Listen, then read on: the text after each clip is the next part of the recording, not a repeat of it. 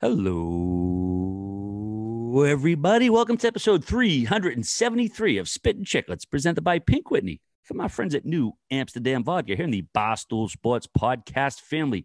I owed you guys a good one after Vegas, but what is up, everyone? We have a whole bunch of shit to get to since the last episode. Firings, suspensions, Olympics. The deadline trades have already started, but first we got to check in with the fellas. It's been a minute. Producer Mikey Grinelli, what's the word, brother?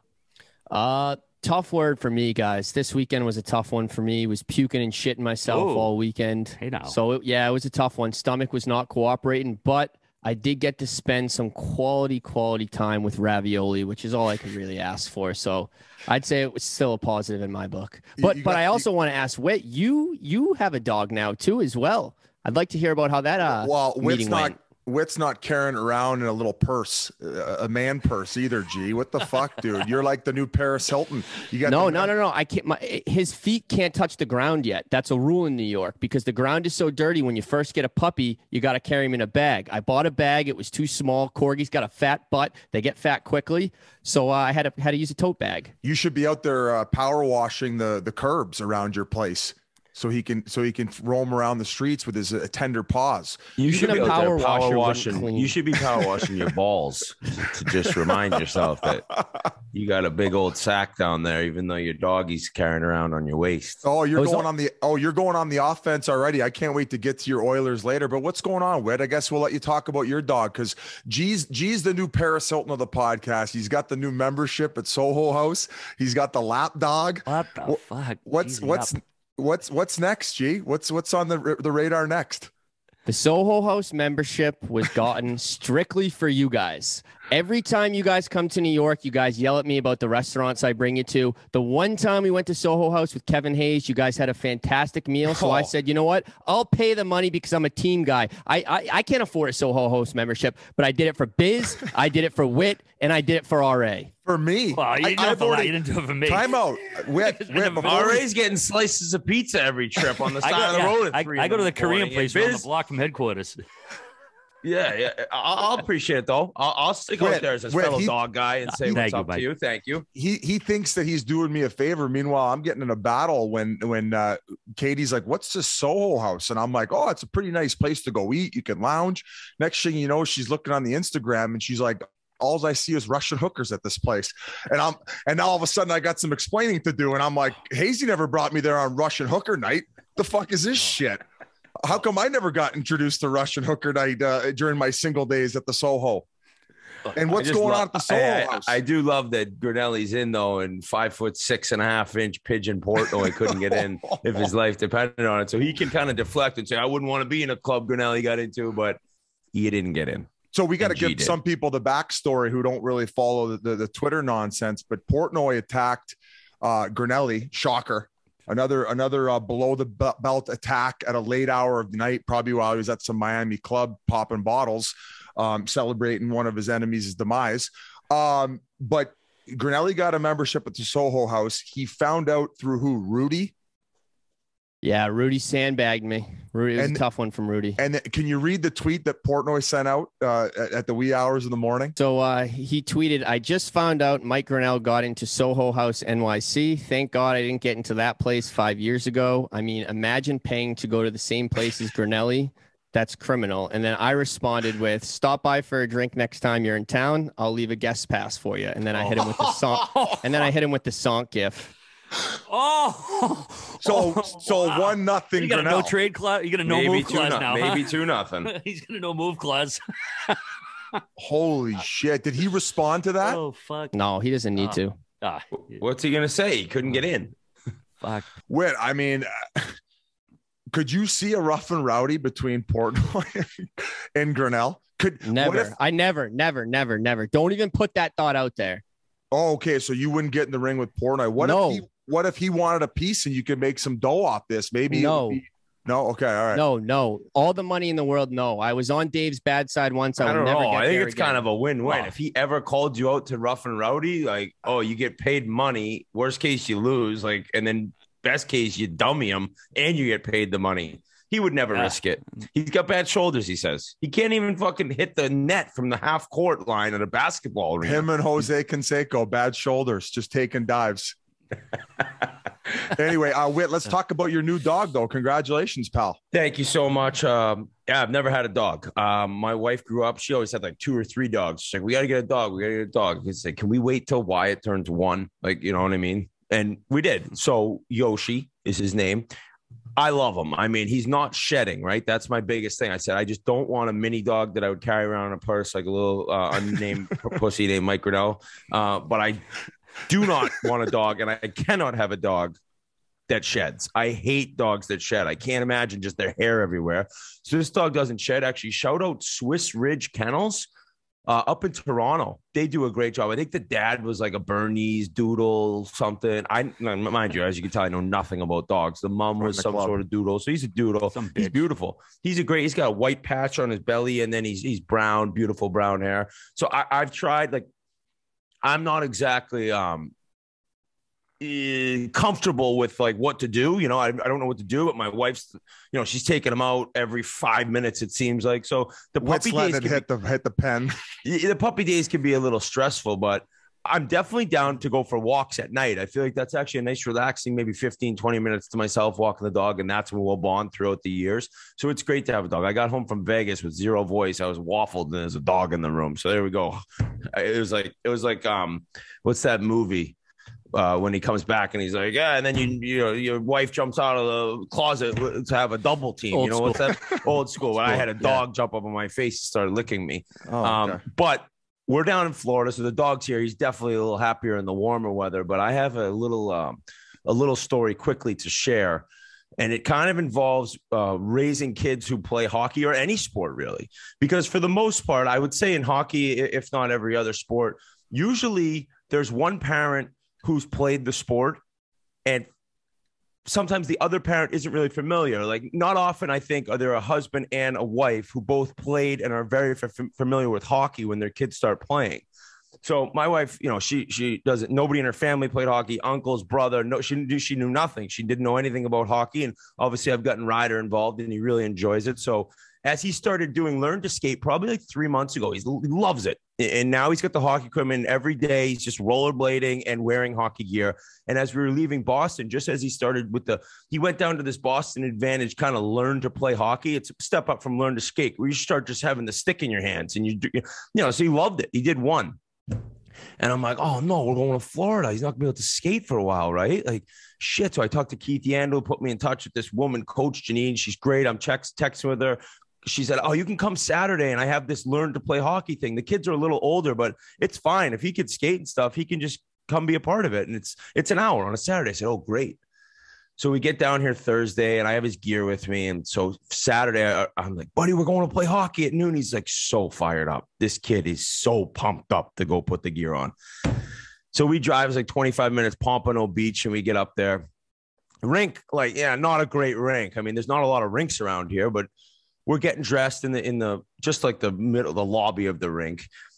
Now, as we're getting dressed, I see in the rink there's a game going on. It was somebody I overheard somebody say it was like under 1400, like the Florida Fury was one of the teams. I don't know who they were playing. So I'm just like, oh, there's kind of like a decent amount of people there, right? Like, you could tell it was a somewhat competitive game with older age kids. And so we're getting dressed. In the middle of getting him dressed, the game had ended, and this kid comes off the ice, and there's parents of the opposing team standing together. I don't know if one of the parents said something to this kid, or the kid for no reason said this, but all of a sudden I hear, "Suck my dick," the kid says to a group of parents. I'm like, what the hell is, and there's a dad like, oh, who's talking to us like that? I was like, oh my God, like, do I really want to get him involved in hockey right now? Like, oh my God. But mind you, it's no worries. So I get all his gear on. Oh, also, I'm such a joke. I forgot a jersey. So they don't sell jerseys in this place. And he's like, I could take you to the Lost and Found. So I'm rummaging through the Lost and Found at a rink at Pompano Beach, and I find him a jersey that would be big on me. I had to tuck it into his pants and roll up the sleeves. I'm like, I am such a loser. Luckily, nobody there has a clue, like Chiclets or like anything. So as I'm putting the skates on, last thing, I look, I'm like, what the hell? There's no edges on his wheels, like no edge at all. Like, the skates are just a complete mess. Like, I'm talking not rubbing your hand on the blade, and you get one nick. You're like, oh, I got to get that fixed. Like, it was just straight up butter knife. Yeah, exactly. Awful. So I said, Ryder, buddy, I don't know if you're going to be able to skate. He's like, what? I'm like, your skates, they're messed up. They're broken. Because I didn't know how to describe it to him. He's like, what? I go, just try. But I'm talking both edges. There was no edge on either skate. And he gets on the ice, boom, falls, tries to stand up, boom, falls. He can't even move out there. Like, there's nothing to dig into that ice. I said, oh my God. I said, buddy, I'm so sorry. I got to drag him off the ice after I just put all the gear on. Now, mind you, he is having a meltdown. I want to play hockey. I know you do. I'm so sorry. I felt so bad. I felt like the worst person in the world. I'm like, I'm sorry, buddy. We can go play mini golf. I ended up taking him to this Action Extreme indoor, like arcade, go-karts, bumper. I had to go through a metal detector to get into the place. I'm like, where the fuck are we right now? Bottom of Ben's. Yeah, I'm carrying him around. I'm making him wash his hands in between like the bowling game we're doing. So I get home. Finally, I said, honey, what the fuck happened to Ryder's skates? She's like, what do you mean? I'm like, there's no edges on his skates. The last time I took him to learn to skate, I got the skate sharpened. What happened? She said, oh, now this brings it all back to they don't understand like hockey, some, fathers and mothers. She goes, oh, well, when you were in Vegas, we had that crazy ice storm and the driveway was pretty much all ice. So I put him out there. I said, what? She goes, I had him just out on the driveway skating around because there was a lot of ice in the driveway. I was like, are you fucking kidding me right now? The Himalayan salt got him. She's like, not all of it was ice, but he was walking on the parts that weren't ice. I go, that's concrete, sweetie. You can't bring your skates anywhere near concrete. So I got the wheels sharpened. We're going back this week. The poor kid, though, did I forget how to skate? No, you know how to skate. You had no edges. So like my wife had the kids skating around the driveway and walking on concrete to get to other patches of ice. So, and I also got shit for not having somebody come to the house and like ice or salt the driveway when it was ice. I was in Vegas. I didn't know we had an ice storm. She goes, you don't read the weather reports. I go, not for Boston when I'm in Vegas. Yeah, not reliable out there. Sounds like you need an assistant, not me. I know, dude. I'll pay $100,000 reward for video of Whit rummaging through a lost and found bin looking for a fucking old jersey. Oh, I'm going back Saturday. I'll send a picture to you guys of this lost and found. It was like half lost and found, half boiler room. There was like an old broken down Zamboni, but I found him a jersey. So we're in Florida. We're here. We're good to go. And we have a million things to talk about. So, Biz, how you been, buddy?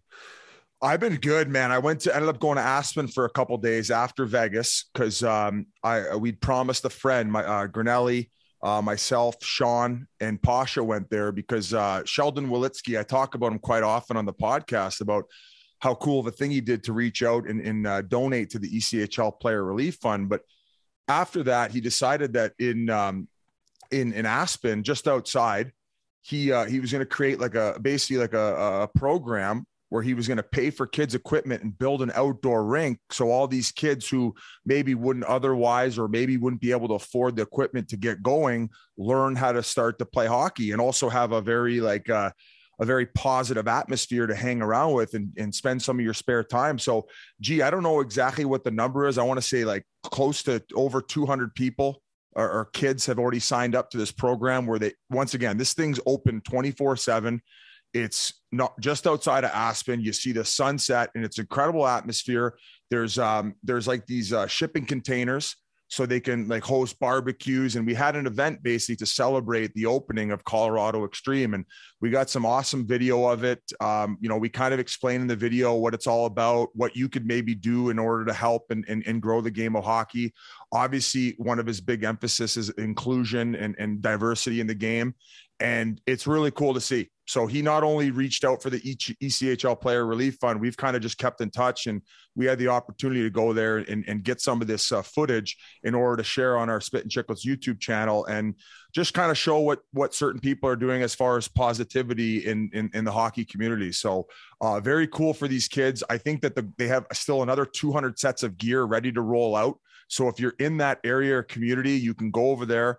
You could reach out to the Colorado Extreme. They're there to help and basically just provide everything so these kids can have a great time. So it was cool. And I will say though, Whit, when I got home, I had to do the Coyotes game on Friday. I was still pretty tired. Saturday, I finally was like, okay, time to unwind. I didn't go to the Open, which we can get into the Waste Management Open in Scottsdale shortly after this.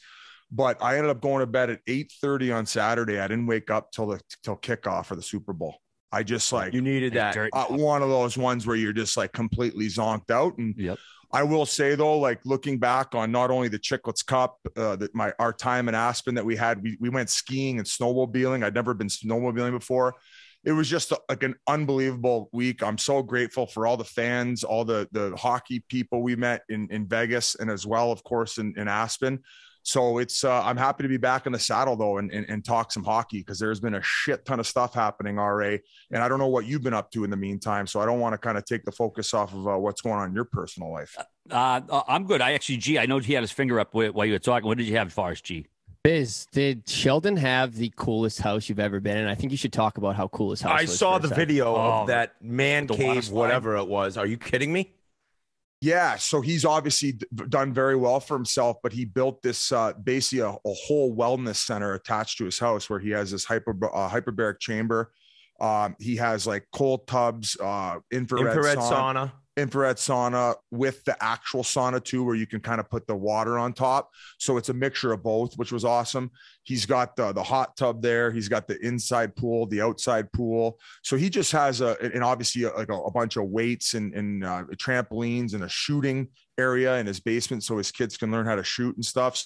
So yeah, he has an incredible setup. And I think like most people, you get to a point in your life where you realize that it's all about longevity, and he's devoted a big portion of his life to his wellness, which is like,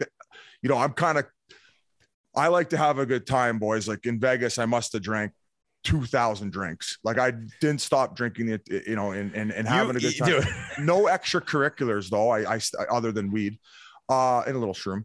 But the effects that we feel from it now are far worse and greater than we did when we were 26 rolling. So, it's all about balance, right? So I'm going to start trying to learn as much as I can about the longevity aspect, maybe in the second half of my life, if I'm able to last another 36 years.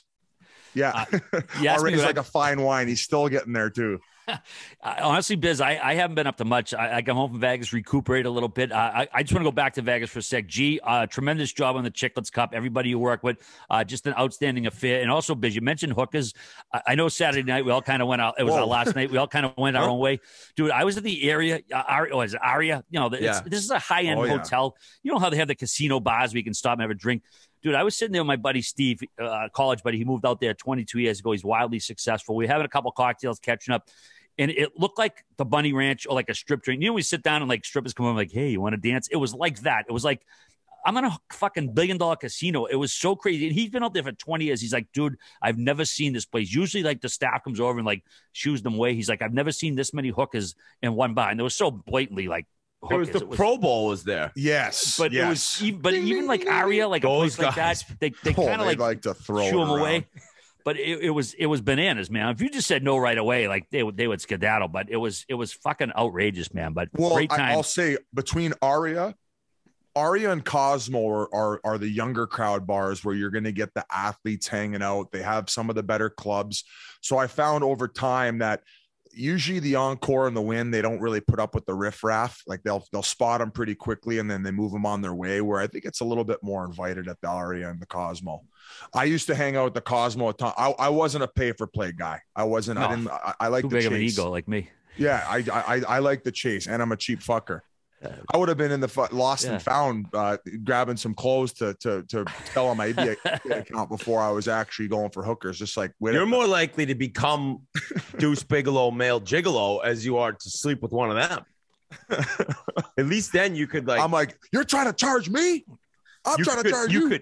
You could hire the woman could hire you for pleasure, and then you could also somehow sell some of your old Abercrombie clothes like you did back in the AHL to other guys. You could end up making a fortune in Vegas. Now, the whole hooker game gets a little spicy though down there, because you hear stories of some of these girls, like they'll slip something in the guy's drink, and next thing you know, they're just like paralyzed but they're coherent. They could see everything that happens, and then there you go. She's going through your safe.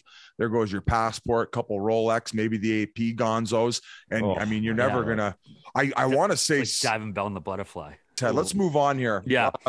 What do you got? You boys rocked the internet once again the other night. The latest sandbagger, Scotty Gomez, Teddy Purcell. You guys have to get these two again. Absolutely hilarious pair. They were like Abbott and Costello out there.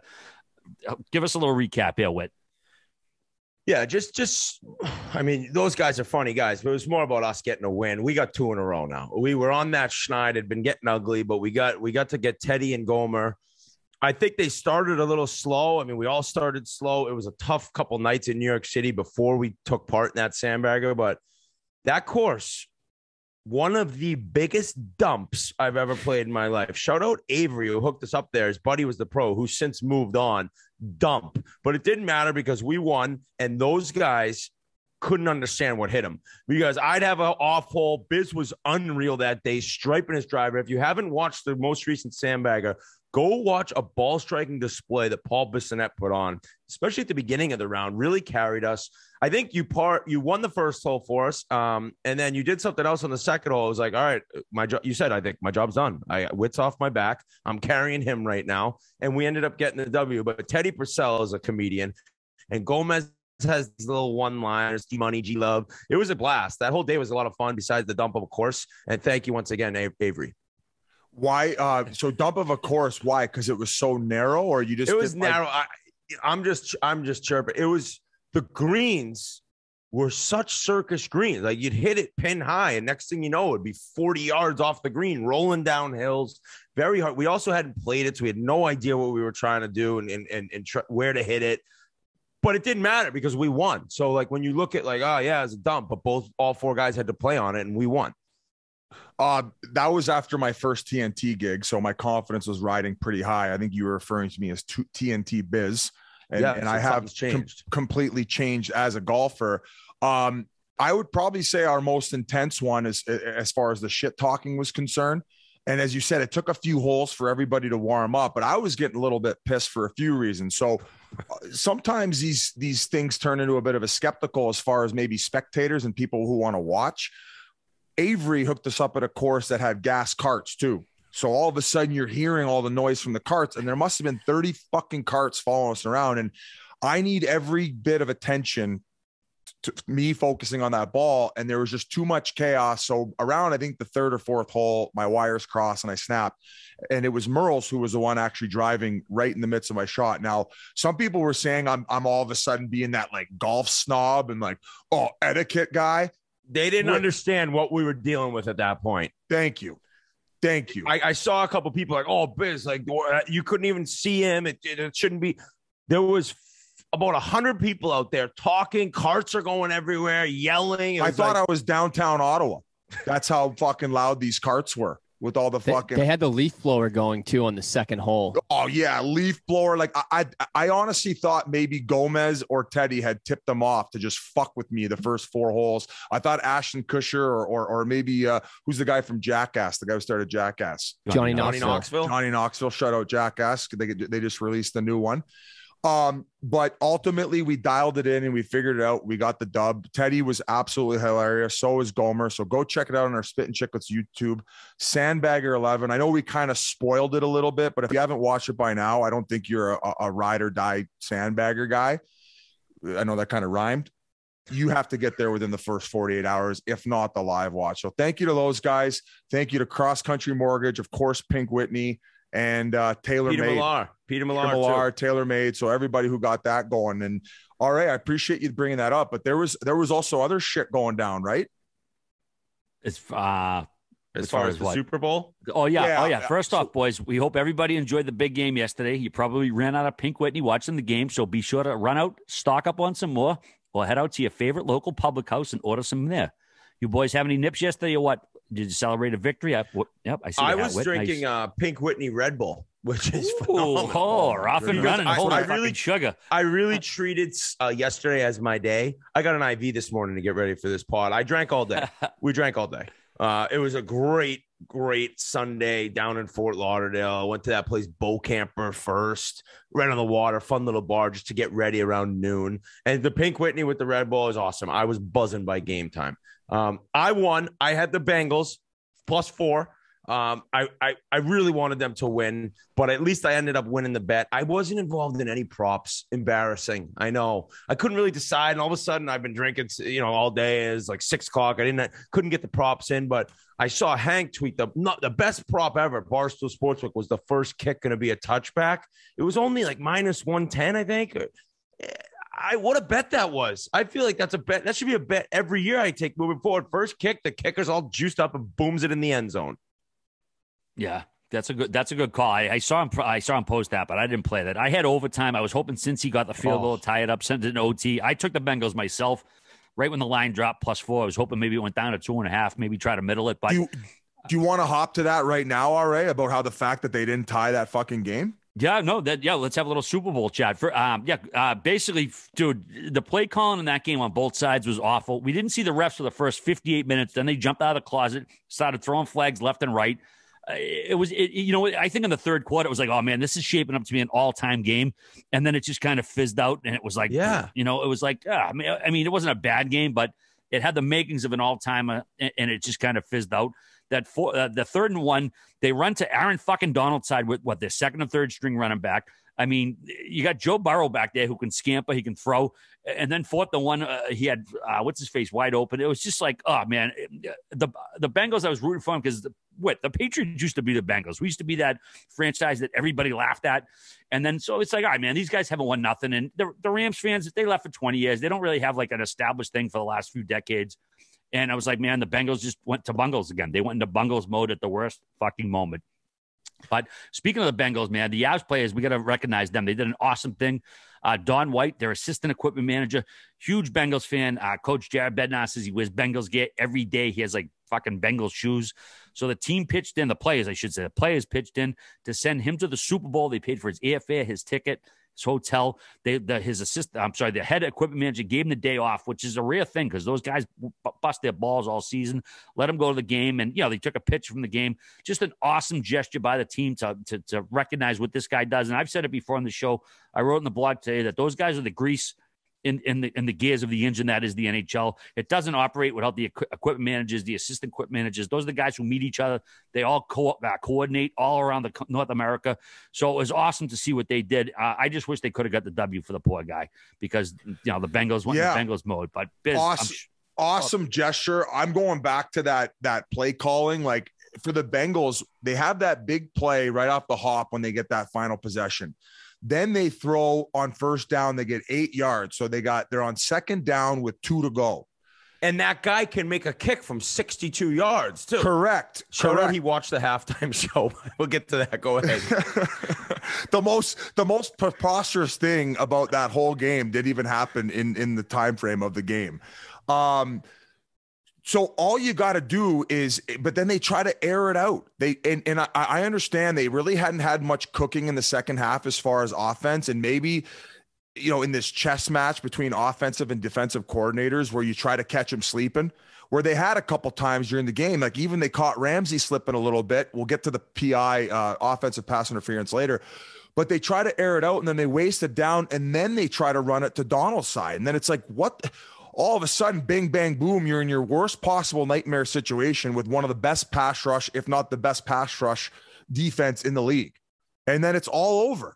All they had to do was get another first down. They would have had a set of 4 downs to get another 10 yards to send it into OT, reset the deck. And we all know it could all come down to a coin toss because then you score first and all of a sudden, bing, bang, it's over. So the airing it out on that second down, to me, when they did it, I'm like, oh, what the fuck was that? That was, to me, when the entire game was lost. I thought that I thought that game was heading to overtime already. I thought you got hooped on your bet. Speaking of bets, I put in Odell to get a touchdown. Nice.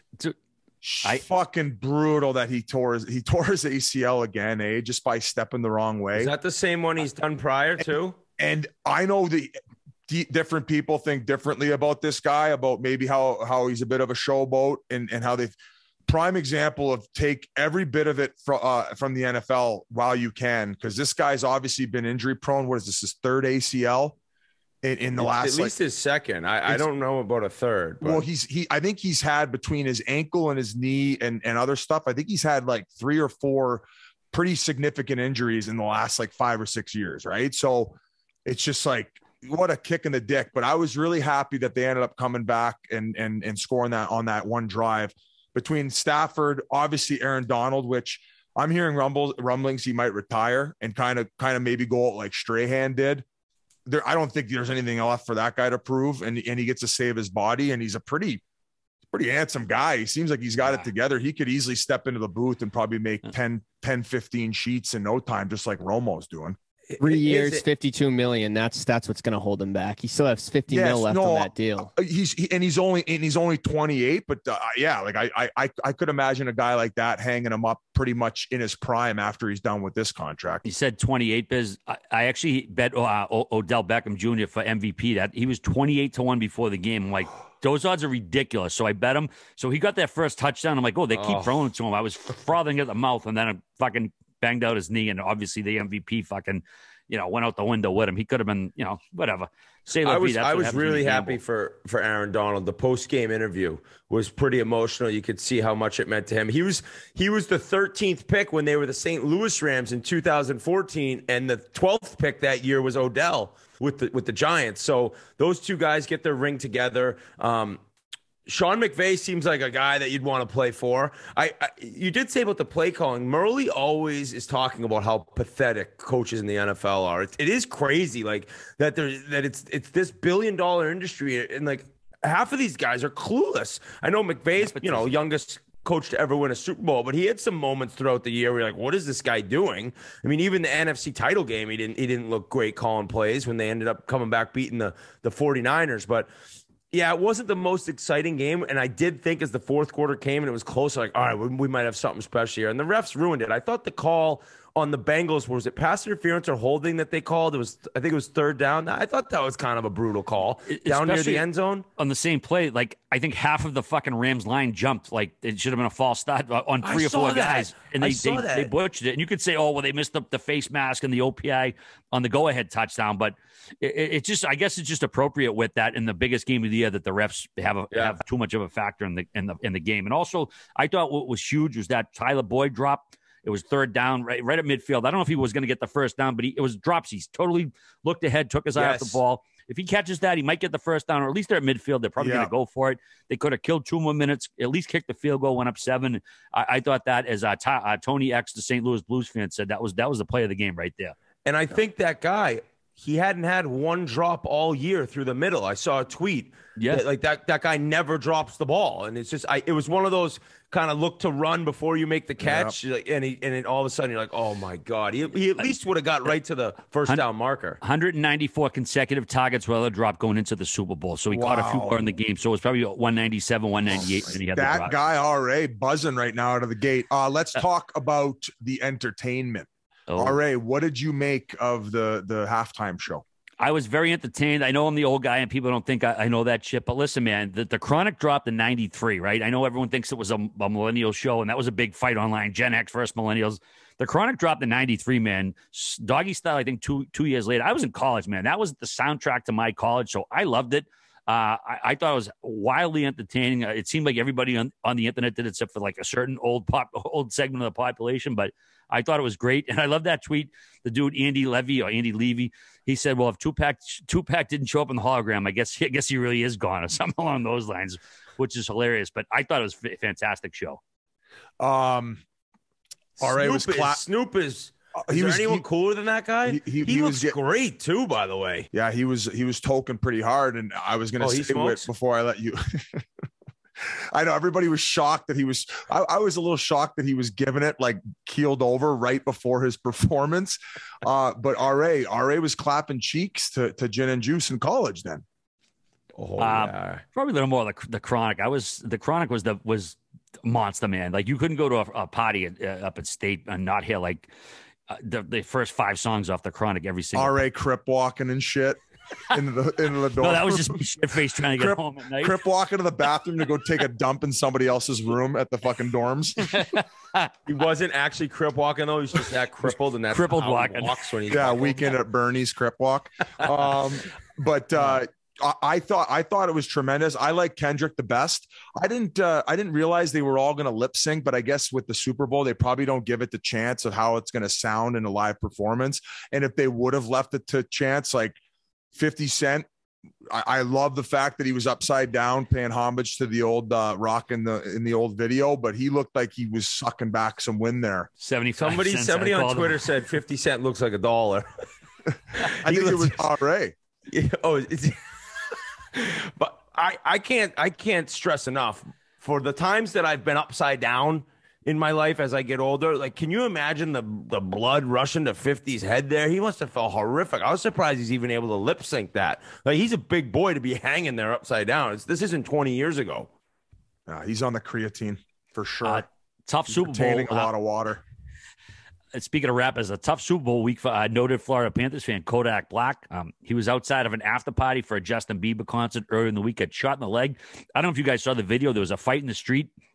He ran over, got in the mix, and then shots started ringing out. I guess he got hit in the leg. And crazy enough, Ice-T had tweeted out, the legendary rapper said, "Hey, listen, rappers coming to the Super Bowl." He's like, "This isn't a threat. It's just a heads up. Like, there's 50,000 active gang members in LA. So, like, be careful." And it's like, it's kind of crazy, man. There've been so many rapper shootings lately. I know we had, obviously, Tupac and Biggie 25 years ago, whatever. It seemed quiet, but it's been fucking crazy lately, Biz. Like, all these guys getting shot again. I don't know what the fucking deal is.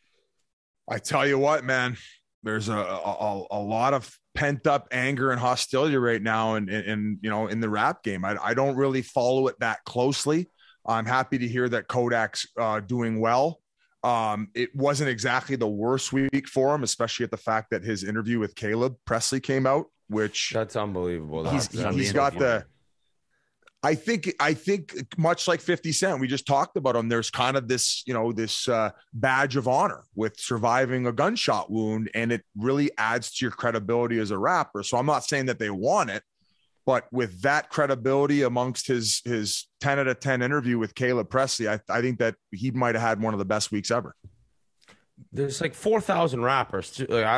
There's so many different rappers now. Granted, I'm not exactly like in the midst of the rap game, but I can't keep track of them all because there's so many of them and they keep popping up and they all got similar names. So I don't know what's going on, but I saw that Sunday conversation. And by the end, with all three of those goons, Caleb, Glenny Balls, and Kodak Black up dancing as Glenny Balls is singing Piano Man and Kodak Black's grooving, I was laughing out loud, like in my room watching that video. Check that out. The Sunday conversation, spelt the way you spell Sunday as in an ice cream. All right, boys. Enough of the Super Bowl. I think we should probably start talking about hockey right now. We're not. We're done. We're done with the halftime show. Brunelli, what'd you think? I'm sorry. I should have went a little on. I'm sorry, Mike. It was incredible. I mean, you guys said it all. I mean, I thought it was absolutely incredible. I personally like Dr. Dre the best, though. He was looking a little big too, but I thought he was the best by far. Yeah, he's been eating good. He's fresh off the divorce. It's probably been going. That was an expensive one. That was ouchie. But I heard that people don't get paid for the halftime show. I heard back in the day they paid to do it. Is that they changed it a couple of years ago? I think. Whit, I think you're right about that. No, I know everybody was saying it was the greatest ever, and I know nostalgia is a hell of a drug. But was it the greatest halftime show ever, Biz? I would say that didn't Paul McCartney play about 10 years ago? He did. I don't remember the year.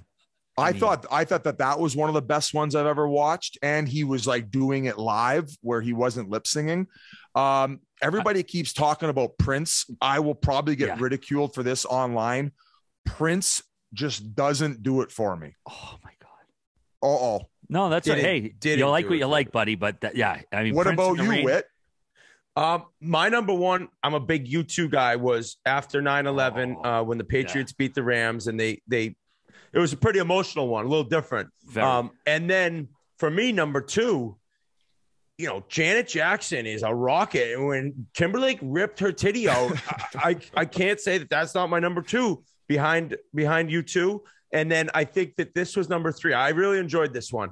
Old school, Mary J. Blige ripped it up, but I was about Snoop. I'm a Snoop guy. Snoop-a-loop.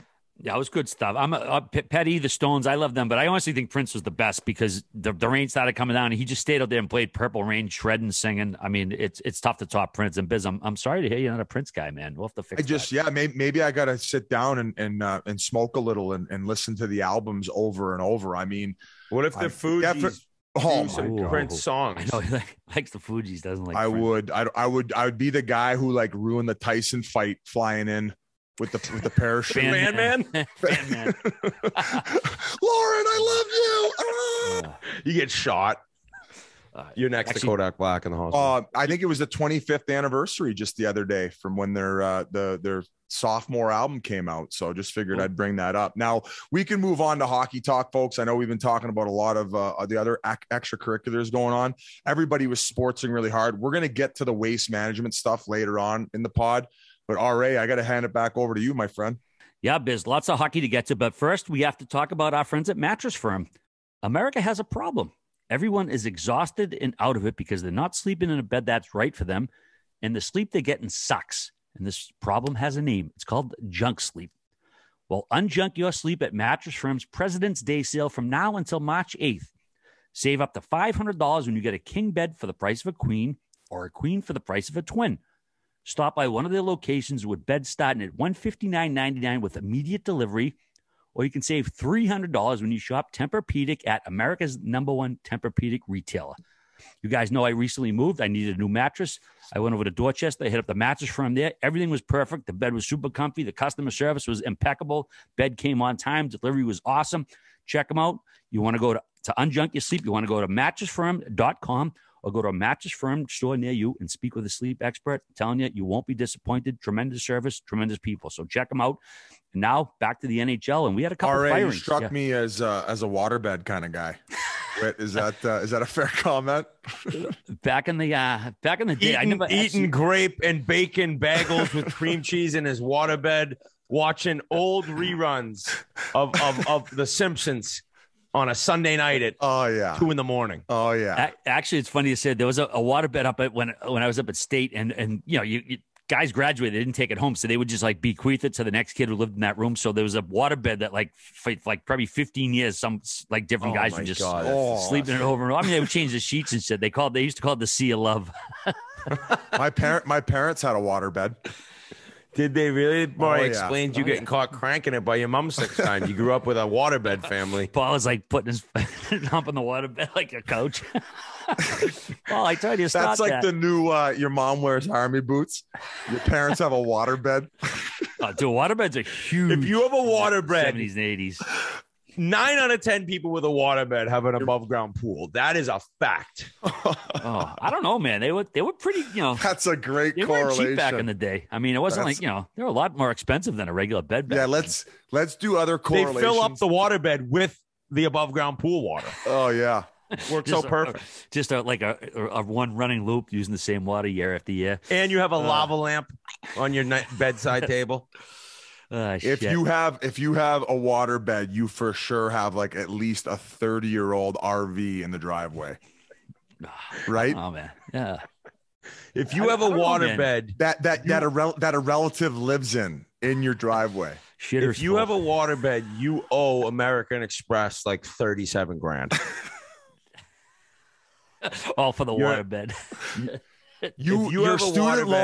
Your student loans are more now than when you left school.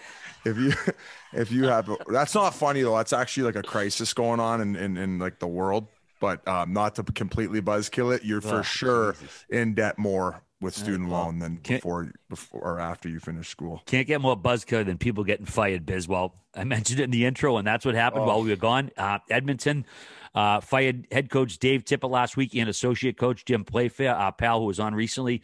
After a pair of ugly losses, it was clear the team just wasn't responding to these guys. They promoted Jay Woodcroft from AHL Bakersfield. He assumed head coaching duties. Dave Mansell was named the assistant. Tippett was in his 3rd season, but like I said, the team just looked blah lately, goaltending issues aside. The Oilers had opened scoring just 12 times in their first 44 games. It was the worst in the NHL. And, you know, we've talked about the turnover in Edmonton. This is McDavid's 4th coach in 7 years. Ryan Nugent-Hopkins is on his 12th coach in 11 years. It's just a ridiculous number when you say that out loud. Tip was hired 3 weeks after Kenny Holland took over. He went 95, 62, and 14. He had 2 first-round playoff exits, but, the goaltending obviously been an issue there. He's the 7th coach fired this season. The Oilers did win their first game under Woodcroft. They beat the Isles 3-1. McDavid had 2 assists. Mike Smith, 37 saves. Looked like the old Mike Smith, but Whit, as the former Oiler, let's go to you first for your take on this. Can I just say quickly, Whit, we're going to rename them the Edmonton Headline Hogs.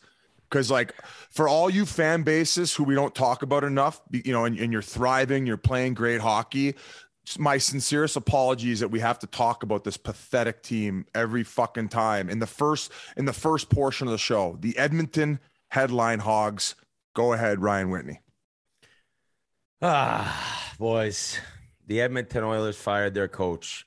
When RA sent that text out about Nugent Hopkins being on his 12th coach in his 11th season, I pretty much, my mouth was a gasp. It's so shocking to see what's happened there, but we're moving forward, we're moving onward, and it kind of had to happen, okay? And I had said something prior. I was a few weeks ago. I said, do something on Twitter, and they were whatever they went. Was it 2-11-2? It was a horrific stretch where they pretty much plummeted down the standings, and we all realized we got some serious issues here. Ken Holland had never fired a coach in the middle of the season, so that was a first for him. At the same time, Dave Tippett had never been fired in the middle of the season. So both guys, it was a decision that you could tell Holland didn't want to have to make. He put this off throughout that streak. Everyone was waiting, fire him. The fans are going nuts. Fire Tippett. And he wouldn't do it.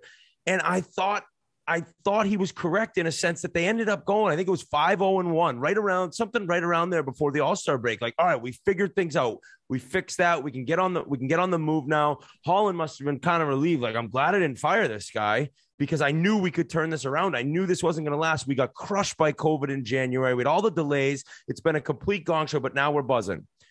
When they came back with those 2 efforts after the All-Star break, they left Holland 0 option. He had to do it.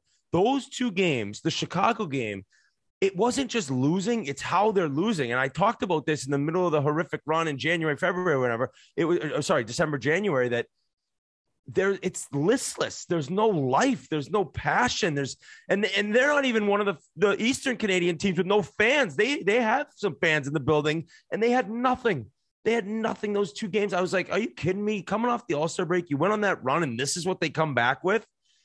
So they make this move. Now, I like the move because Woodcroft has, not only did he he was assistant coach of the Oilers for 3.5 years. He's coached, for 3 years. He's now coached their AHL team the past 3.5 years. So he's been with some of these guys, McLeod, Benson, some of these guys who are coming up that they need to make an impact. When you're paying 2 of the best players in the world that much money, you need to get these entry-level guys playing an important role for the NHL team. So I think hopefully ice time changes. I think Woodcroft's a guy who, because he knows a few of these dudes, he's going to be able to go in and change.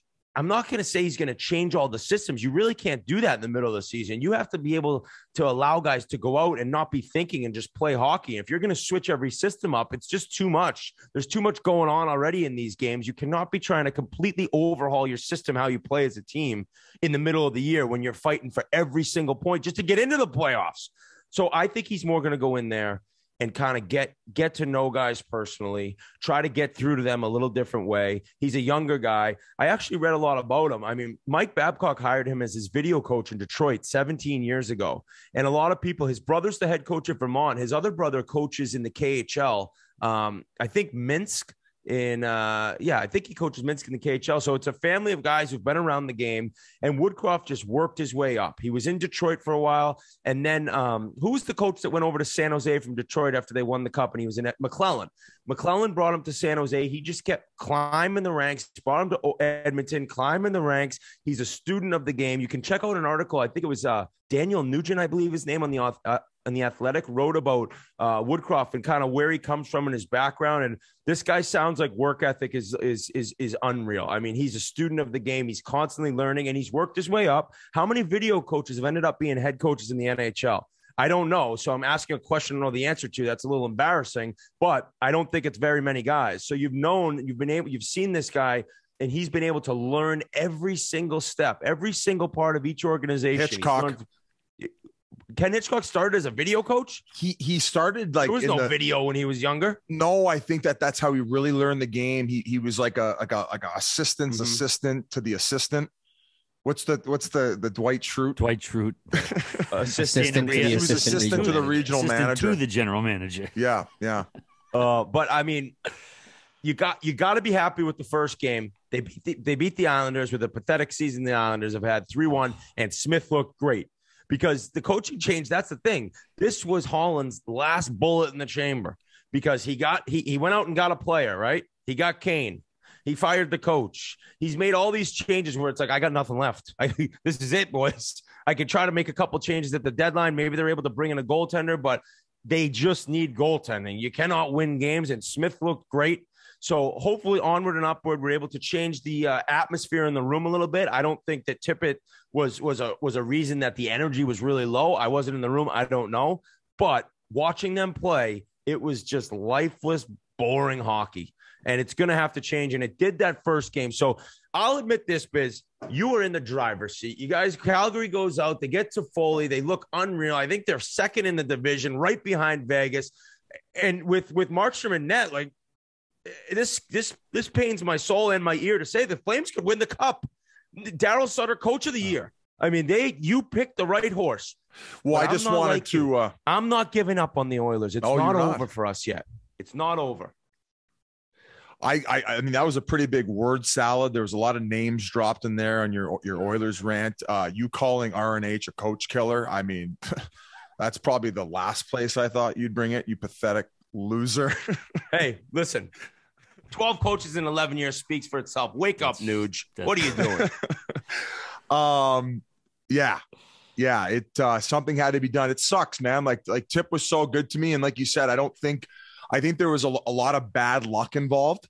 You mentioned the always getting off to being down a goal probably didn't help out. I don't know if his philosophies wore the guys out a little bit by continually beating the same drum.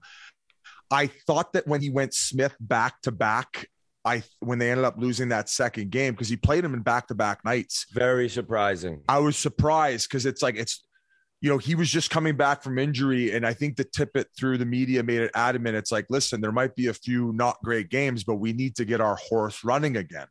Well, sure enough, the next game after he gets fired, Mike Smith plays like the Mike Smith that I know. And maybe it is going to start heading in that direction. So I think there's a lot of bad luck involved, but I completely agree with you that after the showing, after the All-Star break, it was just like Holland was given no choice. And it sucks for Tip. I don't know if this is the end of the road for his coaching career. He's getting up there as far as age. He's made a shit ton of money. I would say he had a very successful career as a head coach.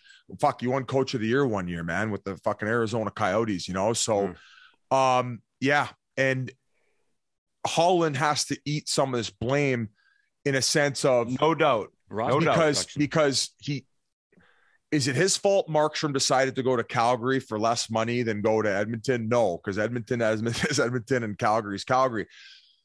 I don't know how much voice in the room Tip was forcing his hand on saying, well, bring back Smith. We can get that figured out with the back end. And we just need a little bit more offense. Go spend that money on Hyman. That was the solution. That was the decision that they came to. I don't know how much weight that Tip's opinion on all that was held at the table in the decision-making. If it was a lot, well, then I understand the firing because he tried to ride his horse and it wasn't working out and a change needed to happen. Next guy to go this offseason, if they don't make playoffs, Holland, I would probably say even if they don't get out of the first round, he's probably toast. Yes or no? Catch should be forced to sell the team if they don't make the playoffs.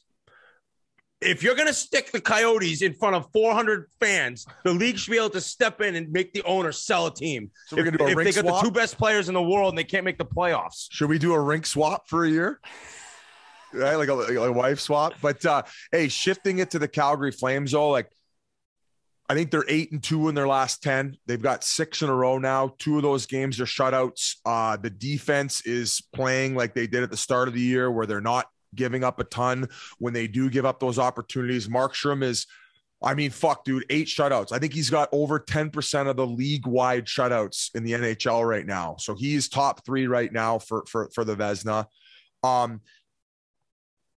It doesn't even concern me. They got Klingington. How do I say his last name? Fuck, I played against him in the minors when he was. It's like Shinnington, or it's. I don't know how to say it. He's from Sweden. He's buddies with Kempe, but he's probably their top puck moving defenseman. They don't really have that ace on.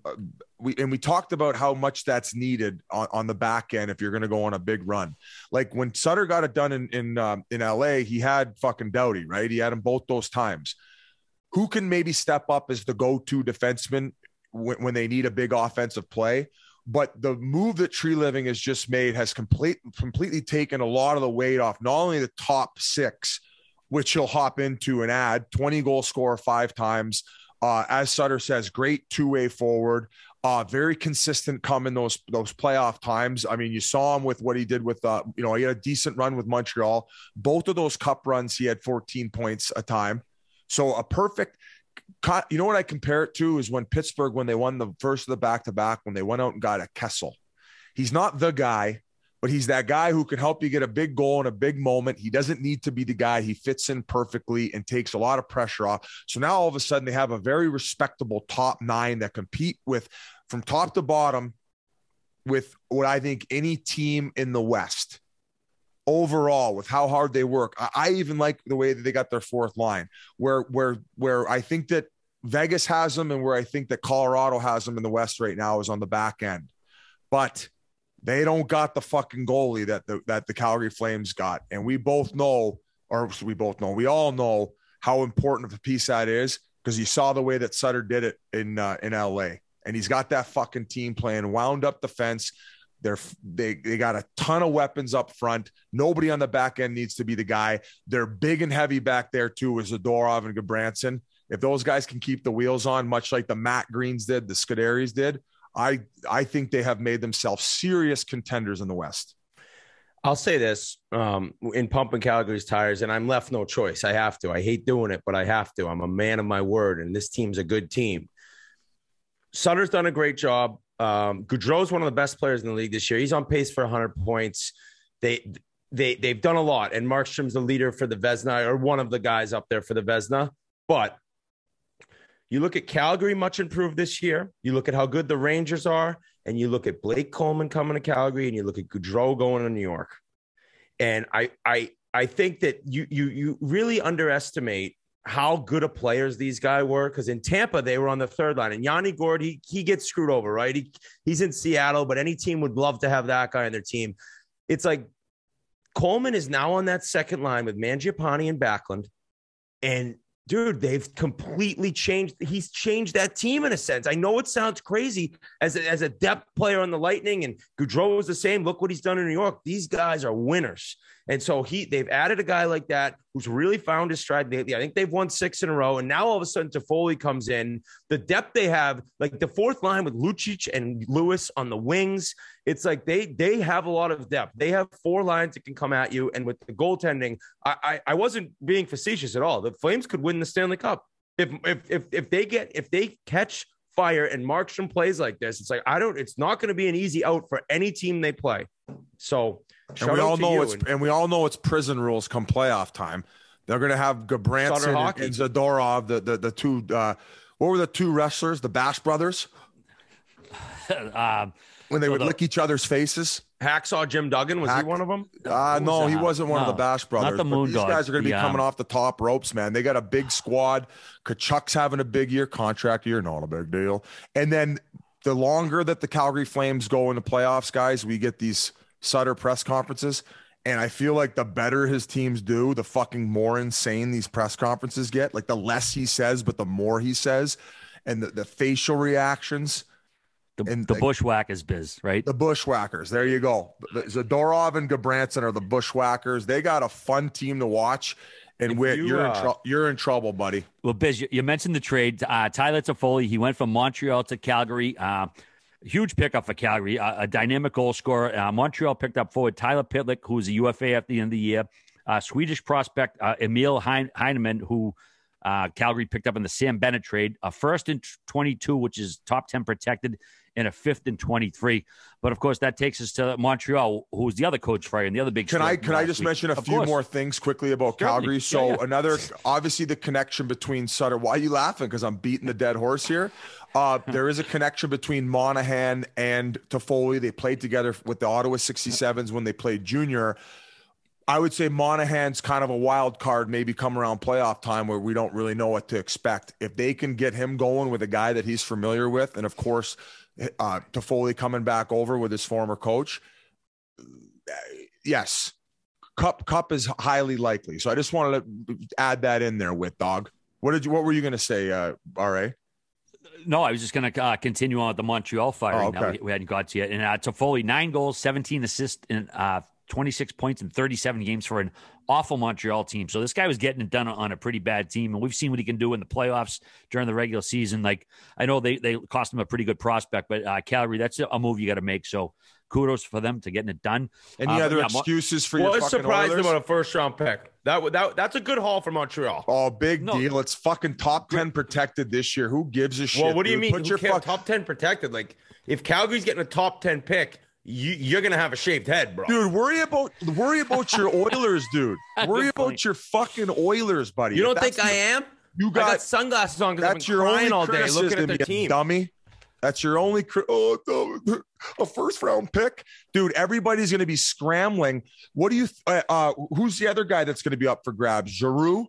Who's the other big name free agent that I'm forgetting? What Johnny Gaudreau is probably going to leave your flame. Suck on that. No, he's not. And a great hedge if he does in free agency after they win the fucking Stanley Cup. Up. And you're walking around in Boston, in Charlestown with RA with a Kadri. Yep. Anyway, with what? All right, let's get some Montreal. They fired head coach Dom Ducharme on Wednesday, just 7 months after coaching the Habs to the Stanley Cup final. And I think what was a surprise to everybody, they named Hall of Famer Martin St. Louis as the head coach. Like I said, I named that team to come out of nowhere. His most recent gig was coaching a Pee Wee team. He said, quote, "I'm not coming here to be a substitute teacher. I have every intention of being here a long time, but I'll have to prove myself again and earn it." And gee, I don't know if you have that clip of him talking about his philosophy, if you want to play a clip of that. Playing with a little more instinct, with ideas of how we want to be as a team. Now, there is structure inside concepts. You know, systems, you can say structure. When systems, you box players into only certain things they can do. And that was probably one of the things that I hated the most as a player, is play in a system where I was a great player when I was allowed to make reads, because the best players make the best reads. But if you take the reads out of the equation, those best players become average.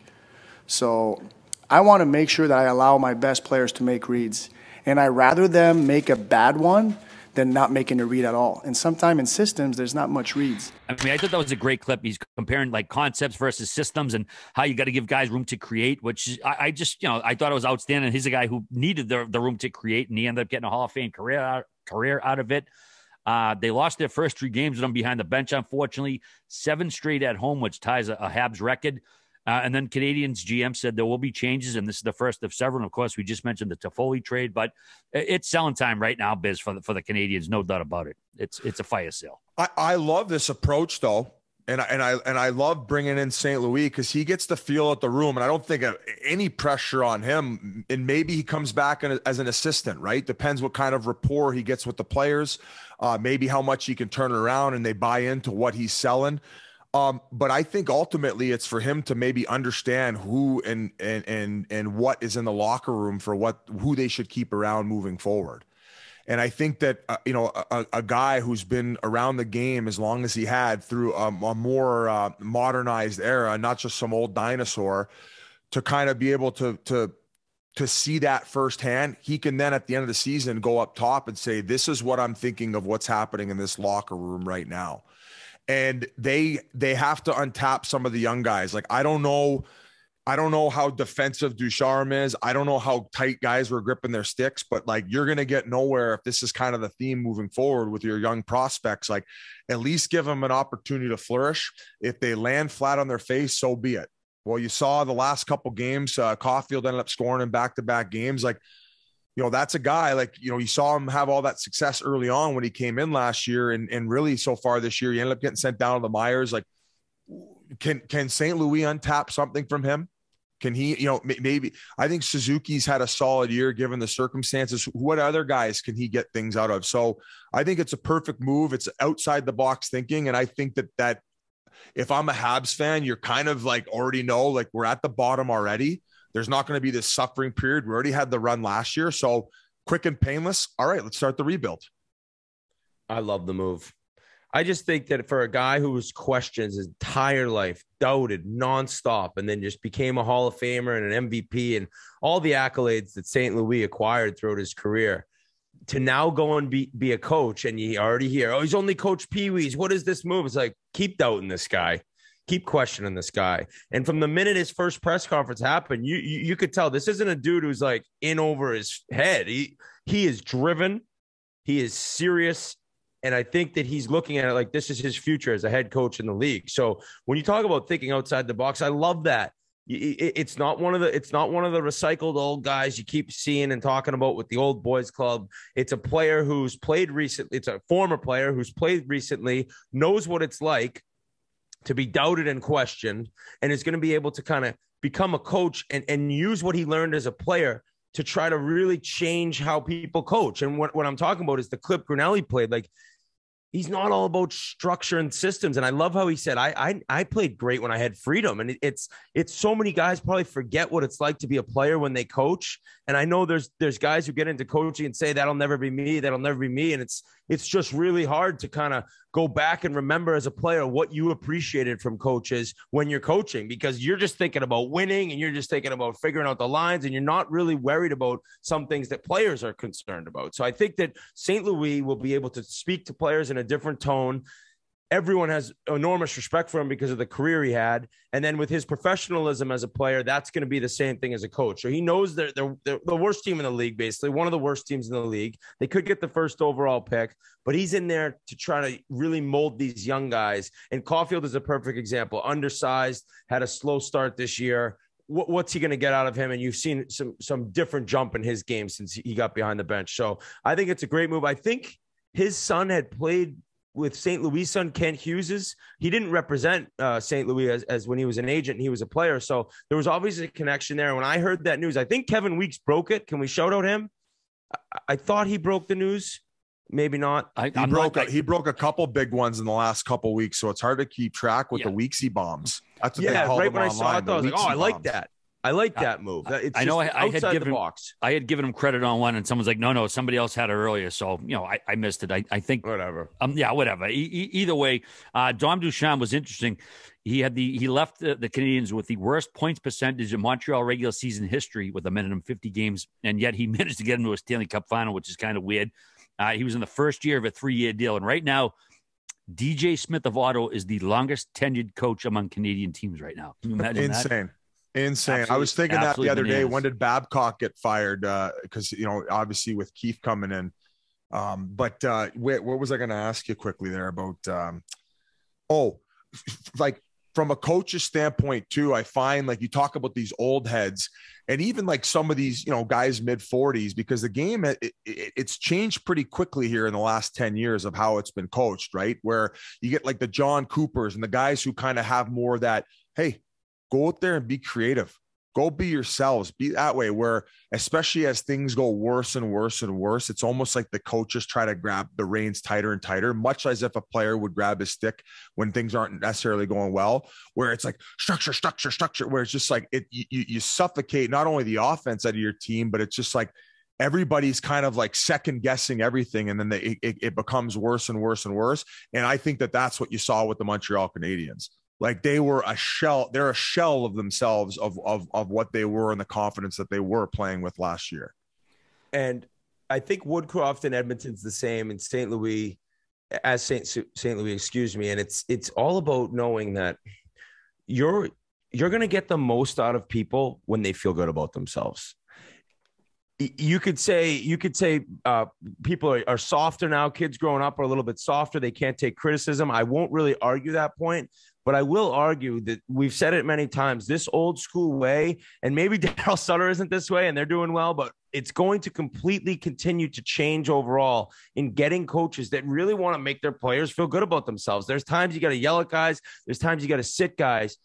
But why in any business in the world would you think an employee is going to do better by feeling like shit and feeling bad about themselves? And this new age of coaching is to get guys confident, to remind guys. I mean, who's to say, I don't know if it happened, but would you be surprised at all if St. Louis sat down with Cole Caulfield and said, you are an unbelievable player. I've seen you play. I've seen what you could do. Believe it. Let's go out. Let's play a little bit more free. Let's and do those a million things sound squats. they sound so simple. Let's get those fucking quads looking like Get those quads bitch. ripping because you got dummied in a sandbag. Here, in let me Ann stick Arbor, this and needle Whitney in your Biz ass. was crippled. So I love the hire. I'm happy for Martin St. Louis.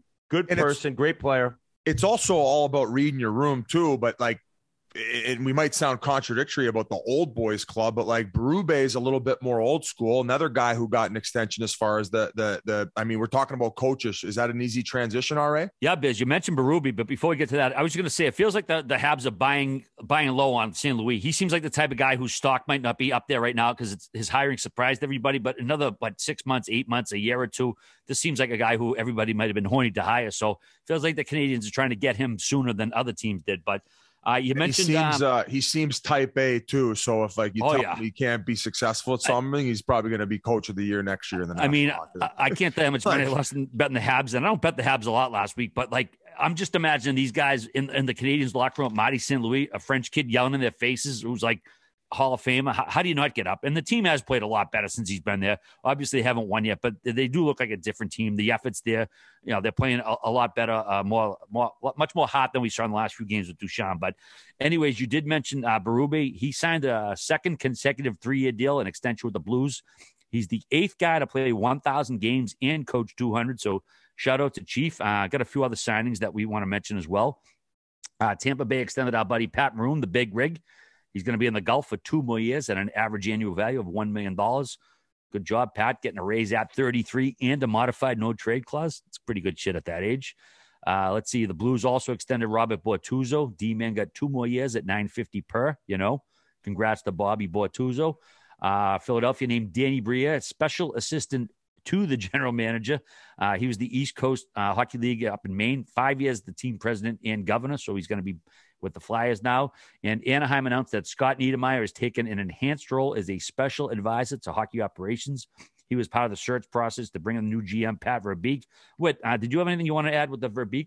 Holy shit. Anaheim stocking up with, dog. That's a couple really good moves. If you can buy some stock in the Ducks, I mean, you're looking at a possible contender like pretty soon here.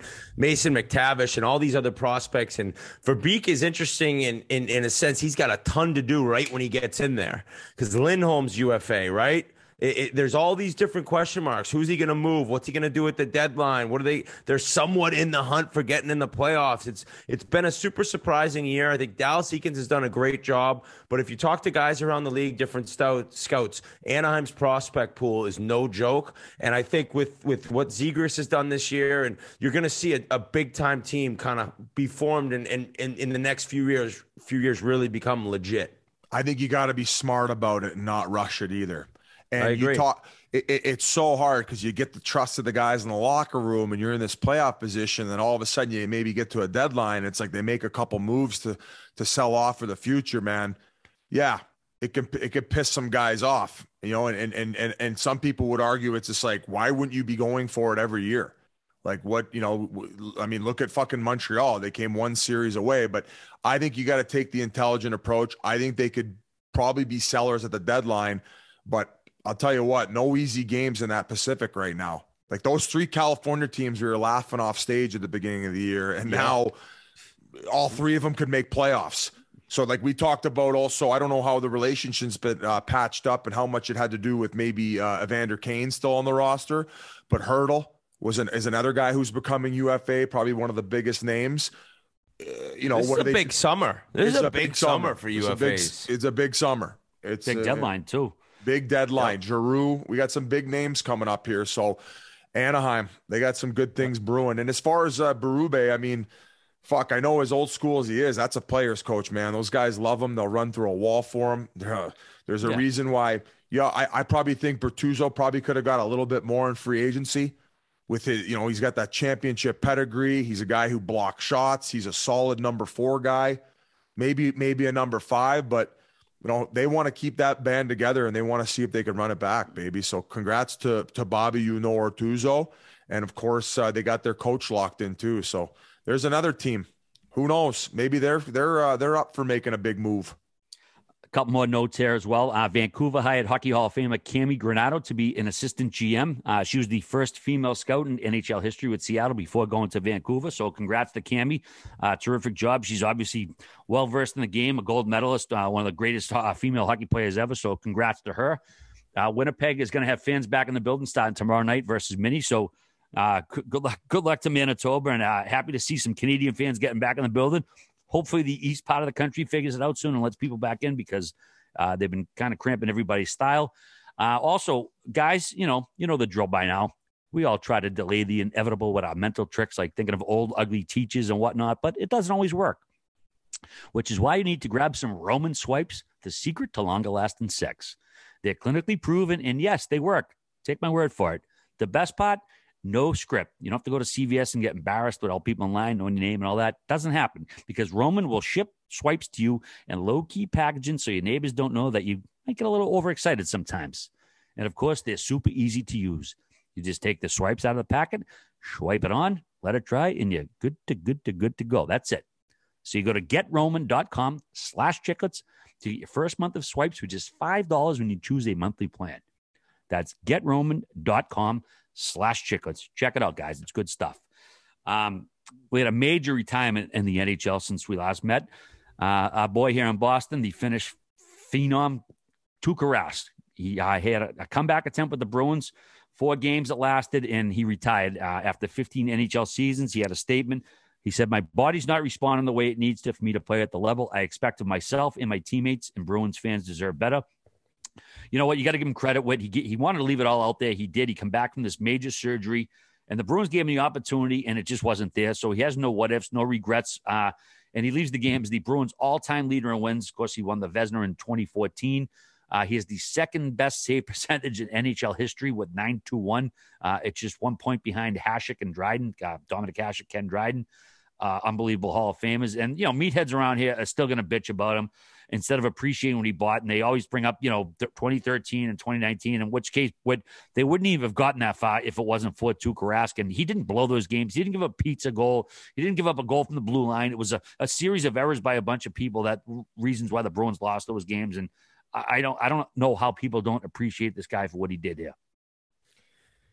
Yeah, it's like the age-old argument. Like if you in the city of Boston with the success the last 20 years, like if you didn't win a title, like how great can you really be in some people's mind? Now, I think maybe because I played the game, I'm a little jaded in the fact that I think this is the best Bruins goalie in the history of the organization. And there'll be Bruins fans who call me and saying there's Jerry Cheevers and Tim Thomas won him the Stanley Cup, but this guy's numbers and the consistency, and every single year he played, knowing that you had a top 5, top 10 goalie in the league. I've had arguments with so many different buddies about Tuukka's not going to fairway Foles, that idiot, Rugo, that dummy. They always complain he can't win the big one. He can't win the big one. And all right, he said it best. They never even would have had a chance to get there and win without him.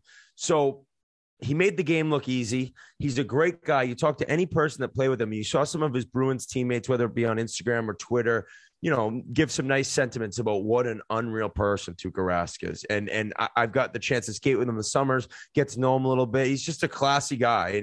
And he always showed up to work. He was a professional. He did his job, and he played fantastic goaltending his entire career. And so when I look at people say, what a scrub, he didn't win, it's like you'll never be able to change those people's minds because, he didn't win the big one. He didn't win the big one. So if you want to think that this guy was a bust or a bad goalie or was never good enough or not even close to the best Bruins goalie in the history of the franchise, then that's your right to think that way. I think you're nuts. But you got to watch a guy who consistently was one of the best in the world at his position.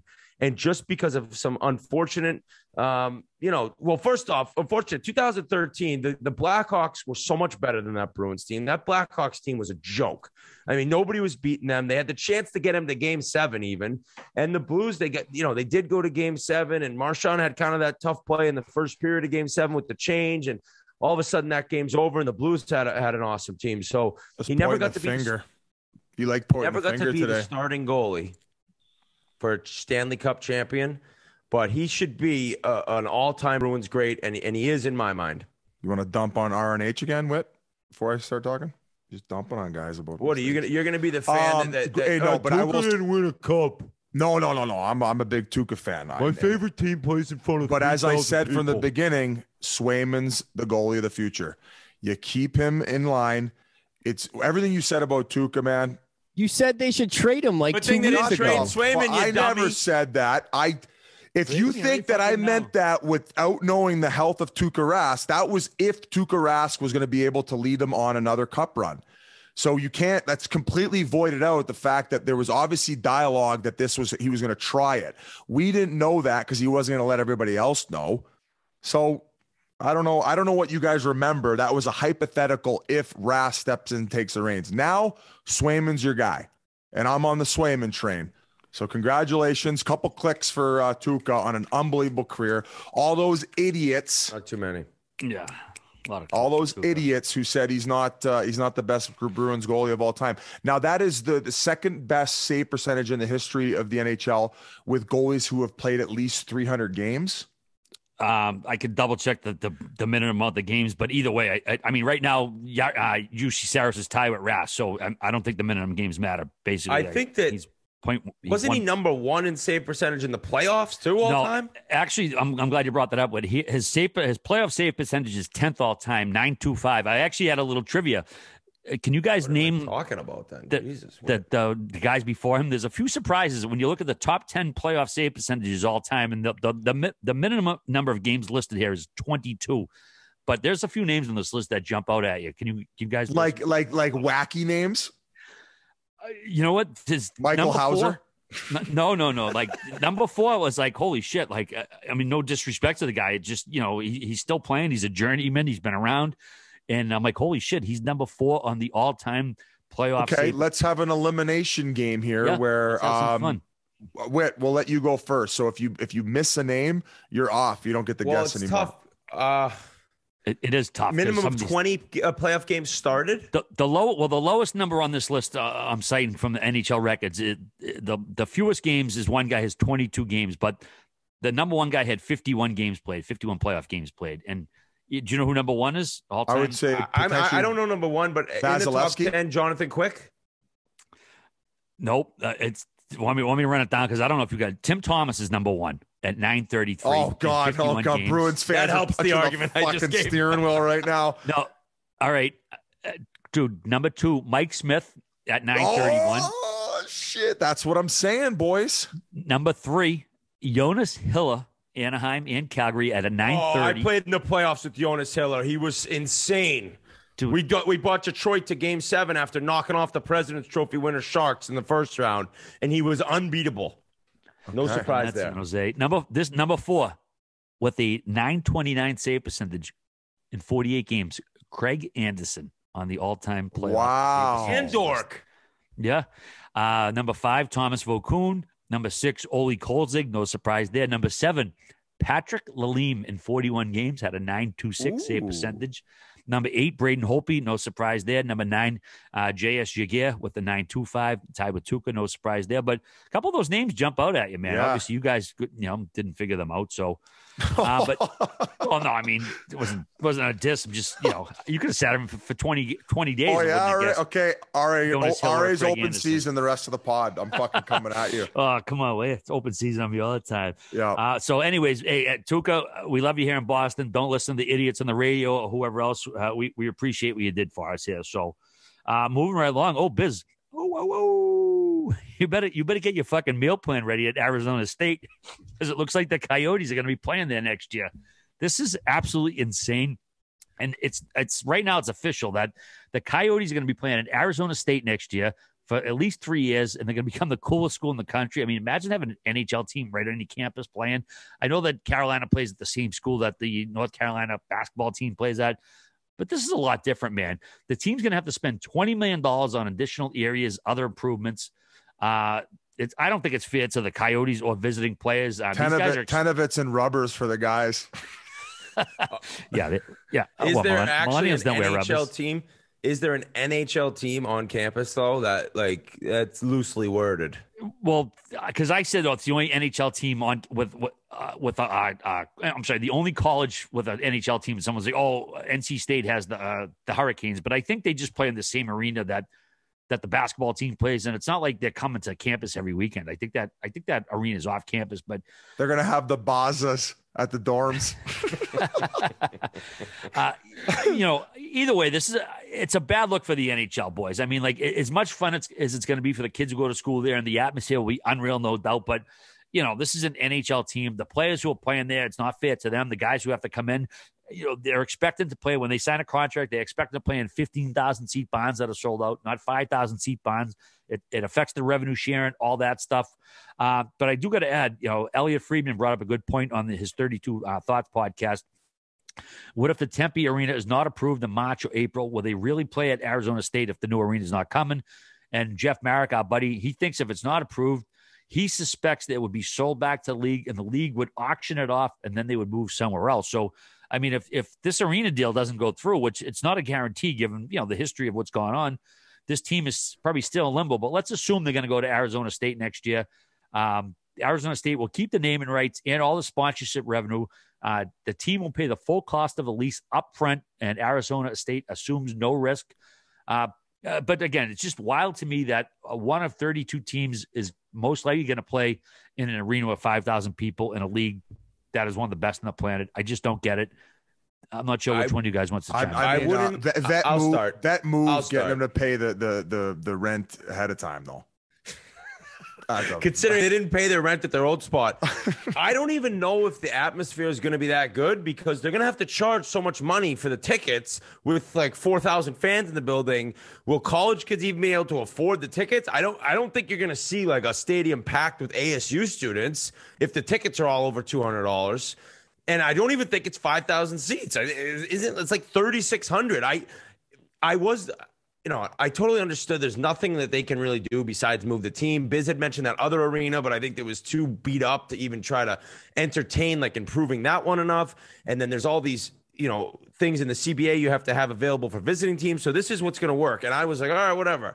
When I saw that video the Coyotes tweeted today of the rink being built and saw how actually small it looked, the rink that I was just at Ryder with his skates from the driveway searching through the lost and found for a jersey is the same size as this dump. So ASU, actually, it looks beautiful for a college, but for an NHL team, I can't even fathom that there's going to be games in there. And it better be the craziest atmosphere in the league. It better be nuts if they're able to figure it out somehow, because if it's like still somewhat empty, you're looking at the biggest laughing stock in pro sports. What is this, a rink for ants? It was crazy. There's just like the seats, and they just go up like 4 rows. That's it. I think it's 5,000 with standing room, by the way, and boxes, which there will be boxes, and I'm going to be buying a box, and it's going to be an absolute fucking time. So yes, there will be college kids in there.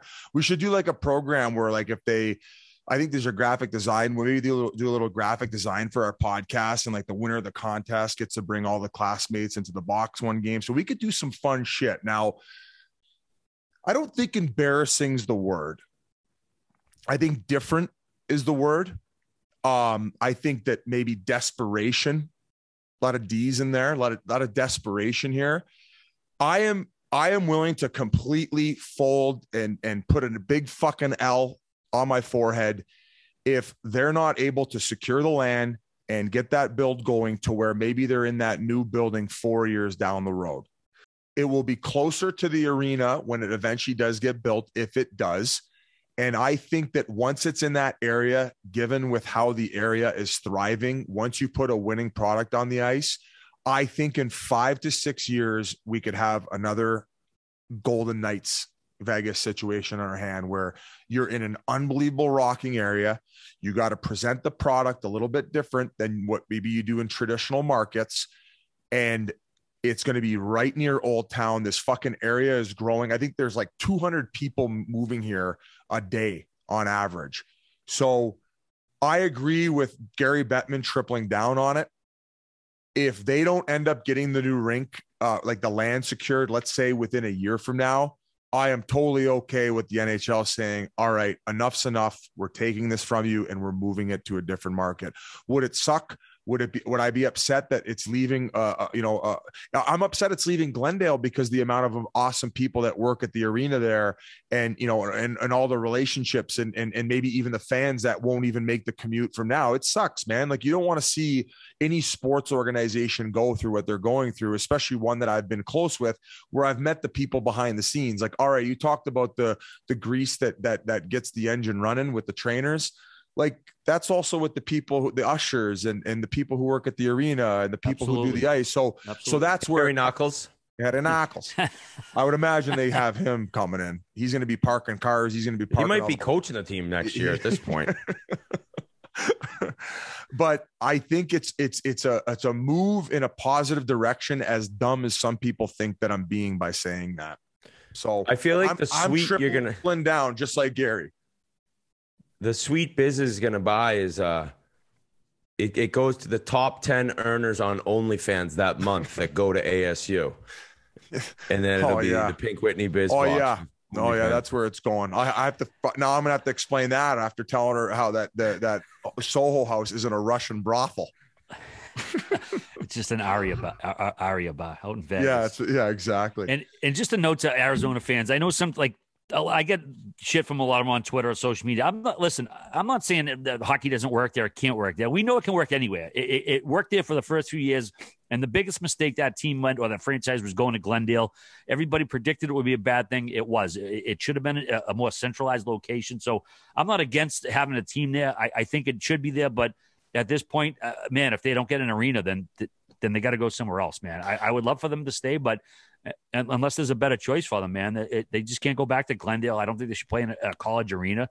And if another team comes calling, or rather another city and arena come calling, then that's where they should go, man. You got to do what's best for the league at this point. It's been. I'm going to ask you guys quick answers. Where do you think, if they move, they should go to? Which market? Planet Houston. I mean, it's the biggest city in America that does not have an NHL team. I know the Rockets owner isn't too keen on buying an NHL team right now, but they have the space, they have the arena. Kansas City has an empty arena. They're probably number 2, but Houston is the number 1 place that could use an NHL team, and fans will flock. We saw it in Dallas. We've seen it in every other Southern market except for maybe Florida till this year. Fans will come. Fans are horny and hungry for a sports franchise. We've seen it in Vegas. Houston would no doubt sell out. Whit, do you have a different answer? I do agree with Houston, and then Kansas City. I know that because the Pittsburgh Penguins were rumored to be going there before the Crosby Lemieux thing. And I guess I could throw out Salt Lake City, but other than Houston, Houston's kind of a no-brainer. Yeah, I had no idea that it was one of the biggest cities in the country. I think the NHL should create like a Green Bay type atmosphere and move one to Saskatchewan. There's nothing The Canadian dollar is really ripping right now. I don't think it would matter. I think that they would sell out. I think it would be a fucking madhouse. Now, other than that, I think that it's bullshit that they can't put another team in Toronto. You see every other like major sport who has 2 teams, and like how many. I agree with that too, man. That's the Leafs that won't allow that. Right. I think there's like a 45-mile radius or maybe 90-mile radius that you can't build out on. So it would be cool to see another one in Toronto. That's an outside the box answer, which of course we know the Leafs forevers are cock blocks with the money, and they want to become billionaires. Biz, I think that's enough Coyotes talk. No disrespect. I just want to say one last thing. Oh boy. We're the bad boys of the NHL. Nobody likes us. Whatever. We're at the bottom. Fuck. You're the indifferent boys of the NHL. Nobody cares. There's a big difference. If anybody comes online at the Coyotes, I'm fucking coming at you. You're fair game. I don't give a fuck. I don't care if it gets me fired from TNT. You say something negative about my team, I'm fucking coming after you. I don't care if you got a check mark, RA. All right. I didn't even want my check mark. Gaz gave it to me. But listen, we got so revved up. We had so much shit to talk about. We didn't even mention our guest yet, Nathan Gerbe, longtime NHLer, currently the property of the Columbus Blue Jackets. Outstanding interview coming right now. We do want to let you know this interview is brought to you by our friends at Shopify. Shopify gives entrepreneurs the resources once reserved for big business. So upstarts, startups, and established businesses alike can sell everywhere, synchronize online and in-person sales, and effortlessly stay informed. Scaling your business is a journey of endless possibility. Reach customers online and across social networks with an ever-growing suite of channel integrations and apps, including Facebook, Instagram, TikTok, Pinterest, and more. Gain insights as you grow with detailed reporting of conversion rates, profit margins, and beyond. More than a store, Shopify grows with you. This is possibility powered by Shopify. Go to shopify.com/chiclets, all lowercase, for a free 14-day trial and get full access to Shopify's entire suite of features. Grow your business with Shopify today. Go to shopify.com/chiclets right now. Shopify.com/chiclets. And now, enjoy Nathan Gerbe. Well, it's a pleasure to welcome our next guest to the show. A fifth-round draft pick of the Sabres at the 05 draft. He's played 11 NHL seasons split between Buffalo, Carolina, and his current organization, the Columbus Blue Jackets. He also won a national championship at Boston College and was named the tournament's most outstanding player. Lately, he's been recuperating from hip surgery that he had back in September. Thanks a bunch for joining us on the Spittin Chiclets podcast. Nathan Gerbe, how you feeling, man? Thanks for that introduction, RA. I'm feeling good. I've been through the grind the past couple of years, but I'm actually fixed up. I'm brand new, and just recovering well. How's this latest rehab going? Coming along or what? Yeah, it's coming along. I'm skating 4 times a week. Okay. Yeah, it's going good. I'm coaching my kids' teams. They're probably sick of me, and I'm kind of just on their case. I switched my focus. So you mentioned that to us beforehand that you've dealt with a bunch of different injuries with the hip and stuff. Do you think it relates back to any incident in particular, or was this one of those things where wear and tear of the game kind of got to you over time? Yeah, I think it's just an accumulation of wear and tear and just how I've trained the past probably, really I probably trained the past 20-something years. But, it's ignoring things. Years down the road, you get a tweak here, you get a tweak there, and you don't want to pull yourself out of the lineup. You don't get that second chance. I never got it, so I never took myself out and kind of just kept grinding through whatever was going on. When you talk about old training methods, was it going too heavy on the weights maybe and maybe a lack of mobility training? Because I felt that over time that was my issue. And, as your career goes on and you're trying to keep up to these young guys, things start going. Yeah, the training changed, as you guys seen too in the NHL drastically from when we started, and you guys are older than me. So when you started, it probably started from pushing cars as a 10-year-old. I don't know where it started, but it probably started then. Obviously the training was a bit different, and, I've adapted. I've used Ben Prentice over the last, got to be 8 years now. So he's helped me adapt my body a bit. And you mentioned the pushing in the cars. We can kind of go into that in the way we talk about careers. But I got to watch your or most of the podcast you did with Connor Carrick, and you kind of went into some of the things that you've gone through in your life, and especially as a youngster. I mean, your youngest of 6 kids, and your dad was not exactly easy on you guys. He expected a lot. So kind of take us through how he got you into the game, and what were some of the things that he made you guys do when he didn't feel like you were working as well as you should have been. Yeah, we'll start with this. There was no choice. Today you talk with your kids, you give them a choice. There was no choice. We grew up poor. My parents, from bankruptcy to everything, we grinded. And my parents' method was, we're going to raise kids who work.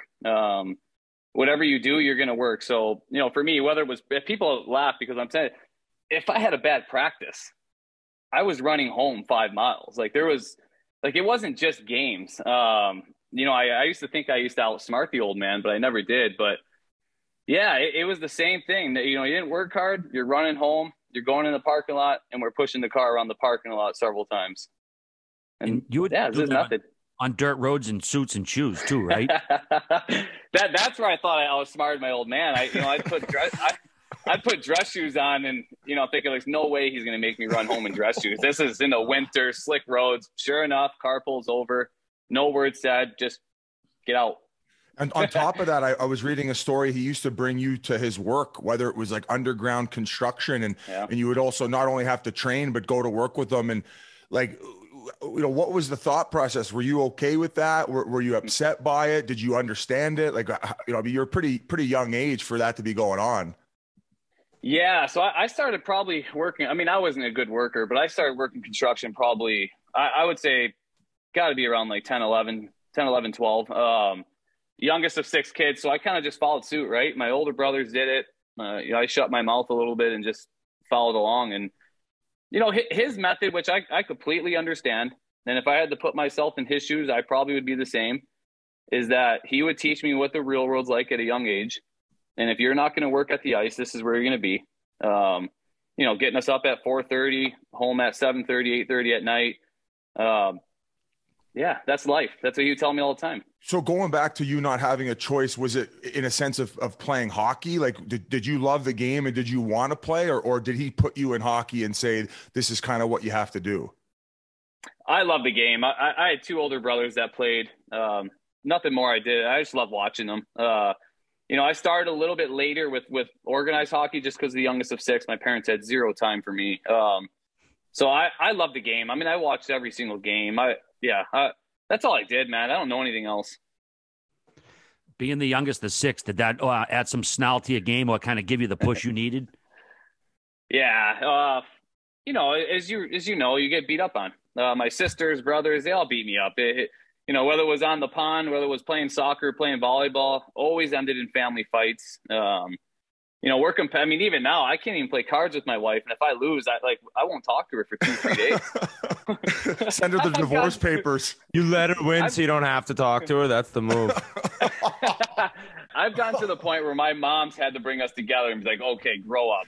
Like, it's a card game. Talk to your wife. Like, it gets Uno. bad, but yeah, but to create the snarl, I'm 5'4". There's no sneaking away around that. So as my father taught me when I was young, if you're not willing to fight, if you're not willing to go run through people, you'll never make it. I don't care how many goals you score. It'll never work. Well, I know you got the nickname Tasmanian Devil. Was it in Buffalo? So it should have been a lot earlier in your life, considering your style of play coming up. Yeah. I was a bit of a psycho, but it's the way I was raised. My father said, always do something crazy and no one's going to touch you. Go out there and swing your stick at someone, just whatever. I mean, that's probably started at 12 years old. Like I was pretty nasty at like 12 and, it carried my way through, but yeah, as a kid who's 5'4", I mean, if you're not tough that way, you're done. Well, I mean, not to be confused with maybe the craziness and the wires crossing every once in a while. You were obviously developing your skills because as time went on, you ended up going to the national program for under 18. Of course, you were recruited by Boston College. So when did you start realizing that you were like above the other kids as far as skill and just overall play? Probably since day one.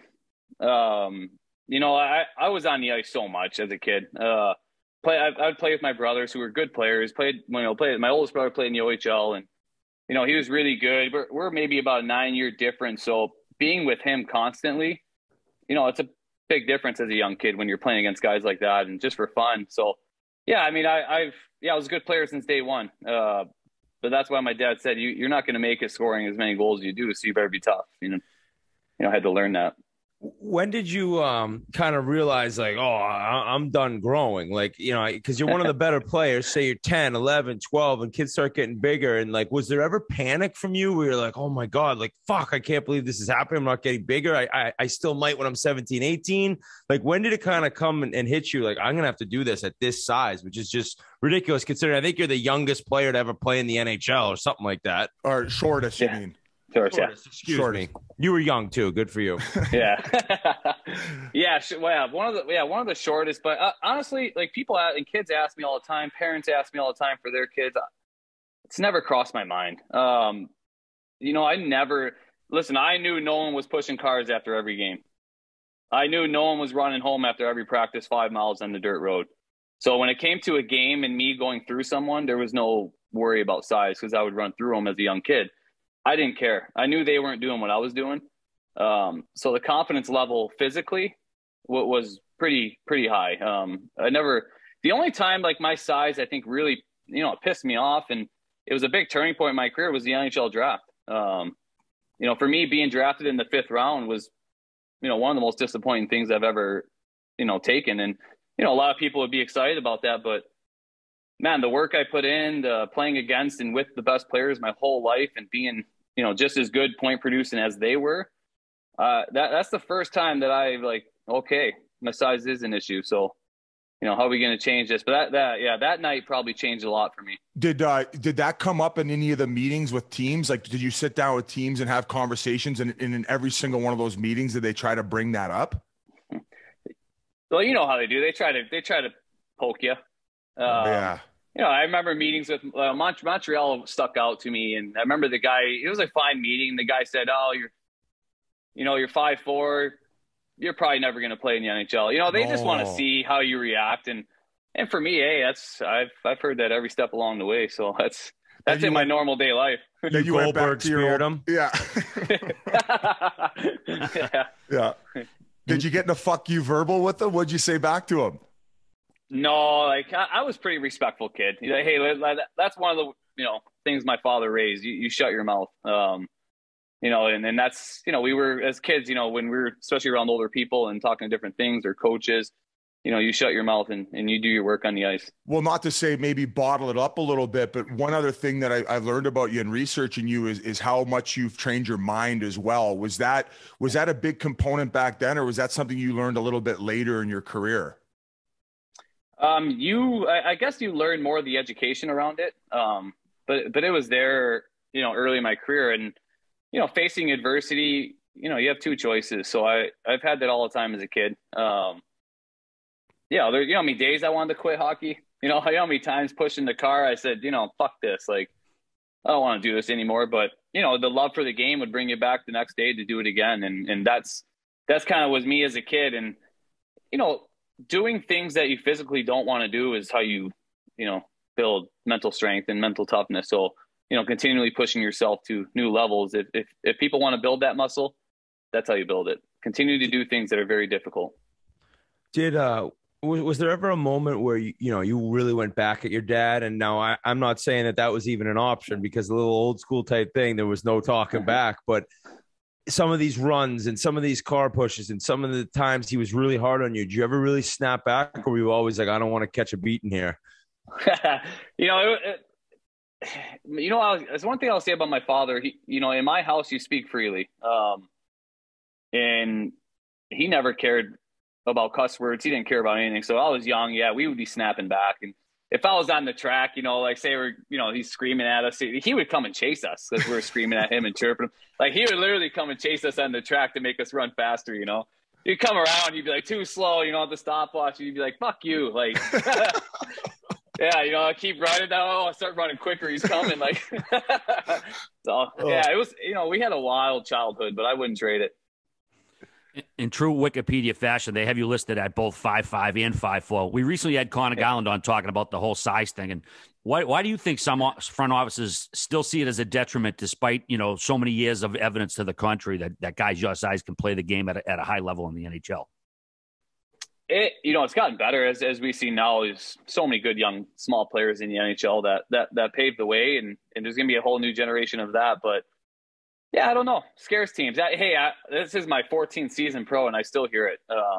I still hear as a free agent in the summer team saying, well, we don't want to be small, you know, stuff like that. But you just need one team to like you. You just need one person, just one opportunity, and that's, you know, then it's up to me. But yeah, I think that's, you know, that'd be my message for all the kids. You could be cut a million times. Who cares? You just need one person. As your career kept going and you finally ended up moving away from home, like what was that experience like? I know you went to the USHL first and then went to the development program. It seems like every guy who went to the development program, especially with the States, they say that it just did so much for their career moving forward. Was your experience extremely positive? It was. You know, first I went to the USHL program. I think I was like 14 or maybe 14 at the time, or 15. And yeah, man, that was weird. I was playing with the Honey Baked John Cooper was my coach at the time. And we just thought, I needed something different. I needed to play a higher level. So we went to Omaha mid-year. And that was different, man. Like being that young, jumping into a junior league like that, it was a good league, older players, up to 21. And that was eye-opening for me. I was playing AAA hockey just, a couple of days before, and all of a sudden I'm playing in the USHL. So, I remember got in trouble for fighting. There was a lot of different things that went on that year that I remember being like, what is going on? Like, this is different. Were you fighting off the ice or on the ice? No, on the ice. Like I was just, it's more so I was trying to prove my size. It's almost like I took that role on more just to prove my size than I did trying to score. Just because I was so sick of everyone saying, oh, you're too small. I don't know if you physically can do it. I don't know if you could do that. And, for me, I have an edge to me where it's like, well, I'm gonna go fucking do it every night. So, it's just, I tried to do that. You come in like Crazy Carlson from fucking Slapshot for the first half of the year, and then you go straight skill afterward. Honestly, but that's what my dad told me. He always said, as a young kid, he honestly would say, when the puck drops first shift, do something fucking stupid. He's like, after you do something stupid, go play the game. My dad didn't have to tell me that. I just did it. Same with Whit pizza. I meant something. Like, I didn't mean that stupid, Ryan. But going to the national program was, Whit, I don't know if did you go? I think you did, right? Yeah, I went for my senior year.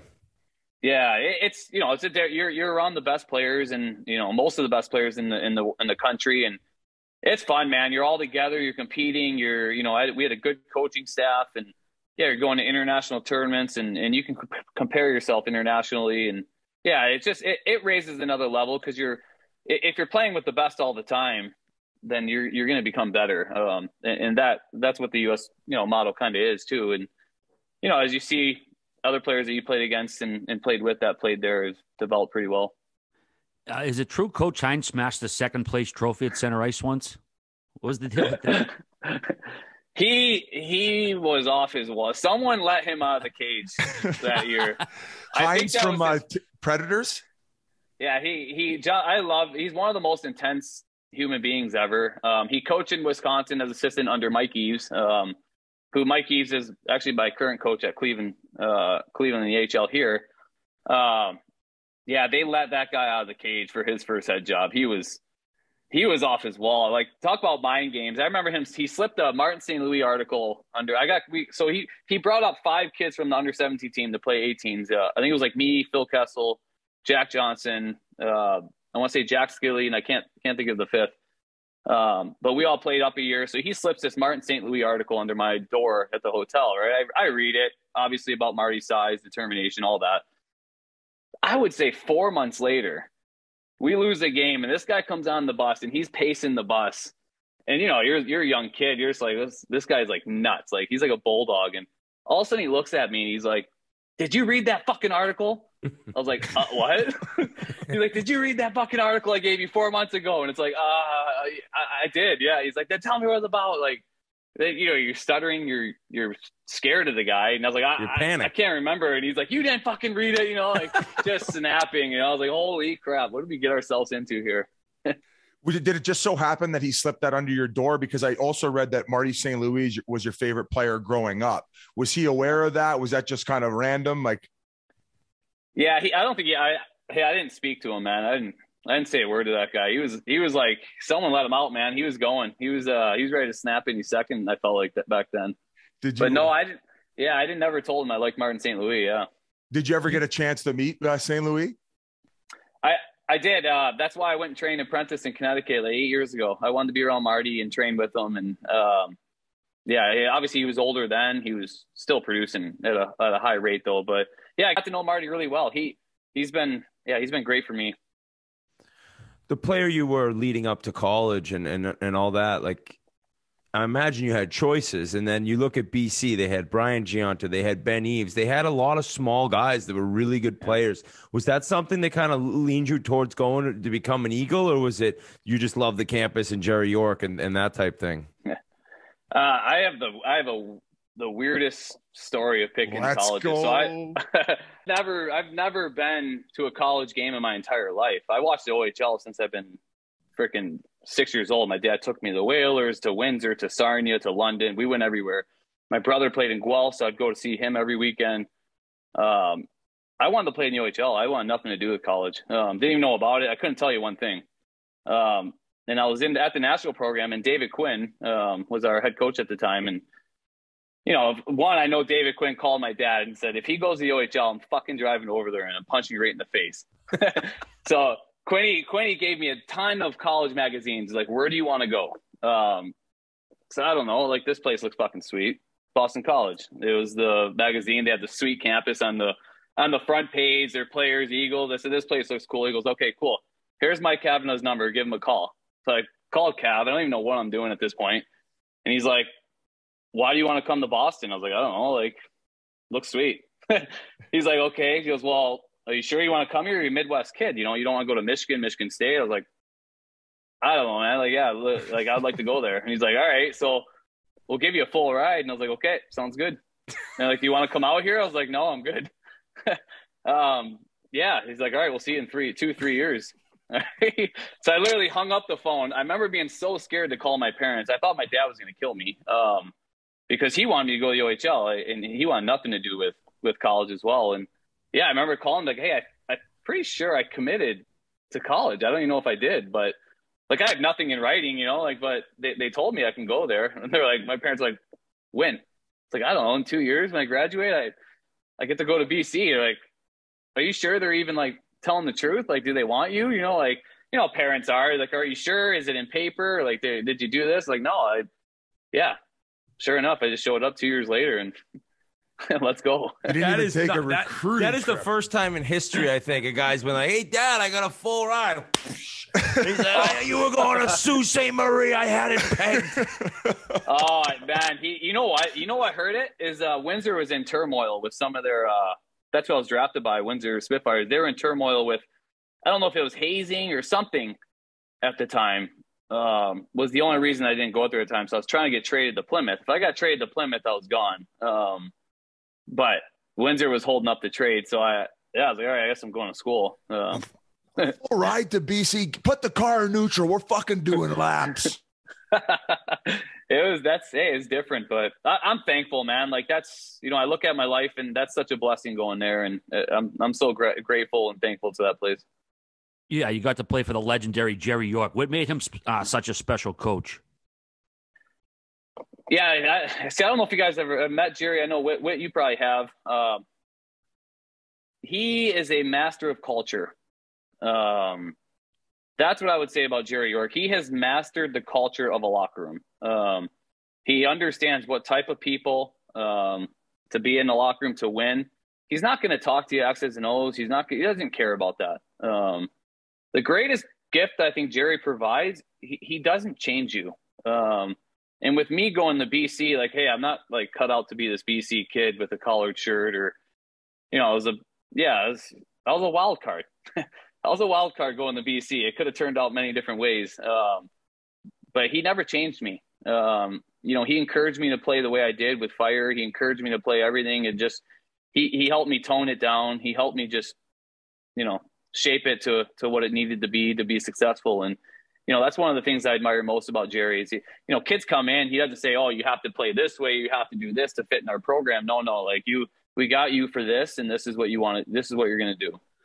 Did that work ethic from the hockey side translate to the books? Were you a great student there, or did you just only care about hockey? I mean, I barely got through high school, but when I got to college, I took off. I don't know why. You know what it is? And for me, it's the way I was raised.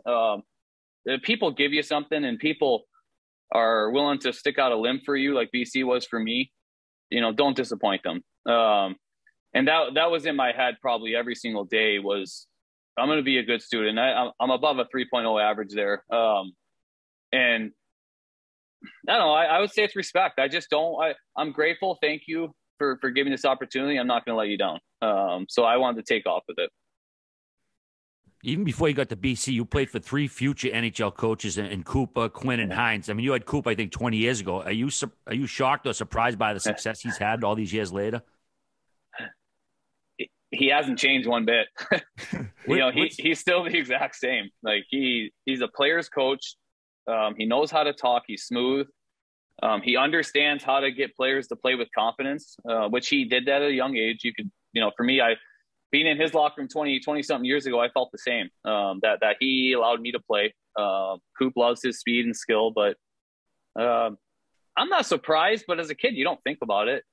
When you're playing youth hockey, I'm not looking at the coach being like, oh, he's trying to get to the NHL. Usually it's just a parent that's just trying to help out or something. So to watch him to basically win at every single league, right, when he went up, and hey, people want winners, man, and something about that guy breeds a winner.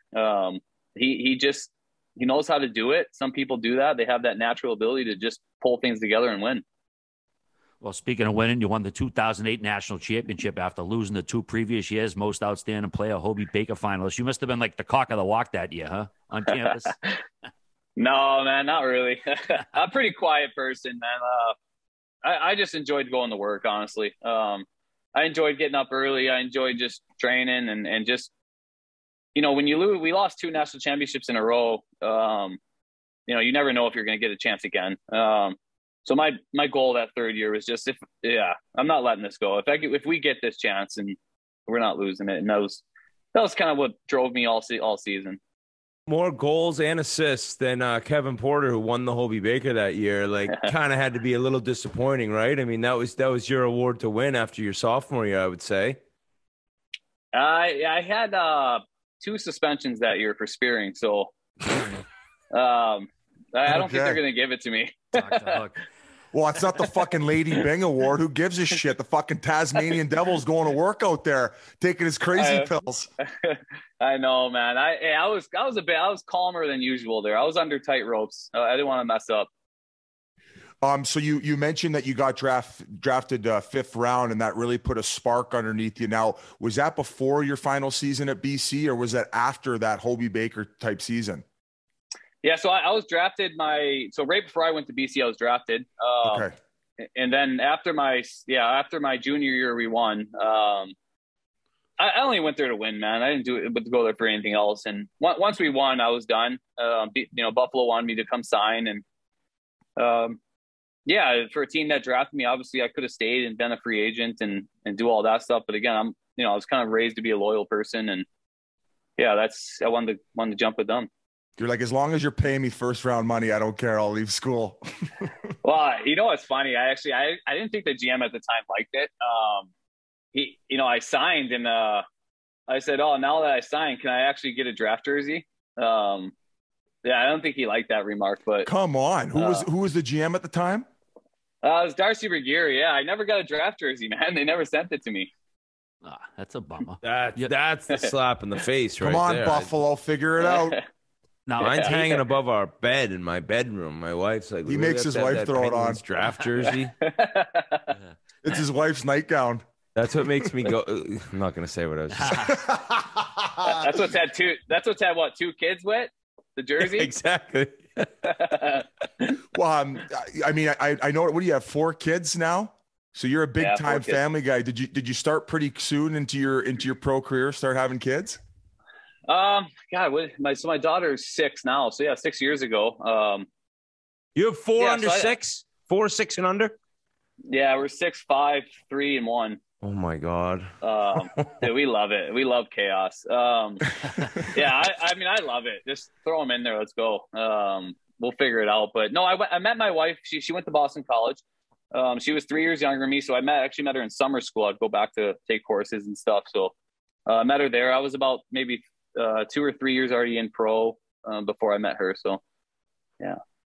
Now, and then when you got to like your first year pro, I mean, you're still dealing with the questions. And I actually remember watching you because I think I missed you by maybe a year or 2 in college. And then I'm watching games and I see you dominate. I'm like, can this kid kind of keep doing it in the NHL? Like same thing with Brian Giunta. Like nobody knew. Yeah. And so when you got to Buffalo in your first camp, were you kind of approaching it like, I'm here to make this team? Did you see right away, I might have to spend some time in the minors? Like, how did that whole first camp go in terms of your expectations and what they maybe thought you were going to be able to do that season? Yeah, man, I was pissed I didn't make it. I was going there for one reason, and that was to make the team. I had a good preseason, and not like dominant or not like taking over games or anything, but I just felt like I played good and contributed offensively, scored a few goals. And yeah, I was pissed off. I mean, hey, who wants to be in the AHL? Like a young kid, it pisses me off. And, my first glimpse of training camp was watching Max and Afinogenov skate. And I thought I'm never going to play a game. Like I saw that guy wheeling around and like, you played pickup in the preseason before the camp start. And it's like, if everyone's like that, I'll never play a game. He was that guy was lightning flying. He had Dude, great, end to end. He had great gear wear too. The way he wore his equipment. Was he tucking his jersey too at that point? Oh, the jersey tucked, picked the puck up around the net in summer hockey. No one touched it. Like you can't even get a stick length near that guy. I was like, wow, I guess I really misunderstood myself. Didn't he go full tuck? Did he go full tuck? Oh my God, dude. That was horrendous. But he got away with it. Oh, he just looks so good and fast. He can do whatever he wants. And everyone's like, wow, he looks good. Yeah. I think I went full tuck for a couple practices. I thought it would maybe add a little speed, but no, not the case. Yeah. No, being sent down as any player, you're disappointed. But my goal was to just, be there minimal. And, I went to Portland and Kevin Dineen was my coach, which was, I don't know if you guys know him, but he's funny, man. Like talk about a guy that's funny, good first coach to have. And yeah, he was great. Now, that's what I want to ask you. After your first season, they're almost a point per game, first pro season. You're feeling good about yourself, but didn't he kind of surprise you in your exit meet and kind of, you thought you were going to get praised and he kind of went the other way with it? Yeah. Gino's awesome. And, obviously look at his career, like look at his, numbers and how tough he was as well, or how willing he was. I just won Rookie of the Year going into my exit meeting. And, he asked me, how do you think the season's gone? And, you give him I could have been better at times. I had a few dips in the year, and obviously I don't want to be here. I want to be up. He was like, yeah, you know what you need to do? And I was like, what's that? You need to fight more. I was like, what? He's like, you need to fight more. You need to just grab somebody off the face-off and just go. I was like, what? You're like, what's Dad? going on here? I know. I was like, did you talk to my dad call you before this meeting? So yeah, I never had a parent call before him, but my dad call you? Like, yeah. So that took me off guard, but yeah, it's just being a mentality of competitiveness, doing whatever it takes to win. It didn't matter. Were you a guy that like, are you partying occasionally? You big drinker at school, turn pro, or you stay away from that stuff? How's the off ice throughout, college and the beginning of your career? Yeah, I would say college, I was pretty straight and narrow. I'd go out a few times here and there, but I was straight and narrow. I always tell people in college, especially back then, you have your tiers of players. You have players who could probably push and make it pro. You have players who are just, honestly, just good college players, probably will never play. You have players who are just strictly happy to be there. You have the walk-ons who it's the greatest thing in the world. So you have such a different variety of careers going on in college. And, for me, I always wanted to make sure that, being pro was first, my first goal. I didn't want to go out and have them to train at 6 or, doing stuff like that, but I would go out occasionally. But no, I wasn't crazy in pro. I'm not that crazy. When you broke in with Buffalo's first couple of years, who were the guys you kind of paired up with as buddies on the team or whatever? Maybe showed you the ropes up in Buffalo. Who were some of those guys? Yeah, we had some great leaders. Mike Greer is probably one of the greatest teammates I've had. Nicest human beings. Yeah, he's just I love him, man. If I would put that guy in my locker room till he's 60 years old and pay him $1 million a year just to sit there, I'd just say, just sit in this locker room and just be a part of the boys. I loved him. Craig Rivet was an older guy. I was pretty close with Jason Palmanville. He wasn't too much older, but I was close with him during my time at Buffalo. Tyler Ennis came in as a young kid with me. We've been close ever since. So, Buffalo had a good mixture of guys until the team was bought, and then was kind of until the team was bought, and then everyone just got shipped out left and right. Things changed then, didn't it?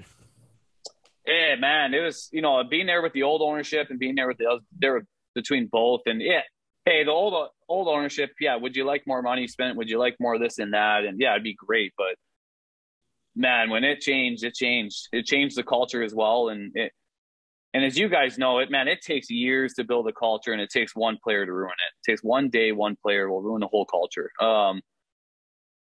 That's kind of what Buffalo's in right now. They've been in that since. Do you want to elaborate on that? Like, is there one guy in particular that they picked up that really ruined things? What are some other things you noticed that changed? Like, we've had guys reach out to us that when they're retired, they're going to come on, they're going to talk about the Buffalo situation, and we try to keep it pretty neutral. But when they changed ownership, it seems like a lot of guys had the feeling that you had. Yeah, absolutely. Culture changed. They shipped out players, which they should never have shipped out. They brought in players who they thought looked more attractive. The Pagulas are nice people. Like, I've never had an issue with them. Super nice. Mrs. Pagula is awesome. Terry's, you could have a nice conversation to him. He's not arrogant or anything, but they're playing fantasy hockey. They're playing. They were, especially when I was at the end when I was there. They're playing fantasy hockey in real life. Just signing whoever they want and getting rid of whoever they want. It didn't really matter to them. But when you do that, you can't establish a culture. So essentially the GM became a puppet, and just everything that they said just had to go. So it was like basically just the GM was just just a kind of like a bird. What do you call the ones that just they repeat what the owner says? What do you call Parrot. that? A parrot. Parrot. Fucking way to go, Biz. Yeah, well, Darcy Bergier ended up being fired. Lindy Ruff ended up being fired. And then, obviously they've been through, like, I don't even know how many coaches since then, but you could just see it as a player. You walk in the locker room and it's not the same. Again, like we had, when I look at character guys, Paul Gostad, when I was there, like, hey, like, he's a glue guy. Like, he's a guy that you want to be in your lineup because he's a good person and he keeps the locker room. And, get rid of guys like that and bringing in guys who you think will score more goals doesn't necessarily work. And you could see that shift in Buffalo. It was a tough one.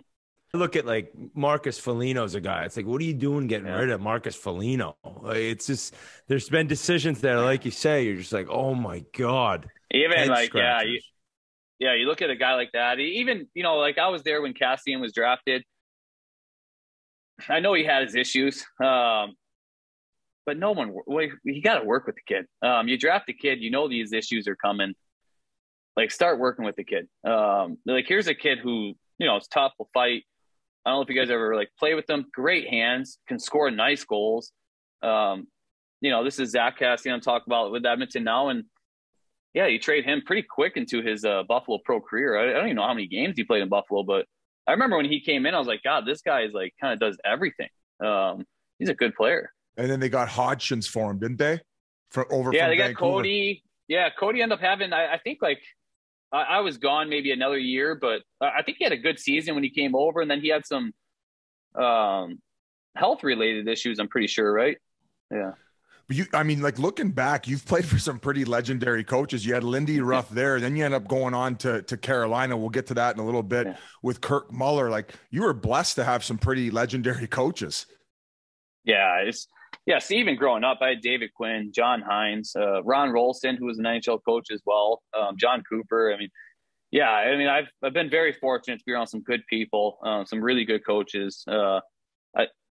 As a player, like, you don't really realize that sometimes when you take a step away, but when you look at the path and it's like, wow, I've been lucky to have some really good guidance and leadership from the coaching staff.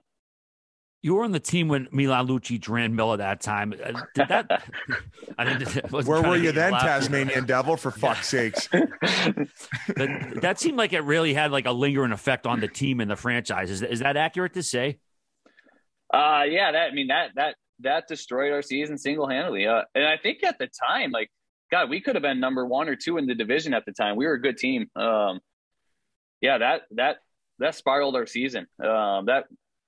It just exposed us. It exposed what our team was at the time. Hey, I know my weight class, and I ain't touching a guy like that. I have no issue trying to hit Lucic. These gloves ain't coming off with that guy. I'm smarter than that. I've gotten a lot smarter because I've gotten older. Yeah. Oh, believe me, I care for my dad. Why don't you grab that guy? Okay, Dad. Yeah, like, Dad, I kind of like my life. He's a foot taller than me. Although, in saying a foot taller than you, everyone go right now, if you're not driving a car, and check out Nathan Gerbe versus Travis Sanheim. A legendary display of a guy, I think, a foot smaller than you ran over Giroux, and then he gave at you, and then you pretty much beat up the giant. Yeah, I'd call it a wrestling match, but no, I mean, if anyone comes at me, I'm willing to do it. But hey, I ain't looking for Lucic. I ain't looking for those guys. But no, Boston, that incident really hurt us. It did. Obviously, Miller had some concussion issues, and he was coming off the Olympics, which he's played. He was playing at the highest level of his career, which was gonna carry us a long way, and that hurt him a bit too. So yeah, that hurt us. Was he visibly upset at the rest of the team at no response, and did that kind of carry over for the rest of the season? Could you sense the animosity in the locker room? I could, yeah. Yeah, you could do it, and you could sit back and just feel it. We're exposed.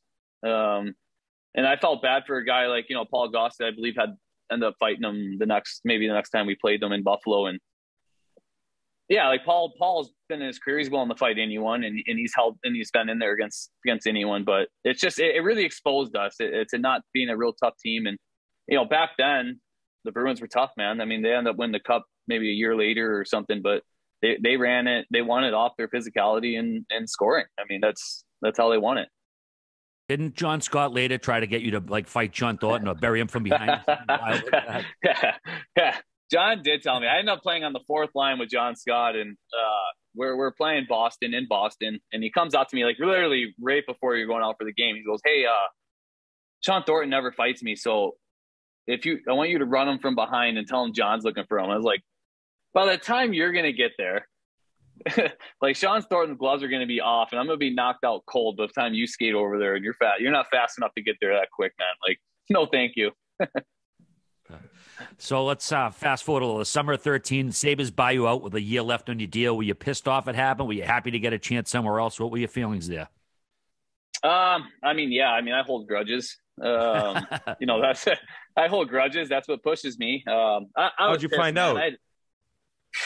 Email. No, not Darcy even a phone Regier, call. Darcy Regier sent the fucking jersey with the message on the name bar. No, they had his dad drive a car, and it was written on the back of the window, and that's what he had to run after to read it. Dude, I was pissed. I came off back surgery, and yeah, I was out for a long time and came back mid-year. It was a lockout year. Came back mid-year of the lockout year from back surgery, and yeah, I wasn't playing the same way I could just because I was pretty messed up from surgery. It took about 8 months to recover, and then come that summer, I think it was like literally around like July 4th or something. I don't even know. July 4th rings a bell in my head, but yeah, I remember I was looking through my email, and it was like this from the assistant GM, Mark Jakubowski, like a buyout thing. I remember like calling my agent, like, am I being bought out? Like, I don't really understand. And he's like, no, I don't think so. And he calls back later, goes, oh yeah, you're being bought out. Like, oh, sweet. Just got done grilling these dogs here. Yeah, in fact, you did. You don't have a job. You're unemployed. Happy holiday. Oh man, that was tough. All right, we just mentioned coaches that you did like and play with. Kirk Muller, Biz just mentioned, but you also were under Bill Peters for 2 years. Obviously, he's had some issues come to light the last couple of years. What was your experience under him like? Was he as bad as the perception of him out there is? Yeah, Bill, he's different.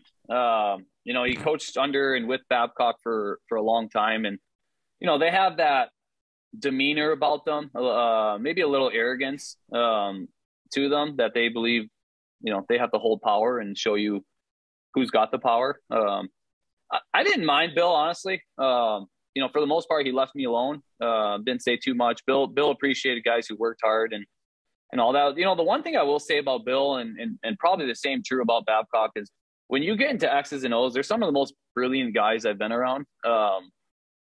Again, as players growing up in the NHL, you don't always have to take everything from coaches, but take the good. So for me, like if I was to move on into coaching into hockey, like Bill's X's and O's and his style is something I would take, but how we treat people and how we do that, yeah, that's a bit different than him and I. But a smart coach, like I always tip my hat to that. You might not like every coach you have, but that's a smart coach. You got to see a couple of young studs in Carolina, guys who are premier defensemen now, Jacob Slavin, Brett Pesce. Did you know these guys were going to be as good as they are now when you saw them back then? Absolutely not. No. Really? Yeah, I didn't see it, but my agent has Pesce too. And I remember in the summer, he's like, hey, let me know how he looks in the summer hockey. This is up at Prentice where there's a ton of NHL guys that skate. And, I was like, I don't know, man, like a bit slow, a bit this and that. And, Pesce came to training camp. He didn't have a good training camp. He went down to Charlotte, got called up maybe a couple months later and was our best D-man day one when he got called up. And I was like, wow, all right, now I know what my agent saw because now I see it. But yeah, his career, Jacob Slavin's same thing, went down to Charlotte, came up, and all of a sudden these guys are a top 2 D-man. Now the question you always have is, can they keep that up? And yeah, they've sure answered that. Eric Stahl, he was your captain there for a couple of years. He's a guy always hear about his leadership. Talk about him a little bit, what he meant to the room, how much of a leader he was there. Yeah, I mean, I love Stahl. Both of them, Jordan and Eric, and I briefly signed with the Rangers, so I was around Mark too. So being around their, the 3 brothers, and that's just a good family. You would never guess in a million years what they do or how much money they make because they don't care. They don't talk about it. They just like to come play the game. I appreciate Eric. Eric has a more competitive edge than I guess I would have thought. Yeah, he's a good leader, man. And he's confident, which, I was surprised in some ways just because he's so quiet. He didn't really say too much, and, I ended up getting pretty close with him and a good relationship with him. So he was definitely someone I enjoyed being around. Now, you had 2 solid years in Carolina. Unfortunately, the teams, you didn't make the playoffs. And then that third year there, you only played 47 games. Was there injury? Was there healthy scratch? The numbers were different. Was there something on the wall, writing on the wall before that year where your role was going to be different? How did that all kind of come to an end in Carolina? Yeah, I loved it in Carolina. I loved being around Brendan Moore. He was the assistant. I love Ron Francis. He's, one of the, most respectable guys out there. He was the GM at the time, and I wanted to stay. Ron expressed interest in me staying. I ended up tearing 3 ligaments in my ankle. About 4 months left of the season. I missed 3 months, came back with a month left. And I wasn't the same, right? Your ankle's so messed up. I couldn't really skate that well. And Bill, the way he ran things was, hey, we're close to the playoffs. I'm not going to change the lineup too much. So you're going to have a hard time getting in. They were pretty upfront about that. So kind of put a damper on it, but that's all right. Before we talk about you moving on to Switzerland the next 2 years, you seem like a pretty chill guy off the ice. Did you ever find yourself in any compromising positions throughout your time in Buffalo and Carolina? Any wild stories from those days, maybe a rookie party and some crazy story you found yourself in? No, not too much, man. I tried to always stay straight and narrow. I was always scared to mess things up. The way I was brought up, that it was just grilled in my head, man. You can't fuck it up. You can't do things to mess it up because, my dad used to always say, you're going to be a construction worker. You're going to be sitting in a hole digging. You're not, if that's the life you want, then go and do it. But, if you don't want that life, stay fuck away from it. So then you end up moving on and signing in Switzerland, obviously probably a situation where you couldn't get an NHL contract, but what better place to end up overseas? I mean, we hear the horror stories from Whit about Russia and maybe some of these other countries and not being paid. This probably couldn't have been a better situation for you and your family at the time, other than the NHL. Corruption everywhere, man. I would say every league. Honestly, it's the Swiss league's different, man. And what's the funniest thing? This is how I could sum up my time in Geneva. I'm paid to not talk about the team. Dude, I saw how it ended there, and it was what the fuck happened for this guy over there? I thought you would just light up that league. Yeah, it was the weirdest thing I've ever been involved with in my entire life. I don't even know what the fuck happened. I went there mid-year the first year because I was with the Rangers in training camp and stuff, and then I signed in Switzerland, and that was fine. But the next year was what the fuck is going on? Without having to talk about.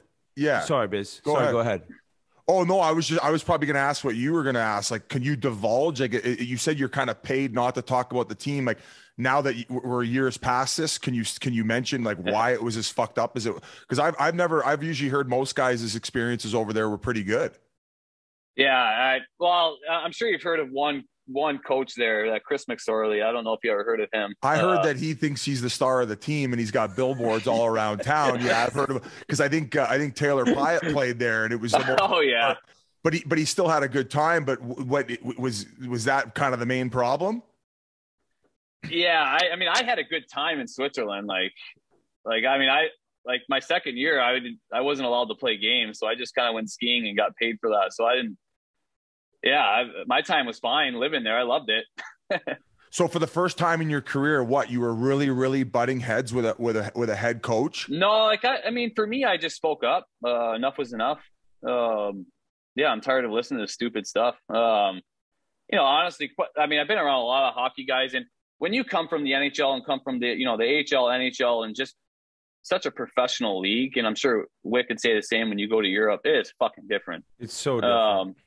Yeah, I can't even explain it to people. Like, going to Switzerland was like, it's a great country, great league, great players, but it's ran like fucking less than the USHL Omaha. Like, I was treated better in Omaha than you are in some of these places, but it's ran different. There's no like organization. It's just business. It's straight cutthroat fucking business. Like, you could be the best player in the league, but the next 2 weeks you could have an off week and you're fucking gone. So that's what I've been told in terms of imports there too, more than any other country, are expected to completely dominate. And when they get an import who isn't over a point per game scoring every single game, they'll legit just cut guys. And you're like, whoa, I had 3 bad games in a row. I've actually heard that from several different people.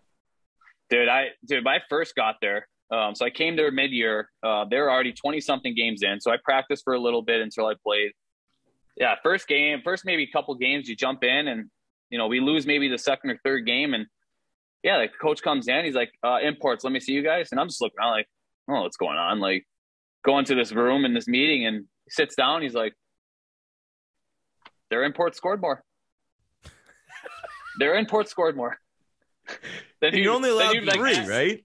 Yeah, and then he would ask you, be like, did their imports score more? I'm like, I don't know who the fuck is an import in this league, man. Like, besides, like, if I had a buddy or not, I don't know who the fuck's imports. Like, all these European players, I don't know. Like, yeah, maybe, I guess. Yeah, you're saying so. I guess he scored more. I don't fucking know. Like, it's kind of like a 23-man roster, isn't it? Like, I was say, did 85 penalty minutes in 19 games have anything to do with it? Those are pretty high in Switzerland. Those are high numbers, but the Swiss, the European refs, man, that I literally like just hit someone. I thought it was clean. They ended up being hurt. I literally had, I think, like 30 something minutes on one call somehow. I don't even know what happened. And I ended up getting in a fight with the goalie, and I don't know what happened. One thing that people talk about is how different the systems are over there. It's almost like soccer, where it's very puck possession driven, not in a sense of like just going forward and getting in the offensive zone, but if there's nothing there, they turn back, regroup.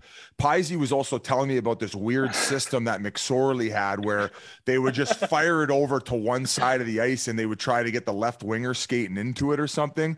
Like, let's go. Yeah. Let's fucking tee off on this fucking team. Who gives a shit? But it's like, it sounds fake when I say it. That's why it's like, it's so funny, because it's like everyone else hears it and they're like, there's no way. Like, I'm just telling you, it is. Like, you could call any import that's played. Like, go call imports. So when I get there, I'm in practice, right? There's a 2-on-1, and I don't even know who I was going with. And I pass probably every 2-on-1 I'm on, because I just like doing it. I end up passing it. Guy didn't score. I come around, loop around, and I'm standing in line. I see the coach come to skate to me, and I'm like, what's this guy want? He's coming to me. He's like, sometimes on the 2-on-1s, what I like to tell the guys is to bank it behind the net. And the guy driving the far post can pick it up and bring it around the net for like a quick play or something. I'm like, what? Like you do. There's back checkers, you want me to, sir. You don't. Sounds like something Zegras would try. No, literally, like, you don't want me to score out there or whatever. Like, as time went on, like, Jim Slater was on our team. I ended up knowing him really well, and he would make these little comments like, "Oh, did Chris talk to you yet?" Like stuff about that. And I'm like, what the fuck's going on, man? Like, so in your D zone, you're not allowed to make tape-to-tape passes in the D zone. I swear on my life. Fuck, it has to be like, Whit, I would have fit in right at home over there, wouldn't I?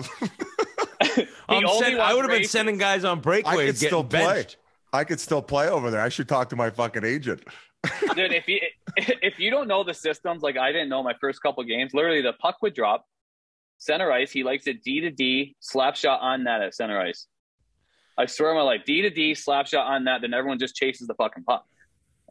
This Hal Gill's like, gonna call this guy right now looking for a gig.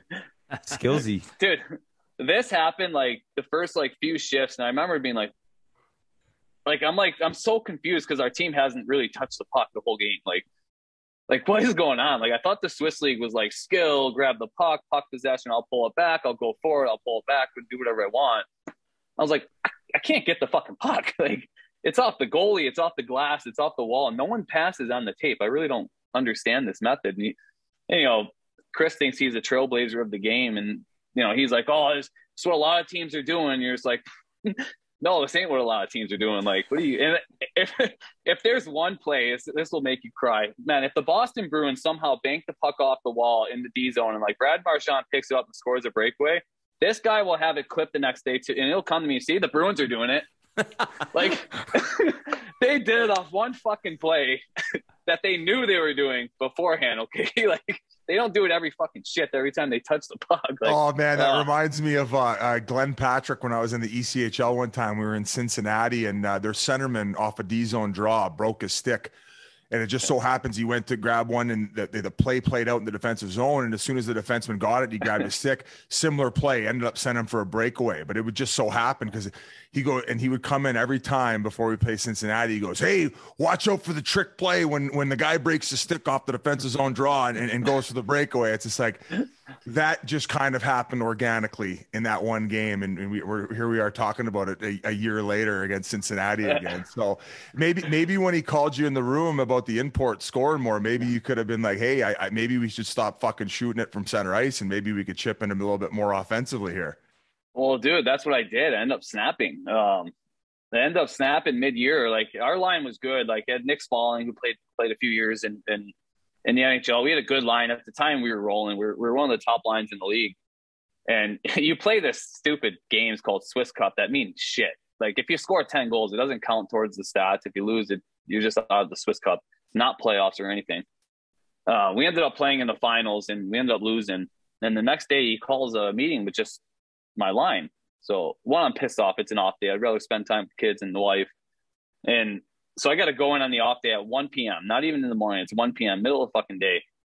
And he has the video set up in the room with just our line. And so I'm like, okay, like I'm already fiery. Like I'm already ready to snap before the video even starts. So he rolls the video, and it's just like, you know, like he's hemming and hawing. Like he doesn't want to say anything. He was a bit scared of me because I was snap quick. And he was like, well, I don't think your line's playing as good here. And it's like, and finally I was just like, Chris, stop the fucking video. Like what the fuck do you want of our line? You tell me. Like, I was like, you tell me. Like, look at your system. We haven't touched the fucking puck.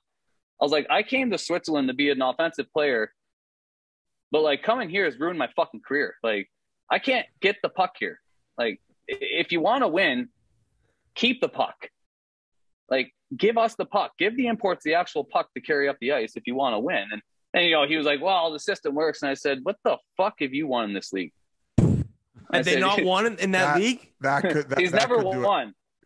What's tough about this, Gerbs, is that you go over there, and when I was in Russia, right, I had Butsayev. It's like they're Russian and whatever. You had a North American, so it makes it more difficult because you're like, buddy, what are you talking about? We come from the same part of the planet. Why are you talking about this nonsense? If he was Swiss, it would have made more sense. Yeah, he's basically Swiss. He's not Canadian. Yeah, exactly. There you go. Well, I'm actually curious as to how you got there because you mentioned you went to New York. I don't know if it was a PTO. Were you not offered a deal two-way and you kind of just like, all right, let's go to Europe, make some more money? How did it all come to even deciding to go over there? Because you've been able to play 3-4 years since going to Europe, which usually isn't the case for guys. Back over here, I mean. Yeah, I actually had a one-way deal with New York. After camp there, they put me on waivers. I was pissed. I had probably one of the best training camps I've ever had in the NHL. And you know, Gordon kind of sold me on this role on the team, but there was no like fit, like in terms of money wise and cap and roster. yeah, fourth line, we desperately, this is in free agency. We desperately need penalty killers, and that was kind of my role. And I had one of the best training camps I've ever had. And they're like, well, we're going to put you on waivers. So yeah, I just kind of said, yeah, it pissed me off. I felt like in my career I was lied to, and that's not why you brought me here. And yeah, I came to the point where I said, fuck off, I'm not reporting. And yeah, it took about a month, and then said I'll go sign in Switzerland. And yeah, at that point in my career, like you just, yeah, I played fourth line enough.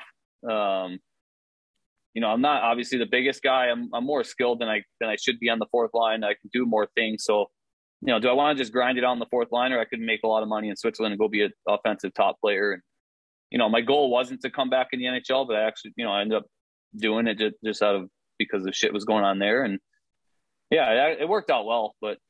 Nathan, when we found out we were going to get you on the podcast, I think the most excited guy was Grinelli, because he looked up to you quite a bit when you were playing at Boston College. And on a serious note, for an undersized guy, I think you kind of paved the way for some players coming up, because it made them believe that maybe they could get to the National Hockey League one day. G, why don't you hop in and ask a question? I think you got something for him. Well, yeah, I actually kind of wanted to go back to the developmental program, and I was just looking at your hockey DB here, and you played with a ton of big names there. I mean, Phil Kessel, you mentioned him before, yeah. Patrick Kane, Cam Atkinson, Nick Foligno, Corey Schneider. It's like, did you know that some of these guys like Kessel and Kane would end up being, two of the best U.S.-born hockey players ever? Like, did you know that at the time? And do you have any funny stories about when you guys were all like in high school back then? Yeah, I mean, a lot of good players. I mean, Phil, so growing up in even AAA hockey, I played for Detroit Honeybaked, and I played Phil many times. He played for the Madison Caps, and so even before the national program, you know these players, these guys, and even crossing Canada, playing against Crosby, and even when he was at Shattuck, you just play against these guys before you even get there. So you kind of know who's, the real deal and who's at the top. So no surprise, maybe the longevity. I'm surprised. It's kind of, we all know how Phil is, and Phil's Phil, man. I don't know how to explain to anyone else. Like he does things to his own. Yeah, he beats to his own tune, and yeah, he's just different. But one thing about him, he scores goals. He's done that at a young age, and I was his centerman at the program, and literally just dish it off the Phil, come down the wing, and snap goal. Like it's, good player. And Phil. One of the funny things about Phil is, obviously we know he eats like shit. And at the program, David Quinn, every time we'd go on the bus, and Quinny would stop guys, and every time Phil would step on the bus, Quinny would just put his hand out, stop, give me your bag. And pull out just bags of candy, just pull it out of Phil's bag. And he'd be like, okay, back on the bus, like go on the bus. And, but Phil's a freak, man. I don't know what to, you see these players that play in professional, they're freaks. They're the odd guy that can do what they do. Yeah, it works. He defies science is what I like, the way I like to describe it. Yeah. Does he ever? But man, like to play as many games and especially in a stretch of many games, like that's incredible. I want to go back to Switzerland just to wrap it up. Yeah. So, because we're all over the place, that's the ADD in the group here. You have this blow up in this meeting, and you mentioned that afterward you were basically not playing any more games, and you were just paid to shut up. That meeting was what kind of transpired all this aftermath stuff. So that meeting was the first year I was there, and that was actually fine. Like Chris, the crazy thing about Chris, he never showed up for practice 2 days after that meeting. Our head coach never showed up to practice. So yeah, I felt like it was my team now. So I kind of just ran things the way we wanted. We ended up making a run. We made it to playoffs, and we had a good team. And yeah, the boys were pumped. We're zipping the puck. We're allowed to pass, and we're allowed to actually be hockey players and make plays. And the boys were pumped. The team switched ownership in the summer, and new head coach coming in and all that. And yeah, things were different when I came back. But January of that second season in Switzerland, you end up signing with Columbus, man. You must have felt like getting rescued at that point, like kissing the ground when you get back to North America, or what? Well, you know what the funniest thing is? I was actually in talks with Columbus since, I don't even know. So European starts in like September. I was in talks with Columbus in October. I just told him I'm getting paid too much to leave to not play. So I can't come, man. Like, and I was talking to Billy Zito, who was the assistant GM in Columbus, and he was the GM of Cleveland. So the whole year, he just kept calling, where you at? Are you tired of it? You ready to come back and play? Blah, blah, blah. And he was like, just going to wait till they buy me out, because I had another year in my contract. Yeah, so I waited. It took till January for them to be smart enough to buy me out. And yeah, then I signed in Columbus. You're like, I'm just dummying some Chardonnay here at the après ski. I'm good. I'll maybe see you next year in training camp. Talk about the weirdest. Like, I didn't have to report to games. All I did, we even went short imports instead of playing me. And I didn't report to games, and I just had to report to practice. How did my wife? You mentioned new coach though, and in new ownership. What was the disconnect in that second season? How did that argument come to be? It kind of seemed like you calling out the coach the year before had smoothed things over, and everything became fun again. What was the second year like? What had happened? Honestly, I don't know. It was like that from day one. The new coach was Craig Woodcroft, who's, he might be number 2 on my dumbest hockey player list of all time. But let it out, Nathan. No, it's just people just aren't that smart. I guess, like you said before, I'm blessed to be with a lot of really good coaches growing up, and then you're in these rooms with some of these coaches who are just full of shit. You can see it right through their eyes that they don't know a thing. And they're just lying through their teeth. And I just don't have respect for that. I lose my patience with that. Again, if you don't respect a human being, it ain't going to work. And I didn't respect either of them. So it wasn't going to work. And to me, respect is one of the highest things you can have. Fair enough. Going back to Columbus, Torts was your coach there for the years you were there. What do people in media get wrong about this guy? Everything. Okay. Everything. I've known Torts for a while. I went and joined his world championship team out of college as a young kid. I was just the extra college guy that can just stand there and watch everyone. So I got to not really know him there, but knew of him, and he knew of me. So, one thing I'll say about Torts, he's probably one of the nicest human beings I've ever been around my entire life. You could say what you want about a coach because they're paid to coach. But for me, I watch how they treat people. I watch how they treat the staff. Just do everything in the public. You can scream, yell at me, cuss, hit me. I don't care. But if you treat everyone respectful and you are a good person, I'll take it. If you're an asshole, I won't take a second of it. Torts is not. Like, he's one of the best I've ever been around. Honestly, if people ask me, he's the easiest coach I've ever played for. It's black and white. You know what you come to the rink, you know what to expect, and you know what's coming when you don't do it. Who doesn't want that? Obviously, today's game's different, and players can't handle that part of the game. We all adapt, and we all have to adapt, and he has to adapt as well to be successful and modernize things a little bit. But I love the guy. I mean, I'll play for him every single year. I wish I had him. I told him I wish I had him as a young kid. My career would have changed. It seems he did that. You said that you need to adapt to the new players, and I think that the old Torts, maybe from the Tampa Bay days, definitely changed towards the end of his tenure with the Columbus Blue Jackets.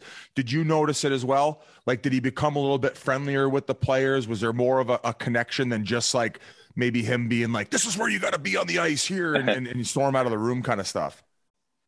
Yeah, he's definitely adapted. I mean, obviously, I've heard the stories of Tampa, and I've heard all that. And we didn't have that. He's adapted. He knows he has to adapt.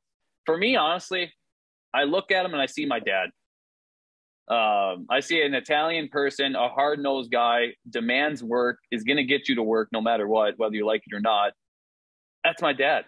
I always I was watching like I don't have an issue with Torts because I literally have had that all growing up. I fit in well with him, but I respect him, man. My father's been sick for a few years here, and he's the number one guy that'll call me every day. How's your dad doing? Even during the season, do you need to go home? Just leave. You don't even need to ask, just go. Even for me being, my family was in Cleveland. I was in Columbus the last couple of years, and all the time, go home. Like, just go. Just leave on the weekend. Go spend time with your family. If you need a day, leave. I'd go through a wall for that guy. Because he cares, he cares about his players. It's not just a game to him. I was wondering why I saw you pushing the Zamboni after a game one time at Nationwide Arena. Do you think we see those are too easy? Do you think we see him behind an NHL bench again? I know he's getting up there a little bit, but do you think he returns or what? Yes. Wow. Yeah, I think he returns. Yeah. I think the league needs Torts, and I think it would be pretty electric. There's teams right now that desperately need him. And I believe if you want to change a culture, establish a culture, there's no one better. It's going to be a lot of controversy with him doing it, depending on which type of media he's with. But imagine he went to Edmonton right now. I know. I think that's what he's fucking saying. I think that's what my God. I'm just saying, Evan, there's a few teams in the league that if you want to establish a culture, bring him in. Tweet it. Nathan Gerbe says Torts to the Oilers. No, I didn't say that. I'd say one of the most fascinating things from this interview is just kind of your detail and perception of all these coaches you've had throughout the way. Now, given with all this work you've done on the mind side of it, would you ever consider being a head coach one day? Would you try to get into coaching when your career's over? Yeah, absolutely. Yeah, I'm confident in that. I educate myself well. I'm continually trying to learn, and it's funny. Coaching's funny, man. Like, and you guys would even agree with it. Coaching comes down to human interaction. Coaching comes down to coaching the human, not the player. Obviously there's the X's and O's side of the game, but listen, like if you want performance, coach the human. Once the person cares about the coach, or once the person knows the coach cares about him, once you have that stuff established, coaching's easy. You can say whatever the hell you want to a player. Because they have that trust behind you and that confidence. But yeah, relationships, it's just like any company. It's no different than a company. What breeds winners? What breeds success? Well, relationships. You gotta have good relationships and players that trust you. I want to go back to the mental side. You just said training the brain, training the muscle type thing. I know you're pretty vocal online about this one book, Mindfulness.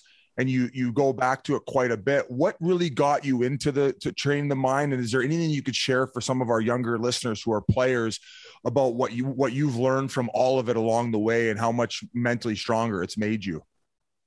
Yeah, growing up, I've had a unique story in terms of workload, in terms of how much work I've had to do since a young kid, and it can go two ways, man. It can go down a dark tunnel.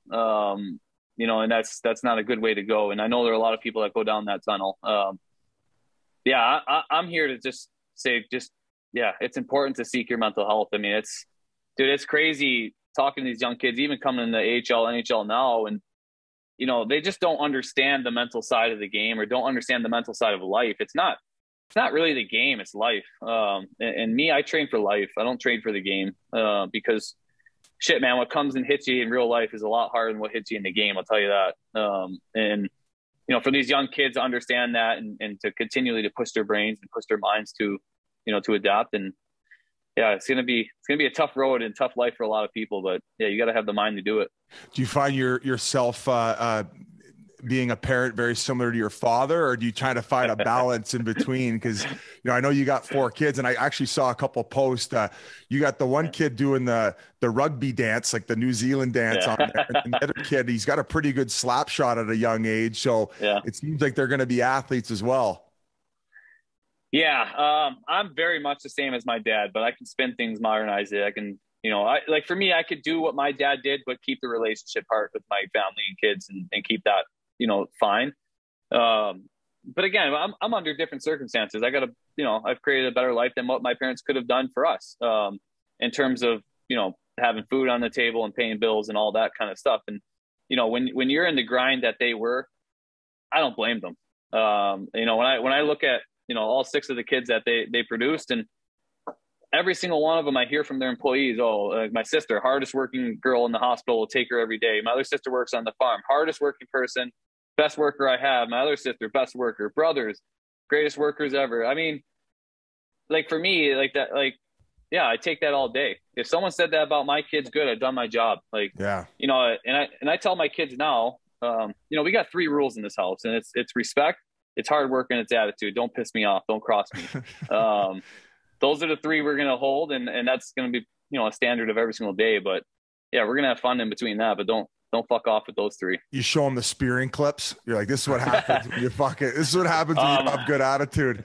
Dude, my kids are ready. Like they think fighting's just normal, and like they're out there. I coach their teams now, and my kids are asking me like, oh, like my 3-year-old, the one that does the haka dances, and he does that because my wife is Polynesian, and okay. You know, when we go to Hawaii, my wife's home, and we're around all the Polynesian cultural dancing and stuff, so they see it and they just love that aspect. So I mean, my 3-year-old's on the ice, like, you know, he's like, oh, if a kid takes my puck, can I punch him in the stomach? And it's like, oh, let's back up here. You're 3 years old, you know. It's actually focused on just skating, you know. They're ready now though. Now kids can't even hit. You can't. I think when you're 13, it starts. It's so different. It's really going to change the game in a sense, I think, because kids are going to think they're really good, and hitting gets at it. It's like, whoa, I am not what I thought I was before this. But there's arguments for both sides of it. But thank you so much for joining the show, dude. This was great, buddy. It was great chatting with you and great getting to know you. Actually, I got Thank you, guys. I appreciate it. Yeah. You've been wicked generous, but I got one last one for you. You and Zdeno Chara have kind of had this great battle over the last decade, and sort of a Mutt and Jeff thing for NHL photographers. Have you guys ever had a laugh about that or a chat about it on the ice because the pictures are so funny? We haven't. You know, like, yeah, man, when I hear about him and just I know a lot of guys in the Bruins organization and just around Boston as well. And, man, I respect that guy. I respect him because he's such a competitor. But mainly because how he treats everyone. I hear how he treats young kids. I hear how he's just always continuing to helping and doing that. And man, I have such respect for him and what he does for the game. And obviously what he's done in his career is phenomenal. But hey, it's not easy being like, people are like, oh, I wish I was that big. It's not easy being that big. You know, just like it's not easy being as small as I am, but there's benefits to both. You know, Chara, I bet you if you asked him, can he hit me? No, because he can't get that low to hit me. So, you know, I play lower and he's as big as he is, but I like him. I've always admired him. I've always admired his competitiveness and that fire he has because he brings it, man. I like it. Well, Nathan, I hope you recover fully from your hip surgery. It was surgery, right? Was it surgery? Hip surgery. So this is my second one, so I'm ready. Okay, well, hopefully you can come back and play a little bit more hockey, but we're looking forward more to the coaching career afterward when you're implementing these new NHL systems like shooting on goalies from the red line and no tape-to-tape passes in the D zone and really changing the game as a coach. I'll be a trailblazer, man. All right, man. Well, thank you so much for your time. I think people are going to love this one. All right, thank you, guys. I appreciate it. Thank you. Thanks a bunch, Nathan. That was awesome. Thanks, Nathan. Huge thanks to Nathan for joining us for a very candid and pretty funny interview. We hope you enjoyed it as much as we did conducted it. I want to let you know it was also brought to you by our friends at Sling TV. If you love watching live sports, but you're tired of all the high prices, it's time to take control of your TV experience. It's time you got Sling. Sling is the place where your favorite sports channels like ESPN, FS1, TNT, and more come together for less. Watch exclusive new Barstool content and past episodes of Chiclets, The Yak, and Stool Streams. And it's the cheapest way to watch college hoops, the NBA playoffs, and entire Formula One season and more. Sling is easy to set up, easy to use, and there's no contracts. Sign up now and try it absolutely free. Whatever you're into, Sling is where you can find live sports you love all in one place. So go to sling.com/Barstool to sign up right now and try it for free. Give it a whirl, folks. All right, boys, we haven't even gotten the suspensions yet. So much shit to talk about. But our boy, Brad Marchand, he was suspended for the 8th time in his career, officially passing Chris Pronger on the list for most individual suspensions in NHL history. I know there was a tweet out there that said it was the most ever, but I believe Brian Marchand had 13 suspensions in 12 years. So I think he's got a way to go to catch him. He's on death row. Holy shit. 13, eh? Talk to Dre and Snoop. Hey, just a misunderstanding. Yeah, a couple of Marchand. He was a nasty MF out there. But anyways, Marchand got 6 games for punching and then high stick and Penguins goalie Tristan Jarry. He was given a match penalty for attempt to injure, and he got 2 minutes for roughing. And he's lost thus far more than $1.4 million in salary via suspensions. That's fucking a ridiculous amount. At least it's taking care of some old players. Biz, where does this fall on the Marshy scale? I mean, the licking, the going low on guys, the low bridging. I don't think it was that bad. I think what he said was true. He was getting punished more for his record than it was for the actual actions. He's going to need his parking ticket, buddy. Big time on this one. Not going to be me. I'll say this. Like, I love Brad Marchand, what he brings to the game of hockey. Some people that their skin is crawling when those words leave my mouth. I think he was bang on about this being a history. I think that's a 2-minute minor punching a goalie. He knew what he was doing. He was giving him a little bop just to try to get in his kitchen. Even Jari after the game was like, hey, that's just Marshy being Marshy. 6 games was purely reputational. But I will say every time that something happens with him, you can almost see it brewing. He does a little thing, like everybody kind of laughs about it. It goes viral, and then there's no consequence. And all of a sudden something else happens, and he kind of like, chirping at the Carolina Hurricanes and the Prius and the escrow thing. And then all of a sudden he thinks he's invincible, and this happens. Like, it's almost like the face licking, maybe not. I didn't think that was coming, but you could kind of see it brewing. And I feel like that was what was happening with Marchand. And this is the league saying, hey man, you've been on a good little rip here. You've been having some fun and making some headlines. You can't be going punching goalies in the head, because then we got to deal with the fucking check marks if we don't do anything and show we don't care about actual player safety, blah, blah, blah, fucking stroke it off a few times and fucking blow low. You guys know the fucking song and dance that has to go on kind of publicly with this shit. So I saw it brewing. He popped the goalie in the head. I think it should have been a 2-minute minor. It was 6 games, but I have to agree, like, in the fact that I'm not surprised by the league doing it. Me neither. And everyone says, oh, this is because of his prior incidents and his reputation. It's like, yeah, dude, that's how it works. I'm pretty sure that's how they take every single dirty play into account. Like, what have you done prior? And not only has there been past instances of him getting suspended, but I mean, he was gunning after the league, bullying them around for not letting them go to the Olympics. Yeah. He's been all, it's like the league's looking to bury him at this point. They don't care. So I know he did request for the arbitrator to maybe bump it down a few games. I don't know if that'll happen, but it's over $1 million he's been fined now. Over 1.4. 1.4. You got to make 2.6 million to make that money. I mean, like, it's crazy the amount of money he spent on these suspensions. And I will say this one, yeah, it wasn't even anything that bad. I watched the game. The Penguins were, I think the Bruins went up 2-0. They ended up losing the game 4-2. And at the end of one of the periods, or at some point in the game, it looked like Jari was going to flick the puck into the stands. And Marchand came over and whacked his stick and took the puck. So I don't know if like that's what started, or maybe he did that because Jari had chirped him earlier in the game. I don't know if that was just out of the blue. But next thing you know, the game's ending, and he's losing his mind. He buries him with the punch. Then that wasn't just that. He gets over, he tries to just like spear him in the neck. No, great, it was one-handed. It wasn't going to injure him, but it was just like making a spectacle. And that's Marchand. I don't remember what suspension it was. You could just replay what I said then, G. It's like, this is who he is. This is, as he said himself, what makes him great.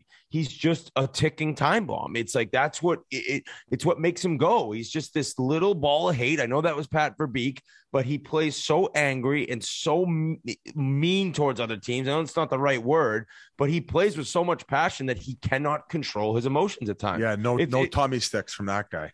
It's just, that's who he is. It's like he doesn't have control over what he does sometimes. I think that he loses his mind. And if you ask him, I don't think he gives a shit about the suspended games, but 1.4 million, dude, that's a lot of dough. I think I saw someone tweet like, watch, he's going to pop up at the Olympics playing for Team Canada. But I will say, though, perfectly timed enough where he can get his rest before, if, they try to go for a playoff run, it kind of gets him refocused. I think it settles him back in to maybe dial in all the antics. So perfectly timed, if I'm going to say. So I applaud Marchand for that. Just probably couldn't have came at a worse time with Bergeron. I don't know how long he's going to be out with his injury. The Rask news coming out. They blow the lead. So if you're a Boston Bruins fan, you legitimately feel like the world's caving in, right, RA? Well, not really, because then you look at the standings and you realize Detroit's 8-9 points behind. You got 3 games in hand. So like you just said, it's not ideal to have him out now. It is sort of a critical stretch, but it's also like Hey, man, well, you got this much of a cushion with the wild card. This is probably the best time to lose him. You'd rather lose him now with this big lead. I don't know, buddy. I mean, Detroit, they got the Calder favorite right now who's buzzing. He scored another dandy. Oh, snap.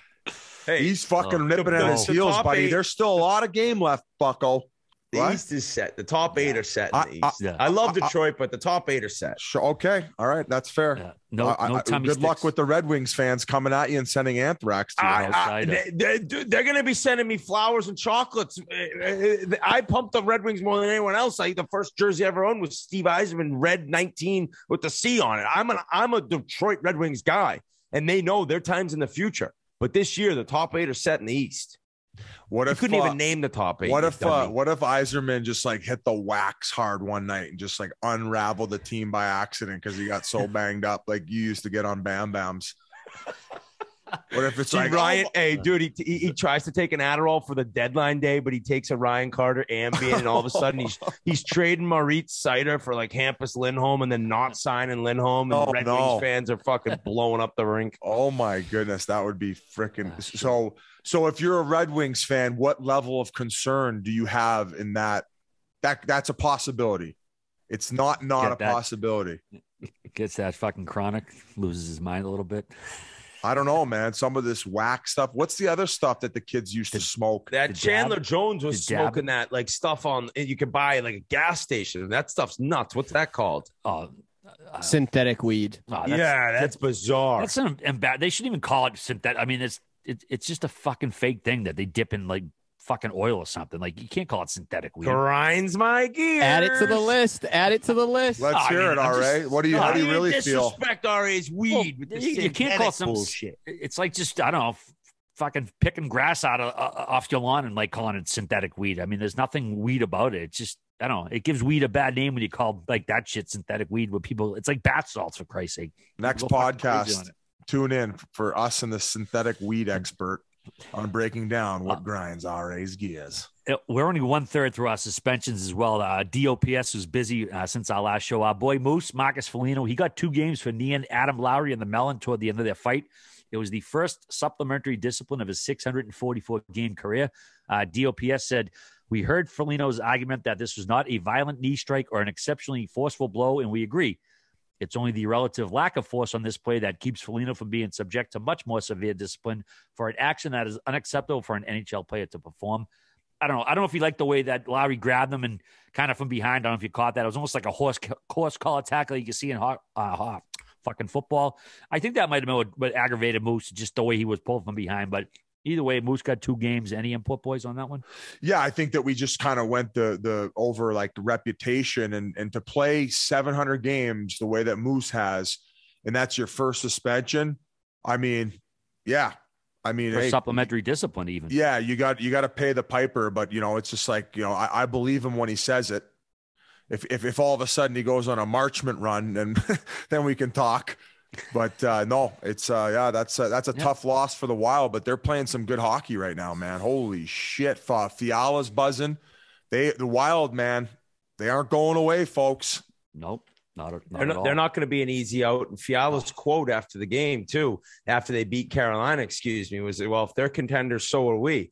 And I kind of tend to agree with them. It's like, I think Carolina, if I had to choose a team to win the Stanley Cup, I'd choose them over Mini. But Mini, nobody wants to play them. I don't think I don't think they do not have Jacob Markstrom in net, but they do remind me of the Flames a little bit in the way they play and the bigger bodies and that Greenway line with Moose.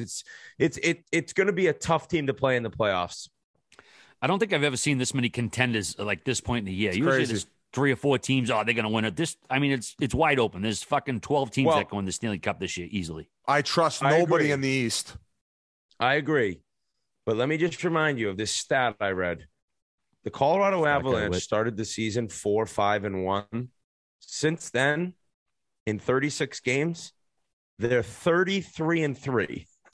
So I know, Tampa, Carolina, we get it's a lit Pittsburgh, but right now the Avalanche are by far and away the best team in the NHL. So I know there is a ton of parity and there's a bunch of teams who could win it, but that team is a joke and they're going big game hunting. Well, too, now at the I deadline. know, but then now they got to go against the West Coast Lightning, the LTIR special, baby. Woo-wee. You think that the Tampa Bay Lightning is the only team in the National Hockey League who could bend the fucking rules and create an underground wagon like the fucking Bitcoin boys or some shit? You want some urethrum in your hoop? Well, they got some going on in Vegas. Let's let them know what's going on, Rear. Wait. Say that again. I almost. I'm saying is like, I agree with you. They've went on this crazy run, but like, dude, now they got to go up against Vegas, who's pulling a Tampa Bay Lightning. So it's like bit whoopty shit. You can go on. It kind of has the ring to it where the year where the Golden State Warriors won fucking 75 million games and lost 2 in the regular season. It's also maybe got that ring to it when what was the other one where the other team went on a crazy run? Oh, the Tampa Bay Lightning a few years ago when they lost to the Columbus Blue Jackets. Are they blowing their load too early? We don't know what this team can do in playoffs. We don't. And I know you have a segue into Jack Eichel. Just one last suspension we got to mention. Ottawa forward Austin Watson, he got 2 games for a high late hit to the head of Boston's Jack Ashan. 2 minutes for interference. He got just a unnecessary hit to a guy's head. Like we say, the type of shit they're trying to get out of the game. 2 games for it. Ashan was fine. He did finish the game. So anyways, Biz, you mentioned Vegas and Jack Eichel. He was cleared for contact last week, and he will be making his debut tomorrow night versus Colorado. Stay hot, Buffalo. Could have just let him get the surgery, fix his neck. He'd be playing for you, but instead they had to fucking dig their heels in. He got the surgery for Vegas. Now he's starting for them. Mark Stone, he missed Wednesday's game. He's had a nagging back injury all year, so they Kucherov'd him, like you just said, Biz. LTIR, probably going to keep him there for the rest of the year so they can just bring him back when the playoffs start. And send him to the fucking Encore Spa for 2 months. Keep him away from the area of fucking Get him in the Strat. The Strat had a nice one, Whit. I know you hit up that one, right? Oh, Vegas. What a move. What a move. And people, I retweeted the tweet mentioning that Stone is going on LTIR. He will be done until the regular season ends. He's doing the Kucherov, and I just retweeted it with a picture of Kucherov crushing a beer, the most memorable post-Stanley Cup press conference I think I've ever seen from a player.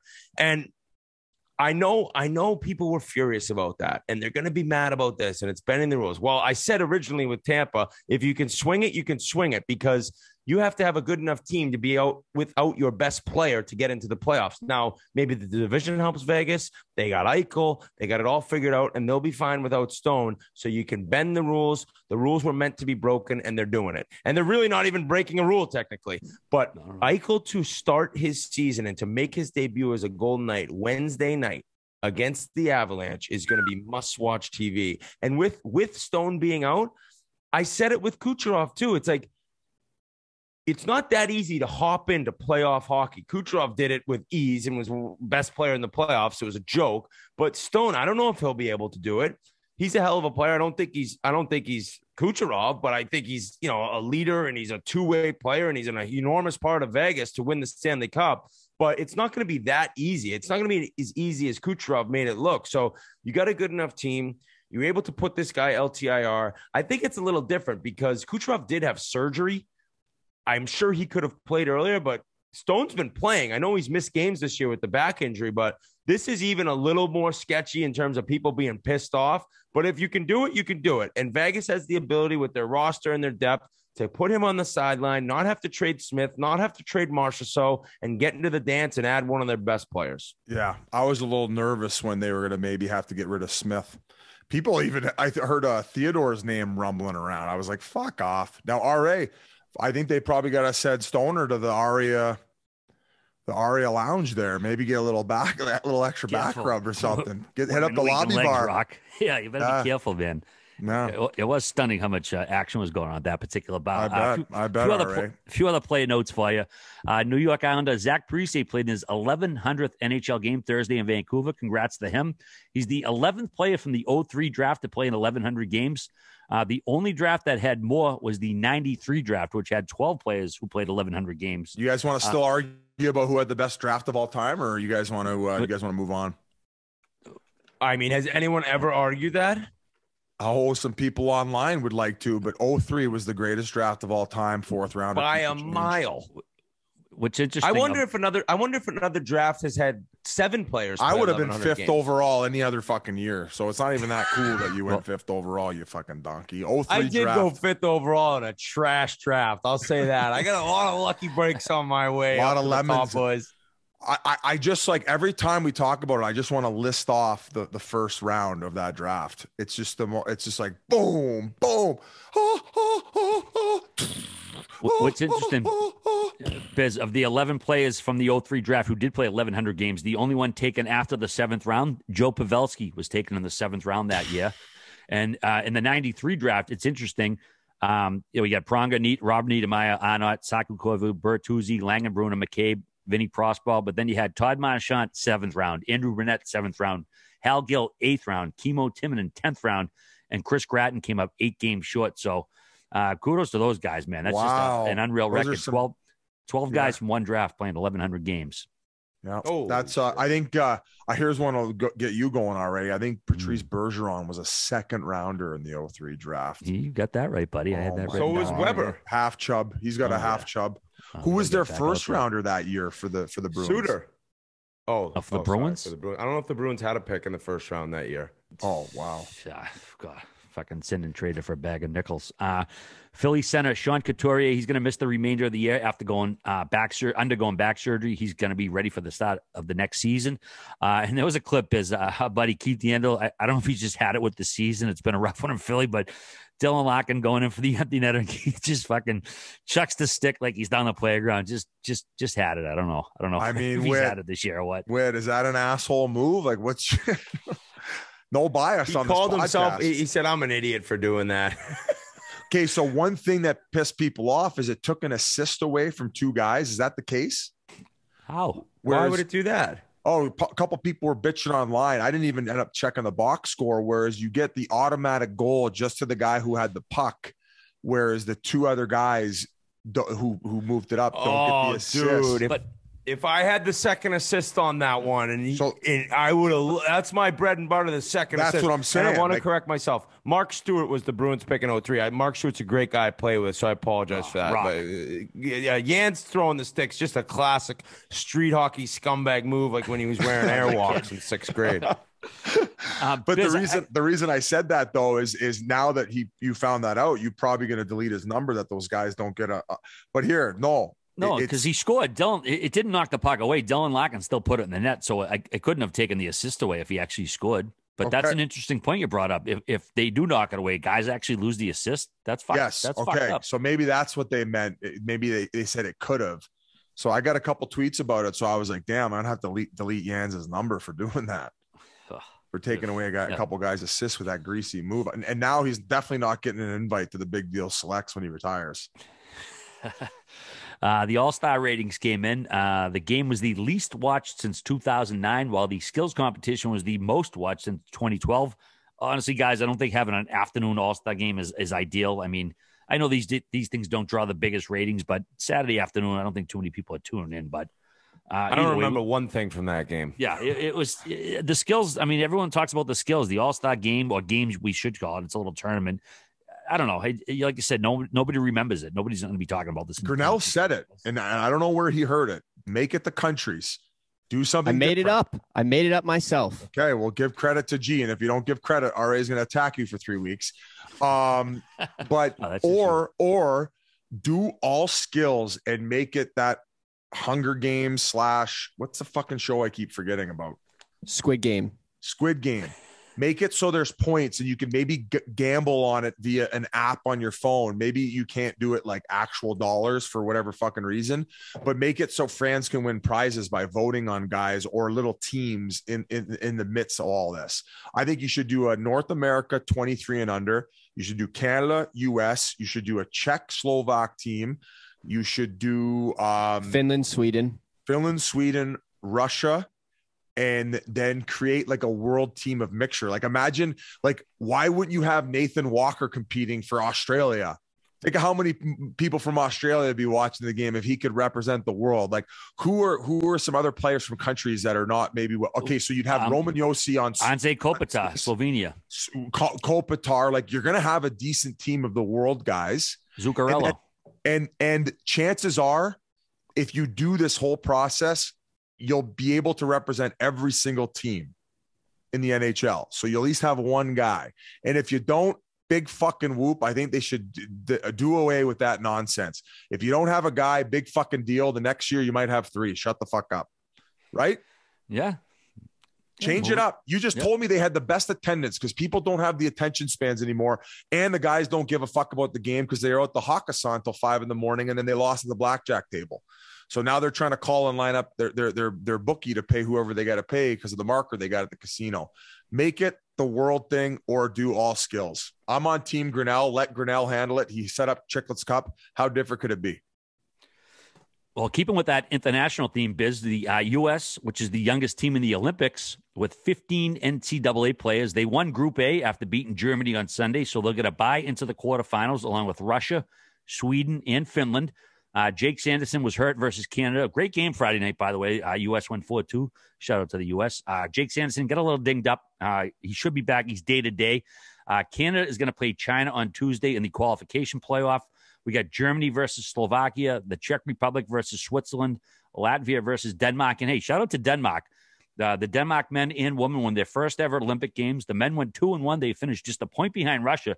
I mean, this is a team that's not a hockey powerhouse traditionally.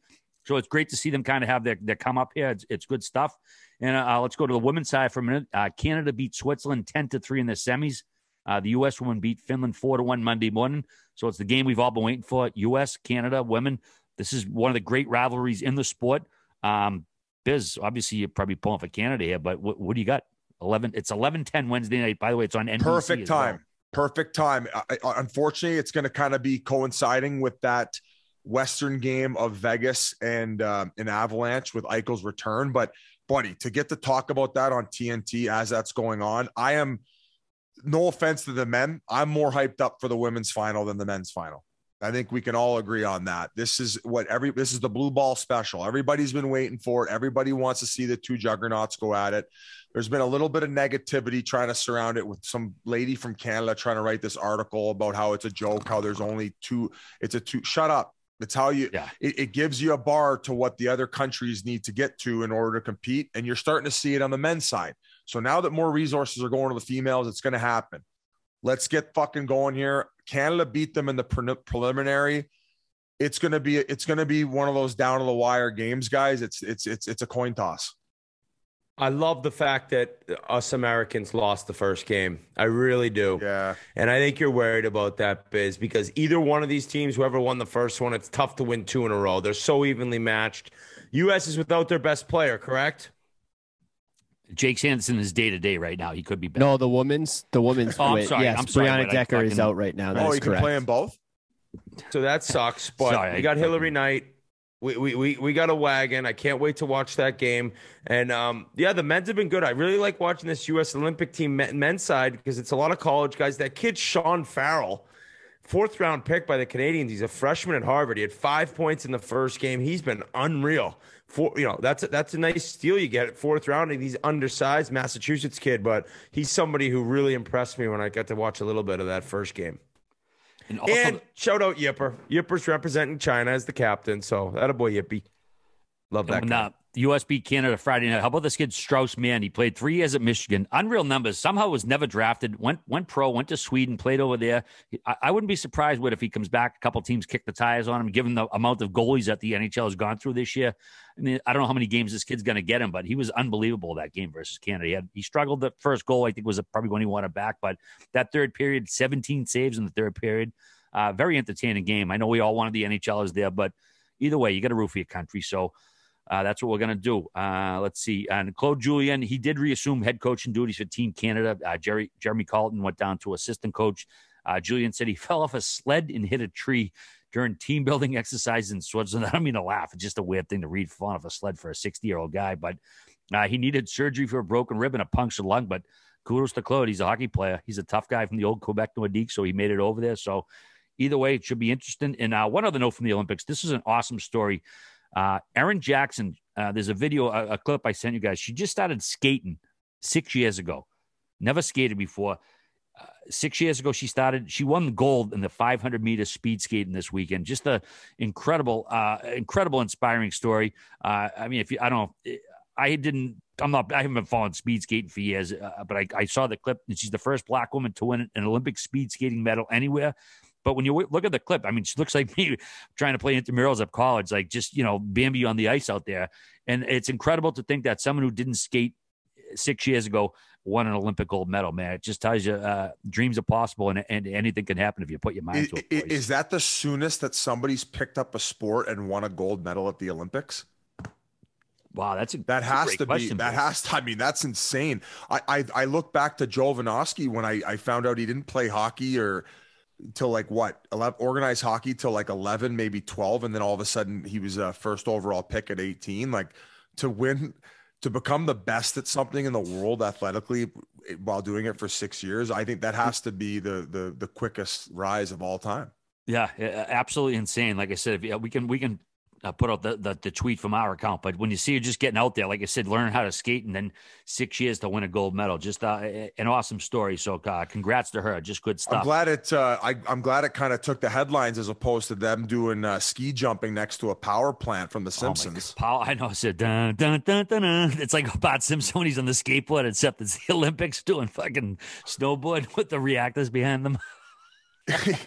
I mean, I don't even know what to say. Like, I saw the meals that they were eating, or somebody tweeted out that they've gotten five days in a row for every meal. Like the thing on the top right, I couldn't tell you what the thing was. It looked like brains. Eel. And then you see that, it's just like, I don't know, man. It seems like it's a bizarre place to host the Olympics. They got to keep a more like Eastern Europe and North America. I mean, you're talking about the IOC, one of the probably, top 10 corrupt fucking organizations on the planet when it comes to this shit. So, I mean, what'd you make of the power plant thing, Whit? Just typical China, pathetic. It's like even the downhill skiing. It's like there's no snow anywhere. Is that all manufactured snow? It's unbelievable. And then so many people won't even call out China. It's embarrassing. I can't believe the Olympics are there. I really can't. Shout out Yipper though, Captain. They're making the snow the same place they're making that weed, the synthetic weed. It's the same snow they used in Hollywood in the 40s that fucking poisoned all those actors fucking back in the day. Whoa, grinds my gears. Let's go. What happened in the 80s? No. This is like the 30s and 40s and 50s. They would, like, when they were making movies, they would use like synthetic snow for scenes, but it had like asbestos or something poisonous in it, and it got like tons of people sick over the years. Yeah, that's not really a grind my gears thing, but yeah, Hollywood used to use this fake snow, and it got like many, many people sick over many, many years because people didn't know it was that bad for you. I think it had asbestos in it. So, yeah, shout out China. Whit, this one's for you. Beanpot, they fucking with the overtime rules. This is our buddy Bucci. He tweeted that the Beanpot will no longer have multiple OTs. It's going to be treated like a regular season game. If the game is tied after regulation, there'll be 3-on-3 followed by a 5-minute overtime. If nobody scores, the shootout will determine the winner. Advancing team, the Beanpot Committee submitted a waiver to the NCAA, but was denied. No shock with the NCAA because they're full of shithead decisions. But Whit, you played in the Beanpot. I'm heading over to it after this game. Can't wait to see it. But, I mean, what the fuck, man? Yeah, it's disappointing. I mean, I think we go to the Beanpot final going to overtime, and shout out our good friend up there, Jimmy Hayes. He scored the game-winning goal in overtime for Boston College to win the Beanpot one of his years there. An amazing video I got to see last week with the Beanpot, clipping out some old highlights. And it's not, I mean, people outside of Boston kind of make fun of how big of a deal we make of it just because it is just a little tournament 2 Mondays in February. But for every kid who grew up in Massachusetts, they dreamed of playing in it. And now to have the chance of this thing end Monday night, it's like in a shootout. What are we talking about here? I hope the game ends in regulation because even if it's OT, it's 3-on-3 instead of 5-on-5 like NHL playoffs. Disappointing, but Northeastern hadn't won one in close to 50 years. It was like 40 years, and they're going for 4 in a row tonight. So my Terriers, who I think are 13-1 in their last 14 games, absolutely buzzing this second half of the year. They're trying to stop Northeastern from going 4 in a row and getting a senior class, a Beanpot every single year for Northeastern. What an accomplishment that would be. But hopefully the Terriers are able to pull it out. I'll be watching as well. Why can't they just do it like you're saying it goes down to 3-on-3 for overtime? Yeah, they're doing it like the regular season game. There's no way you get through 20 minutes of 3-on-3. It's a fucking goal chance fest. They should just roll it 3-on-3 until it ends. Like the shootout is absolutely ridiculous. 5-on-5, I get where maybe they're like, no, but 3-on-3, fucking that could roll for overtime. I think that's the answer right there. And who doesn't love 3-on-3 hockey? If you make it through 2 overtimes of 3-on-3, like there would be no chance. There would be no chance. There would be no chance there'd be 2 periods of it. It is a good idea because you just don't want to see important games end in a shootout. And we're talking about this as the women's gold medal game's coming up, and we saw a gold medal handed out because it won 4 years ago. So I know international hockey goes to the shootout and the championship games, but I'm not a fan. What about the Stanley Cup went to shootout? Okay, no, but I was going to ask you this: would you be okay? And I would, for a modern day change to the NHL playoffs where first OT starts 5-on-5, second OT goes to 4-on-4, third OT goes to 3-on-3, and then keeps going till 1. RA, if 5 overtime game, it's fucking 6 in the morning. You're giving your kid fucking Fruit Loops. Yeah, just make a call and stay up. I mean, like you got to fucking. It's the playoffs, man. You can't change the rules. I mean, I was in Aruba 2000, Philadelphia, Pittsburgh, Keith Primo game. And we went from the casino blackjack table to the bar after every OT, back and forth. To gin and juice, and back to the tables. One of my favorite hockey memories of all time was like having that, like being able to like tell that story all these years, 22 years later. Like, yeah, man, they played as long as it took to decide a winner. That's the NHL. It's the best league on the planet. Don't fuck with it. If it goes 5, 6, 7 OTs, so be it. It doesn't happen often. When it does, big fucking deal. What about you, Whit? Would you be okay with going to 4-on-4, 3-on-3, 2-on-2? No, I'm with RA here. It's the old Lake Placid. This is the greatest professional sports playoff system and the greatest run to a title for the greatest trophy. Yeah. Don't change a goddamn thing. Absolutely. What, did you know that you don't have to graduate from a place to be an alumni, considered an alumni from it? Yes, I actually did, because I didn't graduate from Thayer Academy, but I am considered an alumni. Well, talking about the Beanpot, it's funny that there was a picture I tweeted earlier. The last Beanpot, I think, was 31 years ago, and I was there rooting on my boy Big Walt, and I had a BU sweatshirt on. But I actually was a student at Northeastern, and it's like I looked it up. If you only have to go to a school like for a year, and you can be considered an alumni. So technically, I'm an alumni of Northeastern, even though they'll call anyone an alumni who could donate some money. Yeah, how you doing? You beat. We got to bring this story up too. A game 1 jersey of yours from BU was online for $1,250. Somebody was asking. Like, I'm curious, how does a jersey end up like all these years later? Now, I know that's technically the school's property, but like, how many jerseys do you go through in a year? How does Ryan Whitney's jersey from however many years ago end up on the internet all these years later? I think it's pretty interesting. I have no clue how it gets online. I don't know who had it. I don't know who's selling it, but I'm telling everyone listening at home, if you pay $1,250 for one of my jerseys, you're the craziest motherfucker I've ever heard of in my life. Brian Yandel got it out of your basement. If you pay over $100 for one of my jerseys, I think you're crazy. And whoever buys it, if they pay $1,250, you could send me your number and name. I might come pay you a visit and just give you a quick mental examination to make sure you're completely fine and still with it in life. Because my jersey being that expensive, unless for some reason Crosby signed the thing, I don't know what the hell the pricing's going on there. RA, we used to do these jersey auctions in the minors just to like help with charities and like, get the fans more involved. They used to do a ton of them. You'd have like Christmas jersey night, this jersey night, Star Wars night, of course, you'd love it. But then they would auction them off. We'd go on the ice after the game and they would do the players like live in the flesh. And there would always be like a couple, like the young heartthrobs, like the first rounder, the second rounder that like a couple of the fans love. And they would just go back and forth. And the next thing you know, they're spending $4,500 on this like ECHL jersey or AHL jersey. It was fucking insane, man. Obviously, mine were always like, the 350s, like the starting price. You're there for 6 minutes. Like, all right, we're going to lower the price here. Get a special bargain, $250.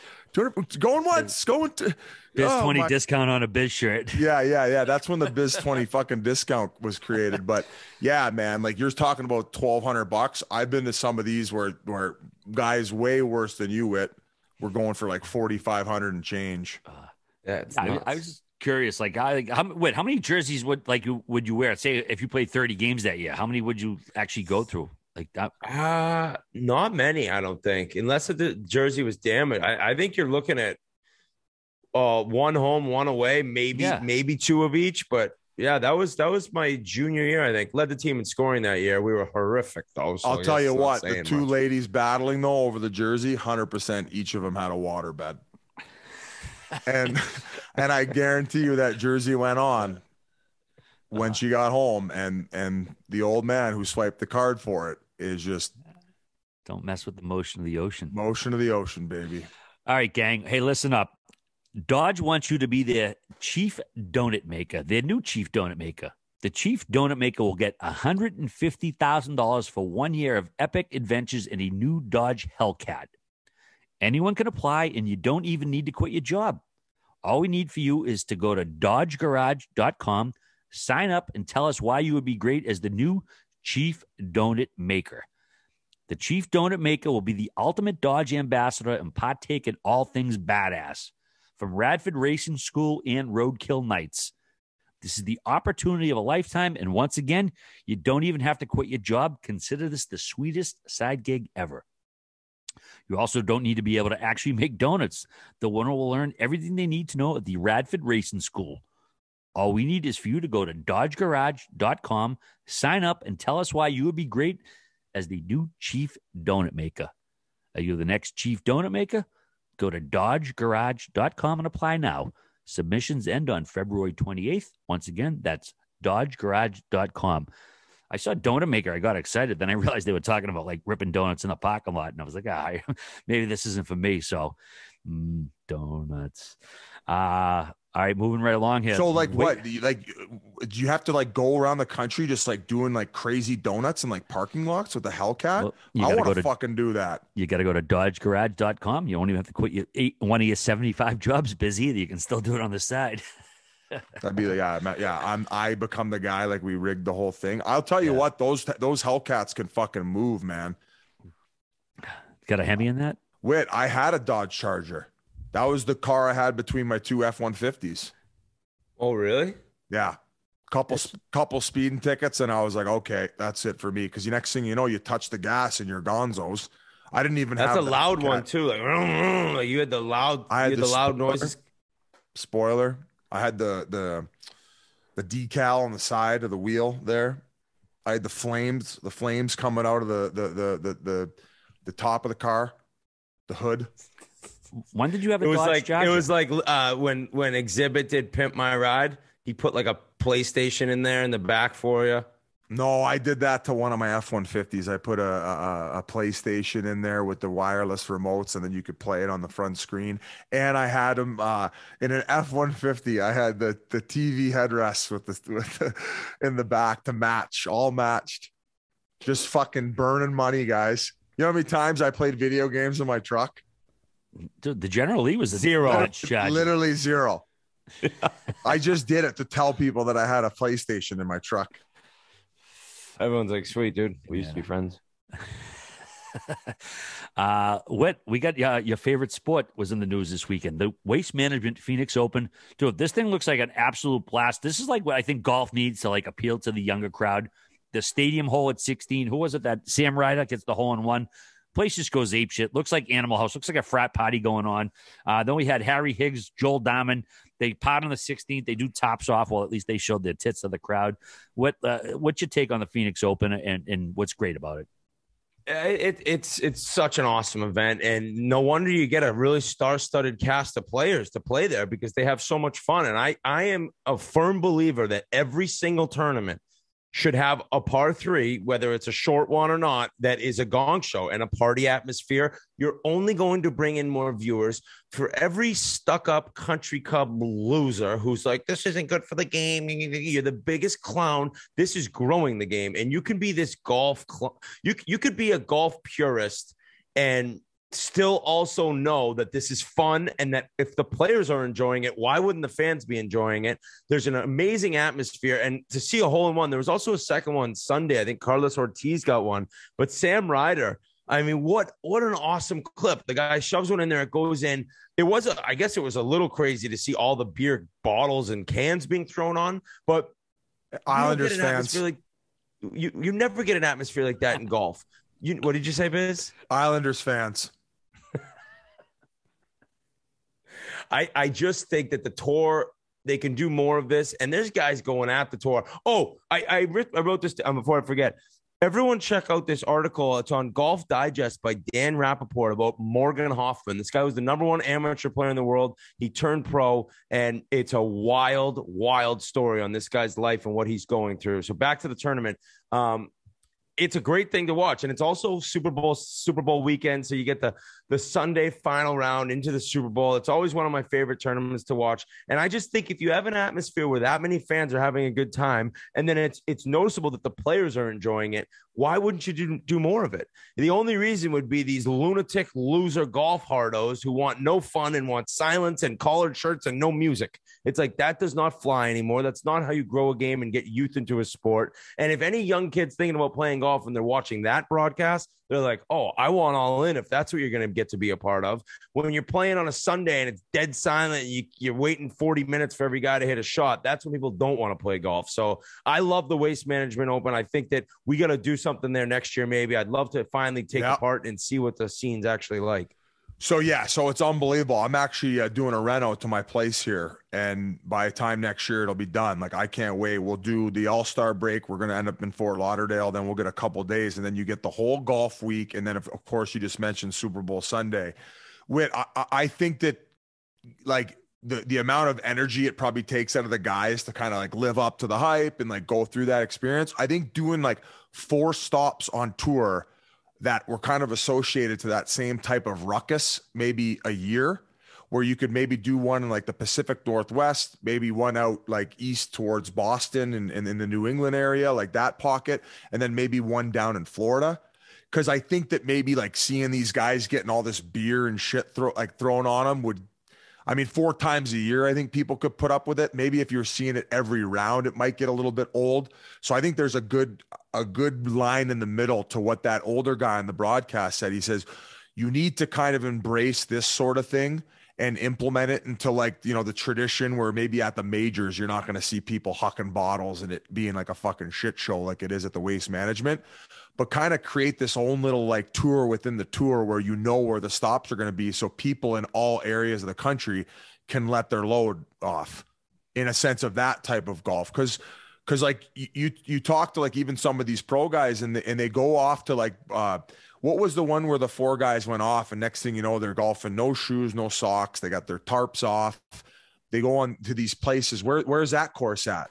That was, that's a Discoveryland property. It's Baker's Bay in Bahamas. So kind of like that type of gong show atmosphere. Maybe not it getting that out of 10 for the actual tournament itself, but maybe the Pro-Am can get off the rails, which I'm sure like Waste Management does within a certain degree. So I think there's a happy median to where everybody can be happy as far as the golf world.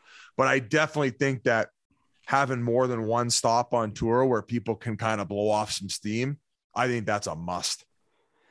And they must make crazy dough that tournament. So I've been going for, since I played here to now. So now I don't know if I've missed it for the last couple of years. They have the first layer of boxes around the 16 all the way around to where like there's like chandeliers in there and you're getting like a special type of service. You have your own bathrooms down there. You have access to only merchandise that you can buy if you have these. I think the boxes, there's a 10-year wait list and they're between 250 to 500 grand for these boxes for the weekend. So, and there are hundreds of them. And they go up to 4 tiers. So I would say that has to be the highest grossing tournament in the PGA, like not even a close second. And actually Darcy Hordichuk, former NHL player for a long time, played in Edmonton, played in Vancouver, funny bastard. I want to get him on the podcast at some point, but he became a Thunderbird. So all these guys from around town who have, been professional athletes or maybe they've been successful in business and they have a big network, they kind of compile this group to where they help sell advertising and sell these boxes. So they have an army within an army helping out grow this tournament. And they have done like a ridiculous job of all the clubs and bars in town. They have their own spots on different holes, like going up 18. So now it's not only even 16 that has the party. They have this greenskeeper tent where all these Thunderbirds have like an underground bar. That is a shaker as soon as like the dark starts hitting. Then you kind of hang out there until you go over to the Bird's Nest, which Bird's Nest every night, Wednesday, Thursday, Friday, Saturday, and I believe even Sunday now, they have a show going on. Saturday, they had Kygo. They probably pay him $1 million a pop to come in and put on a show for all the people so they don't have to bother going to Old Town. What they have done with this setup, it's remarkable. It's become golf Super Bowl is what it's done. And now next year, we got Super Bowl coming to the desert and they got this. It's going to shit show. It might be there might be an earthquake here because of the amount of ruckus that's going to be going on. They got casinos bumping here. It's going to be an absolute shit show. What are they knuckle you for a beer and cocktail at this thing, Biz? That's a great question. I went there with the Coyotes booth, not a big deal. Mm-hmm. And it was free drinks, but I went there on Friday to schmooze. So I couldn't tell you how ridiculous the prices are, but I don't think it's too shabby. Yeah. Boxes are cheaper at the Aria Casino bar if you're curious. Yeah. So I know I've rambled on quite a bit, but this is I bumped into Riggs. It's just like it's something that if you're a sports fan, you have to come experience at least one time. Yeah, it looked like a great time on TV. It's just, I know, like Whit said, so many of the stuffy shirt golf types probably hate it, but I think the whole thing with any sports now is appealing to the young crowd. And I'm an old fogey, and even I thought that was an awesome highlight. So, moving right along. Most of the people who are like that in golf too. My last thing, most of the stuffy loser, like uptight golf people, they suck at golf usually. So go figure. I mean, don't most golfers suck at golf, generally speaking? What? Don't most golfers suck at golf, generally speaking? Yeah, I think. Okay. I think like 90% of golfers have never broken 100 or some crazy stat like that. Well, we have another one of your favorite sports to talk about. LeBron James, over the weekend, he became the all-time points leader, regular season and playoffs in NBA history. He passed Kareem Abdul-Jabbar with his 44,150th point. He did it in fewer shots, fewer games, and fewer minutes than Kareem. And listen, I know LeBron's a lightning rod. Love him, I hate him. This is probably one of his most impressive feats that he's ever accomplished. I mean, to pass Kareem for total points, playoffs, regular season, man, you got to tip your cap to this guy. This is just an absolutely incredible thing he's done here. Yeah, congrats, LeBron. I'd rather talk about any day now. Any day, Sidney Crosby's sitting on 499 goals. So we're looking at a guy who's about to get his 500th. Go Penguins, go Crosby, and congrats, LeBron. Sick league. Biz, did you have any? I think it's remarkable, his longevity and what he's been able to do, and especially with the amount of pressure coming out of high school and what the expectations were. Like, yeah, you'll get to see maybe 10 people as special as him throughout your lifetime touch sports. And I don't agree with some of the stuff he says on Twitter and publicly sometimes. Some shit he's done in the past, I'm just like, but I don't know, man. When you got a camera around you that much, I'd probably say a lot of stupid and dumb shit too. Does he have 3 titles or 4? He's got more than that, doesn't he? Actually, I'm gonna have to look it up. He's got 3 with Miami. Yeah, I was gonna say he has 4 titles: 2012, 2013, 2016, 2020. 2 with Miami, 1 with LA, 1 with Cleveland. Jeez, I would have guessed fucking. Yeah, the guy's a freak. He's actually lived up to the expectations that were completely unrealistic. So it's wild. I mean, will he break the all-time points regular season, or is that out of reach for him? Because I know this was playoffs and regular season combined. It's weird that he doesn't have the regular season one. Yeah, geez, I know Kareem has that. Actually, you know what? I didn't even check what Kareem's regular season was. I just know that combined, anytime you pass Kareem Abdul-Jabbar on a record list, and you're passing Karl Malone, Kobe, and MJ, man, it's got to be recognized. Boys, we're gonna dust off an old segment we haven't done in a long time. When we were in Vegas, I asked you a question, and you had no idea what I was talking about. Something we used to do even before Biz joined the show. Ask a millennial. I would ask these guys a question. I'm obviously the old fogey of the show, and I would ask these guys, and they would typically be clueless. So I asked Whit, and I'm going to ask you again, Whit, what is mescaline? Mescaline? Mescaline. No clue. Biz, what is mescaline? Without Googling. Tequila?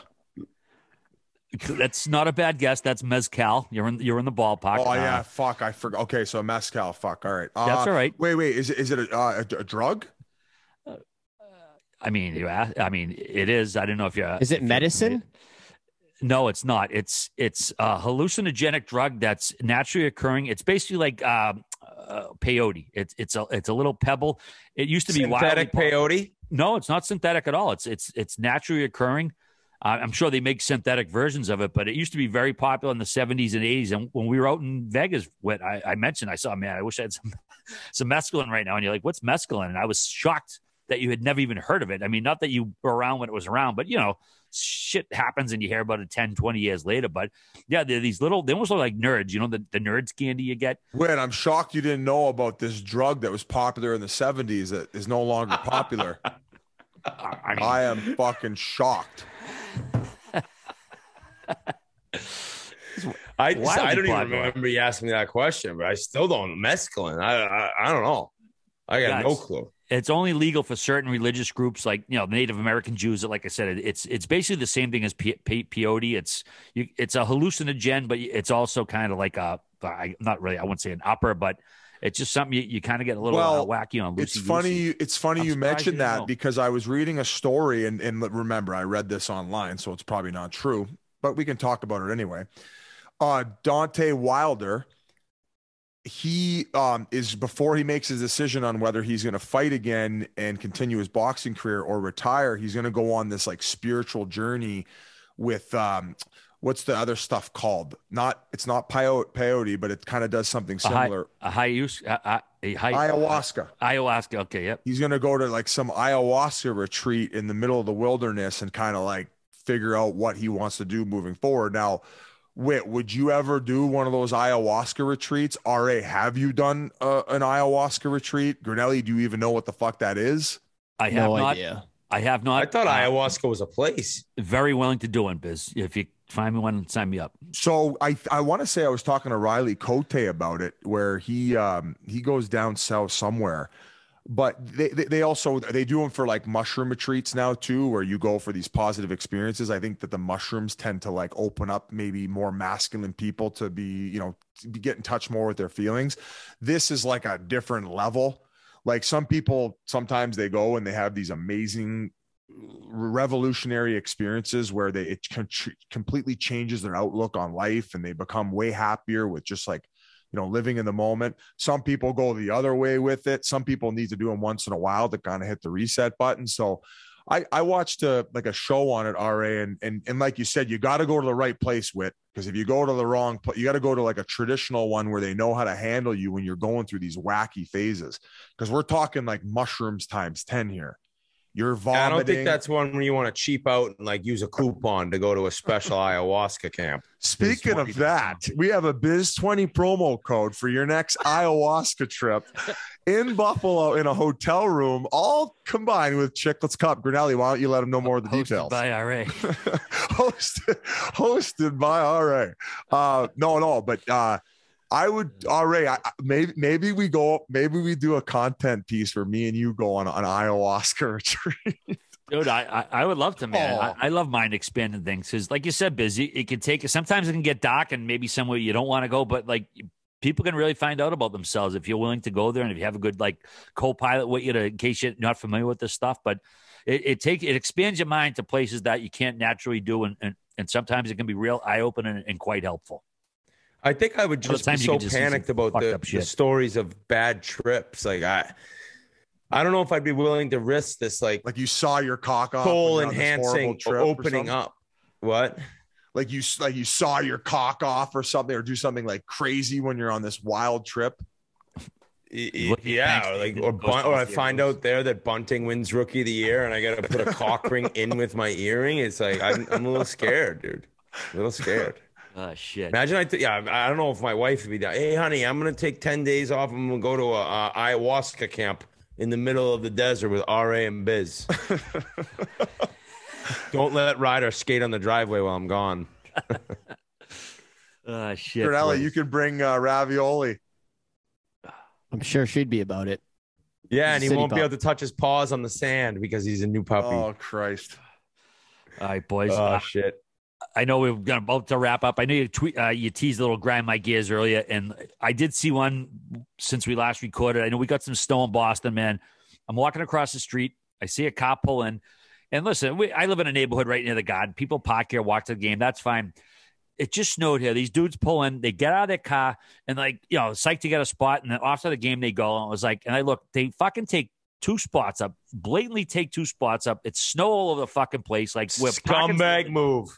It's such a dirtbag move. Okay, fine. If you're going to come in the neighborhood and park, I get it. You know, parking's tough. And it ain't time to save $40. But if you're going to park in people's neighborhoods, don't take fucking 2 spots out. It's fucking brutal, especially when it's fucking, we just got 8 inches of snow and we've already lost a bunch of spots.